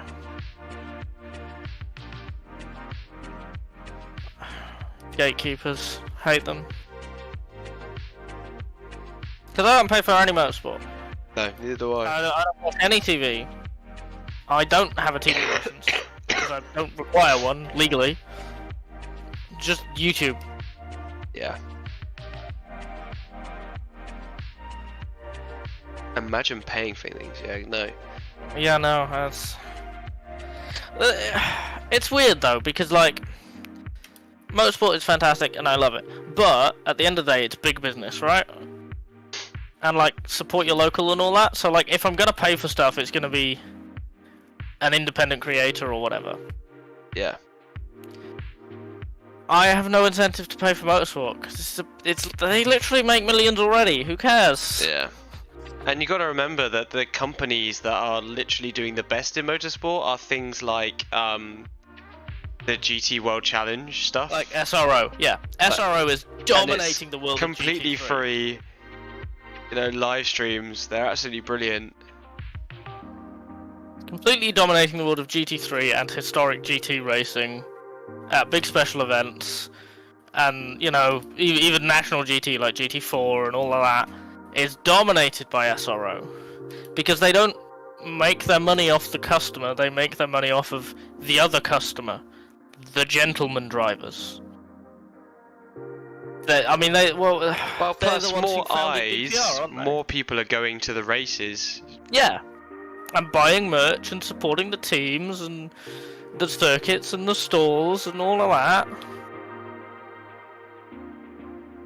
How do you guys make it so retired cars stay stationary at the side of the road? I don't know. The game did that itself. That's an in-game thing. You don't choose who or how or when. Also, yes, very realistic for the early 2000s. Yeah, I remember when I had a first crack at doing FIA GT 2000 at Valencia.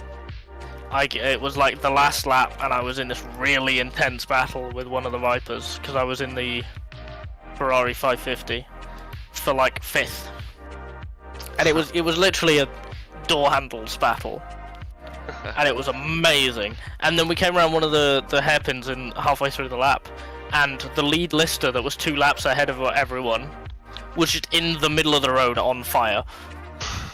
We're like, oh my god. And there were like 3 cars who had smacked straight into it. And like, it didn't move. That's the thing. Like, Geracer is saying it's based on distance from the racing line. This lister did not move. It was slap bang on the racing line. It was really weird. I've never quite trusted that.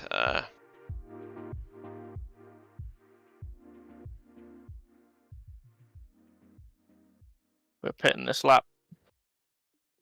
I have car recovery on as well, vintage. So, don't know. Yeah, it's a baked-in thing that you can't change.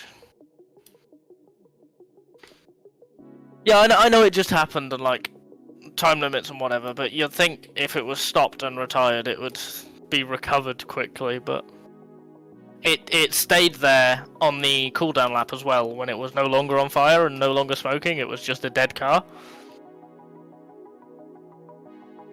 So yeah, I don't know how it works hard-coded, and unless someone cracks the software, we'll never properly know. What lap are you on? 389. Yep.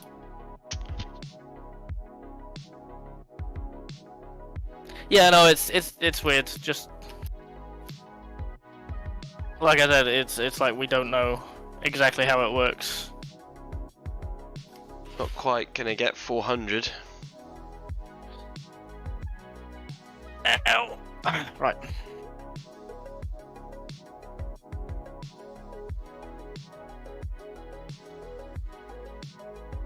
We're not gonna quite get 400 now. I think we can get another 7 laps out of the car. Yeah. Be 396.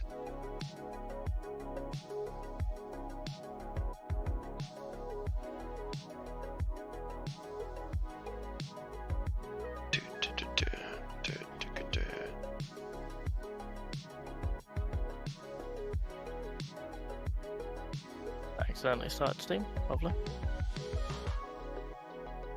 That can go away, that can go away, that can go away.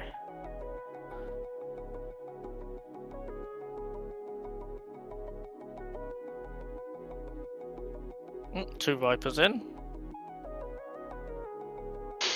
2 Vipers out. In, out, shake it all about. Snake it all about. Snaky shaky. Hello, Darren. We're 5th. We're 500 seconds ahead and behind. So we're just kind of solid 5th. McNish is leading by 300 seconds in the Audi from Alboreto in the Audi, who has 60 seconds to our teammate Brabham in the other panels. 200 seconds then to Philippe Gash in a Courage. And then us, 500 seconds. Andy Wallace in the factory Cadillac, 500 seconds, who is battling with Jan Lammers. In the Dutch / Conrad Lola? Yeah. But yeah, it's just trucking away. 20 minutes left.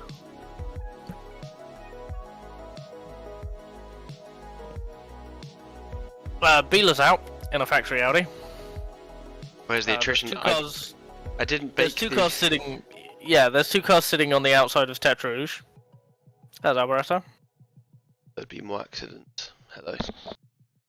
Yeah, because we don't have like reliability set, because in some tests Krabby was finding high accident rate. Sometimes it's not. It's like it just depends what we get. We get what we get. Oh, hello. It's a rock car.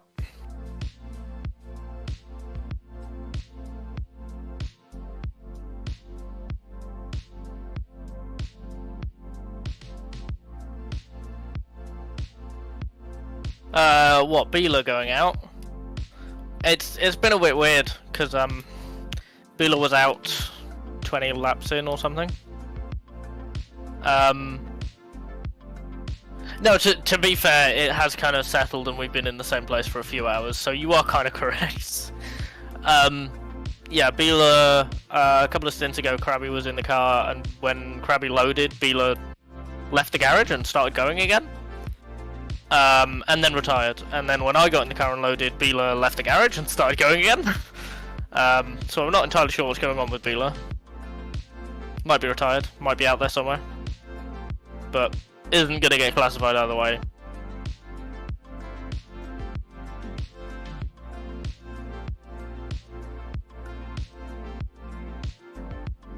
Yeah, it's 24-hour racing. It's especially realistic, not BOP 24-hour racing. It was impressive that we held onto the lead lap for as long as we did, like 6-8 hours or something. Especially given just how impressive the Audi is. Because we've said a couple of times that, you know, this car's really gripped up, it's really nice to drive, it's consistent, it's fast, especially compared to these GT Porsches.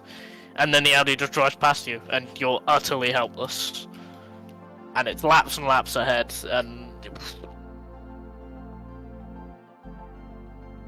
No, Beeler's not on Porsche curves at the moment, which is very odd.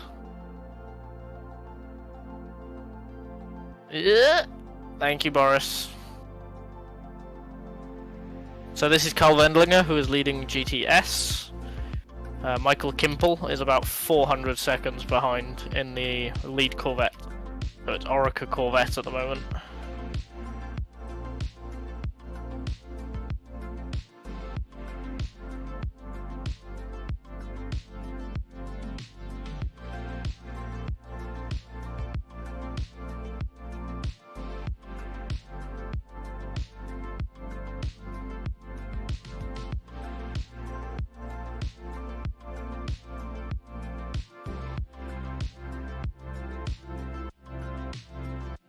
That was interesting.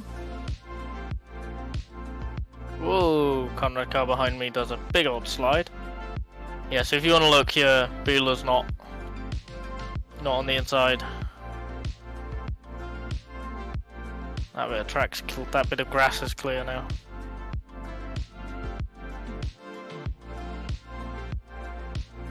I mean, the Viper dominated the class, to be fair. And there's a bunch of privateer Vipers as well. But yeah, you can just get a hold of this install. GTS and GT... Well, GTS hasn't quite been tuned as much as the LMPs. GT hasn't been tuned at all. So... If you want to use those, sure, but don't expect the same level of quality and realism as you get with the LMPs. But yeah, you can just get this installed from Krabby's Discord, which you're already in, I think. This is second in GTS.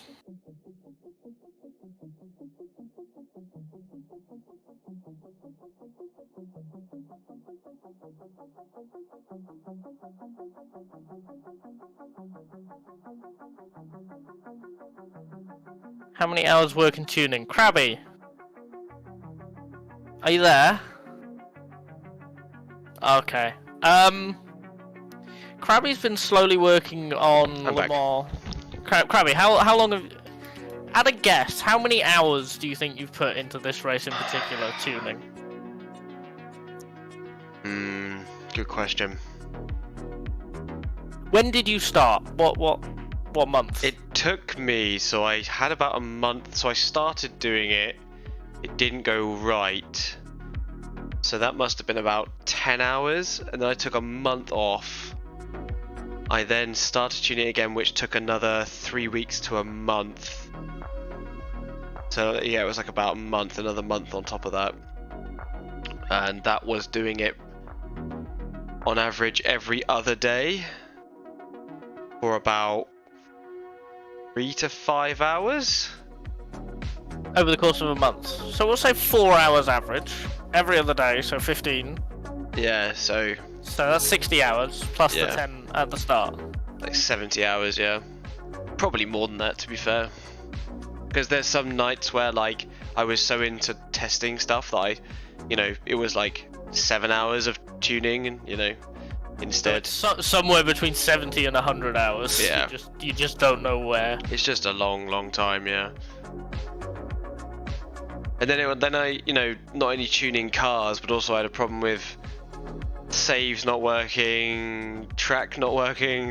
I thought the track wasn't working properly. Yeah, there was like a martial animation thing and something to do with the It wasn't engine. any of those. Which is the sad thing. It literally just was the crew chief save file. Which is why when I would do a lap and I would save it, it would work. But when I didn't, so if I would do any longer than that, like 5 laps, it would save the crew chief file and it wouldn't work. Weird. So pain in the ass. Darren congratulates you on the work. It's Thank you. impressive. Yeah, there's a lot that's gone into this. Yeah, I'm gonna take a break and then continue with the rest of the season, starting with Hungaroring in the FI GT. But it should be a lot simpler from here on out. This was the big one, really. Yeah, I think with the rest LMS stuff, I'm only gonna adjust the LMPs again. I'm not gonna adjust the rest. The files that we transfer, it's literally 2 .sve files. How big are they, Krabby? 4 megabytes in total. Yeah, so it's a very small send. You can literally send it directly on Discord, even if you don't have a Nitro. So it's been really easy to transfer them. Yeah. And of course you need the game. Well, so if you did want it, it's on Discord, as you probably have seen already. I might need to upload the new GBD file just to make the AI in the wet a bit easier.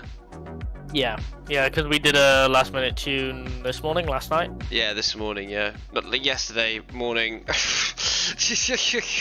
Yeah, not yesterday morning, the night before. It does not feel like Sunday. I've got work tomorrow. I can't wait for my week off. It's gonna be so nice. Supposed to have a job interview this week. Might have to send him an email tomorrow saying, like, is there an opportunity that I can move the day? Or do it online. Yeah, maybe. Because I'm not very personable in these interviews when I'm ill. I'm just like, fuck off. Yeah, that's fair.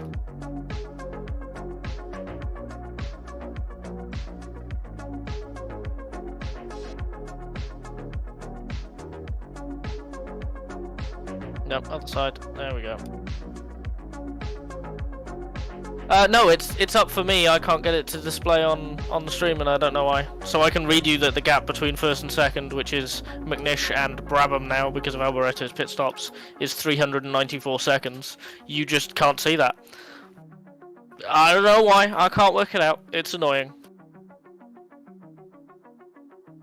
But that's why I can tell you that the first GTS car is 19th, and it's Carl Wendlinger, and the last. The LMP ahead of that is the Multimatic car. About 1,500 seconds ahead of that in 18th. The Multimatic car is like 12 laps behind the car in front of it. Yeah, the Multimatic car is like 3,000 seconds behind Stefan Dowdy, which is the next LMP. Aussie, oi, oi, oi. Is that what that was originally? Oh, that's so weird.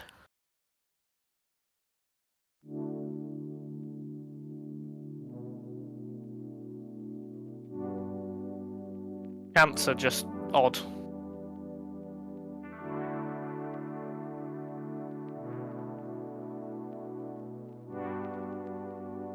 Nice Hindy impression. Yeah, that kind of happens whenever like any racing nerd talks about racing.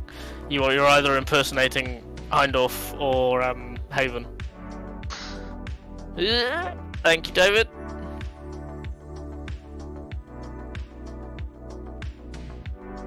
They do. They do. I much prefer sea shanties. Give me a good shanty. I don't know. Mwah.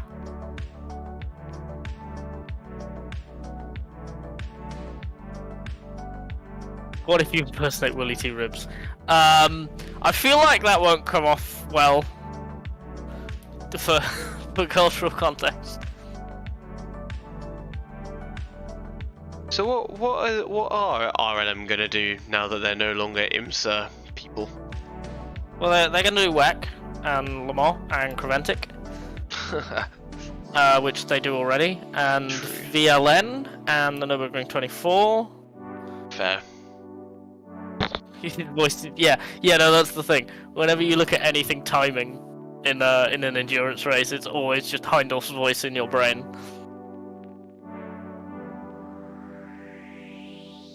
A Creventic sim would be cool because there's some wild cars in Creventic. And I mean, they go to tracks like Enno, which you just don't see in modern sims. Which, granted, is not an amazing track. I'll give you that. Kinda sucks. But like 2019 or something in Creventic, there was a early 2010s Corvette running, like a GT2 car. There was. Hugely That was depowered, I remember. Oh yeah, no, to not stomp on the GT3s in straight line speed. I used to watch the 24-hour Dubai every year. That was really cool. Yeah, that's just too much racing now. Yeah, honestly. I'm doing my best. I've managed to keep up with WEC. I'm like one race behind with IMSA. I'm a few races behind with GT World. Lots of races behind with NASCAR. I wish I was unemployed and could keep that far up. I am 7 months behind.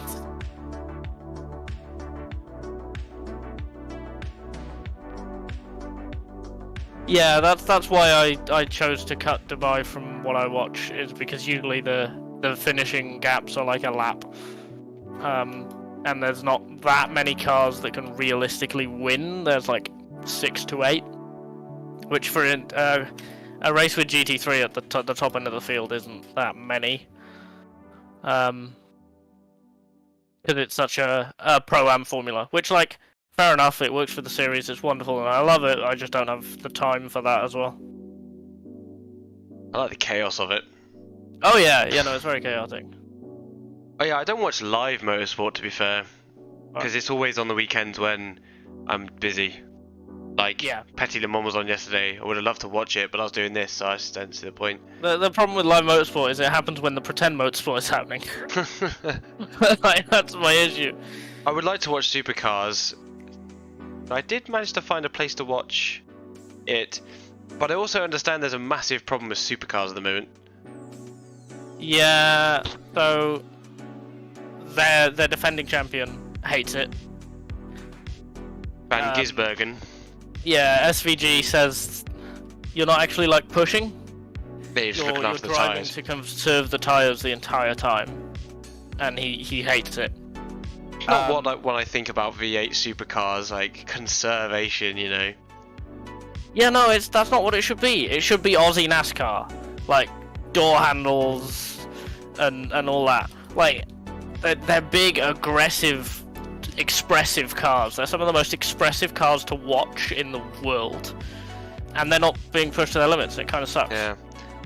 Deborah. They also have the big parity problem. Yeah. Which, hey, I've supported Holden as long as I can remember, so I don't care that much, but I do. It does take away from it. I remember watching like the Supercars back in like 2012, and they were really fun cars to watch because they were just pushing every single lap. Exactly. That's what it should be, and it's not that anymore. Last Deborah sighting. And that's a real shame. But like, because racing the Gen 2 cars on iRacing, even the most recent set, that's a lot of fun to be racing those. But yeah, like when the Falcon got replaced with a Mustang, it was really sad because you've got this unique Aussie icon that you can't see race anywhere else in the world, and it's disappeared with the same thing that at the time you were seeing in GT4 in Britain, you were seeing in Can-Am, Trans Am and NASCAR and GT4 over in America. You're gonna see it in GT3. Like, it's everywhere. I don't want to see another Mustang. Give me something unique. And then Holden died, and it's Jesus, I don't want another Camaro.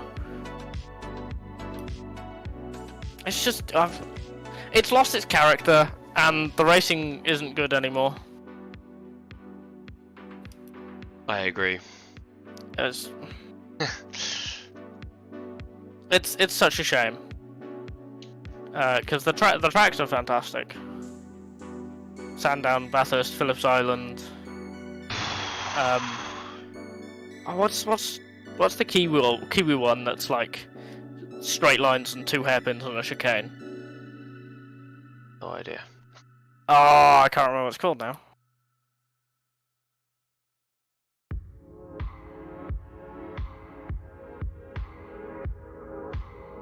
Yeah, the racing race to race has been awesome, but the championship is utterly dominated by Chevrolet.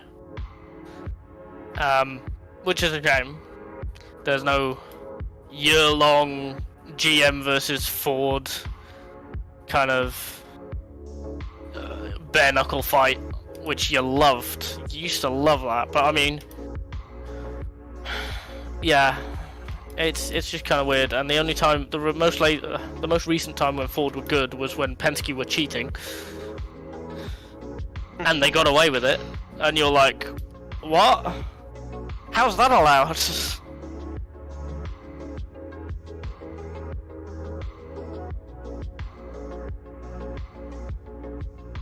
Yeah,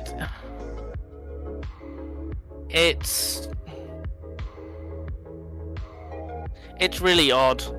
The way that it's policed, the way that the tires work and the regulations work, the lack of unique car models, the lack of competition between brands over a championship level, the fact that several iconic circuits are leaving because they're being demolished.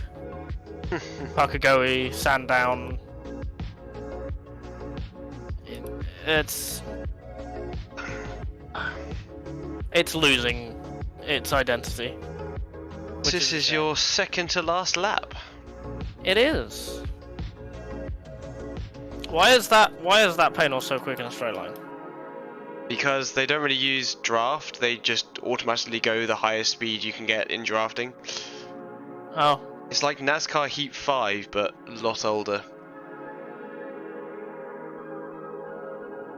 $100! Jesus Christ. I hope that's per year. But even then, like, charging that much for that series is gonna kill it. I think WRC went up at the beginning of this year as well, because they were doing the rally. Yeah, it went up a lot more. Because the series is dying, and they've got the core fan base who will pay for it no matter what, and they're just milking them more. Yeah. So bad. But actually, I'll tell you what, I have like Red Bull TV on my tablet, and they have the highlights that I want to watch. Like they're like 40 minutes long per day, which is kind of what you get with the old highlight stuff. Yeah. So I'm just like, fucking hell, it's brilliant. Multimatic.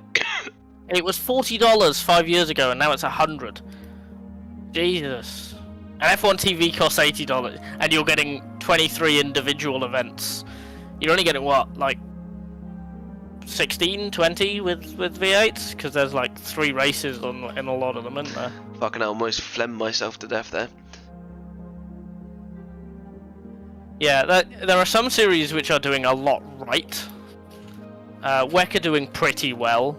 SRO are doing fantastic. But have you noticed that WEC is trying its utmost hardest to deliver those races on YouTube as quickly as possible? Yeah, no, WEC is doing the best that it can, where it is.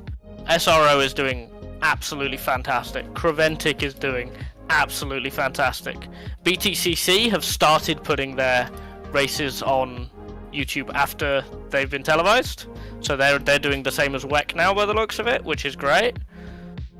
And then you've got WRC, Supercars, the way IMSA is going, IndyCar, which IndyCar are doing reasonable, NASCAR are doing reasonable, because the full races do go up on YouTube a couple of weeks afterwards, which, like, it's cool. Are you going to get across the line before the timer? Yes. Yes. Where's McNish? Last lap. McNish is behind me, okay.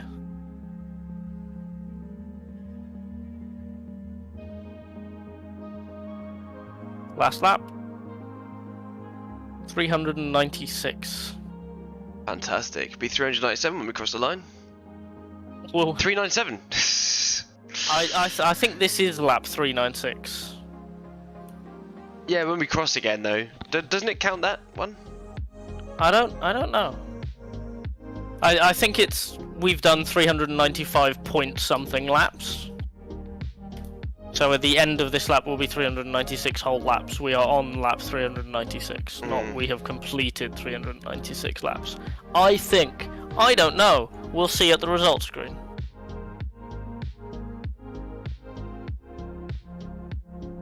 It's happening. It is ending. Our pain, our suffering.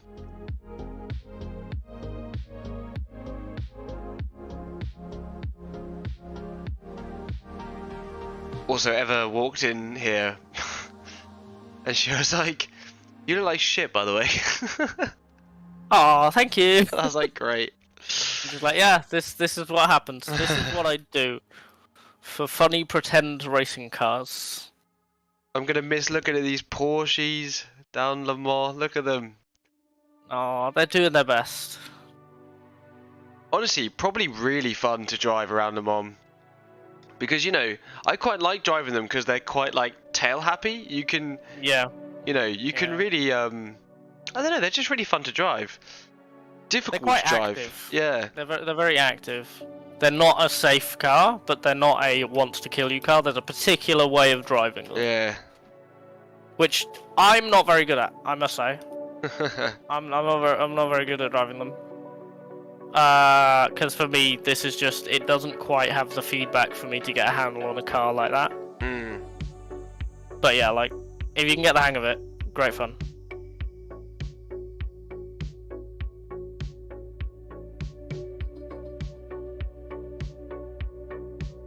Timer has hit 24 hours.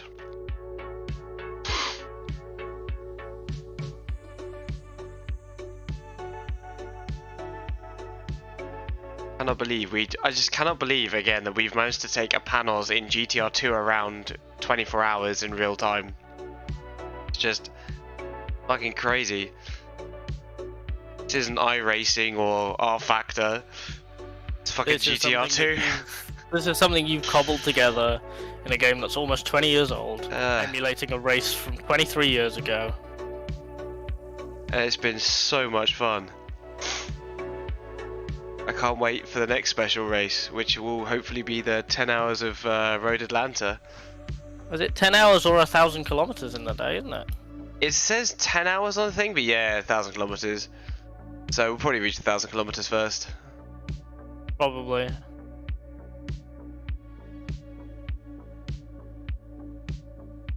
Everyone's lining up for that photo finish.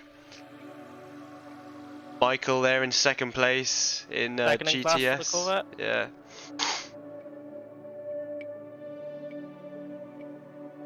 See if we can see the person that does the wavy wave. No. No wavy wave person. Yay! That's the end. Nice! Fuck yeah.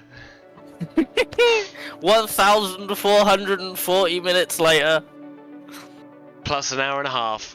Plus an hour and a half. Yeah, 1,440 minutes of racing later. Actually, so we started at 10 past 12 yesterday, and it's now basically 1:30. That's an extra, what, 80 minutes? Yeah, so actually, that's pretty good. 520 minutes. Ah, brilliant. Yeah, bring it back to the pits. Yeah, I'm doing the full cooldown lap. Good. After all this effort, I'm not copping out now. Fucking yeah. Where's our teammate? Third. 50 seconds behind Alboreto in the second place Audi. McNish won by 400 seconds. Alboreto was really actually good recovery drive, but quite far off the pace of McNish. Well, that's the thing. I think Alboreto was definitely stuck with that panels, fighting it for a few stints. But 1,000 miles. That's the one, yeah, 1,000 miles. Sorry, yeah. 1,000 kilometers would be 6 hours, wouldn't it? Yeah. Yeah, it would be 6 hours. Quicker in prototypes, actually. Also, GG. Thank you everyone for coming. Thank you. You're all weird nerds in your own way. Go do some racing yourself. What the fuck? Again, so we're gonna grab the results from this. Fish is gonna get them to me through Discord, and I'll do a little thing being about where everyone finished in terms of those player characters, and just say a quick thank you to everyone, and then that's Le Mans done. On to Hungaroring. Give Conrad a little tap back. Ah, motherfuckers, yeah.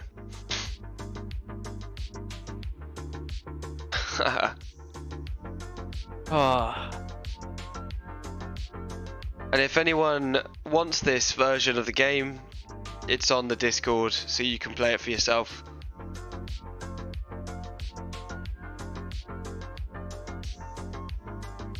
I may well lightly tweak this so that I've got at least one working version of Le Mans, and tweak the GT and GTS fields a little bit more, and change the names back to real names. So in the files... With your permission, maybe post that?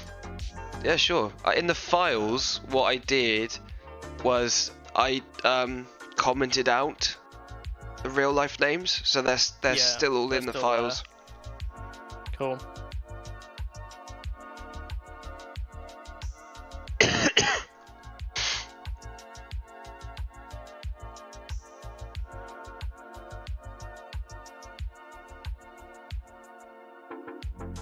Fucking...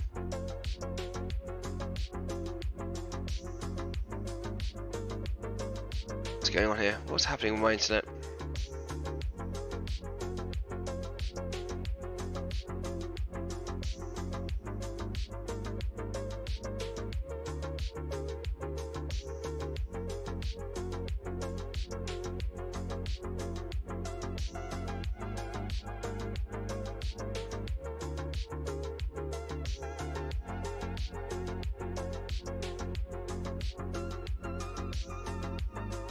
There's the wavy guy on the entrance to pit lane.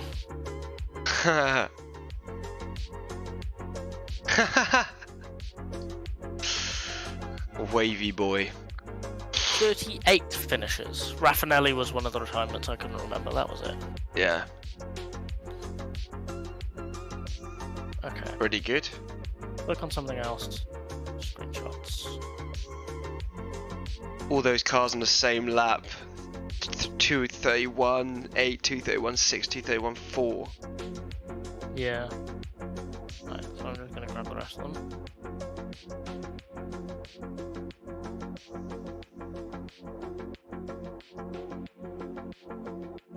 Yeah, the Didier was like halfway in the GTS. It's ready. Okay, top 3 in every class. McNish Audi, Alboreto Audi 2 laps behind, and on the same lap was Brabham in the Paynos. Honorary mention for Submachine Gachet, the Courage, 4th also on the same lap, and us in 5th. 5 Yeah, laps you made it, Al behind. Nuno. Prototype 675, the Rock Cars, Racing Organisation Corsa in the Reynards, 1 and 2, 14 and 15 laps down overall. Kellen is ahead of Policand. 3rd in that class was the remaining WR car, Stefan Dowdy, and the Multimatic. And that's the only finishes in that class. GTS, Orica Corvette Orica, 46, 48, 49, 49 laps. Wendlinger, Klimpel, Fellows, and Huisman.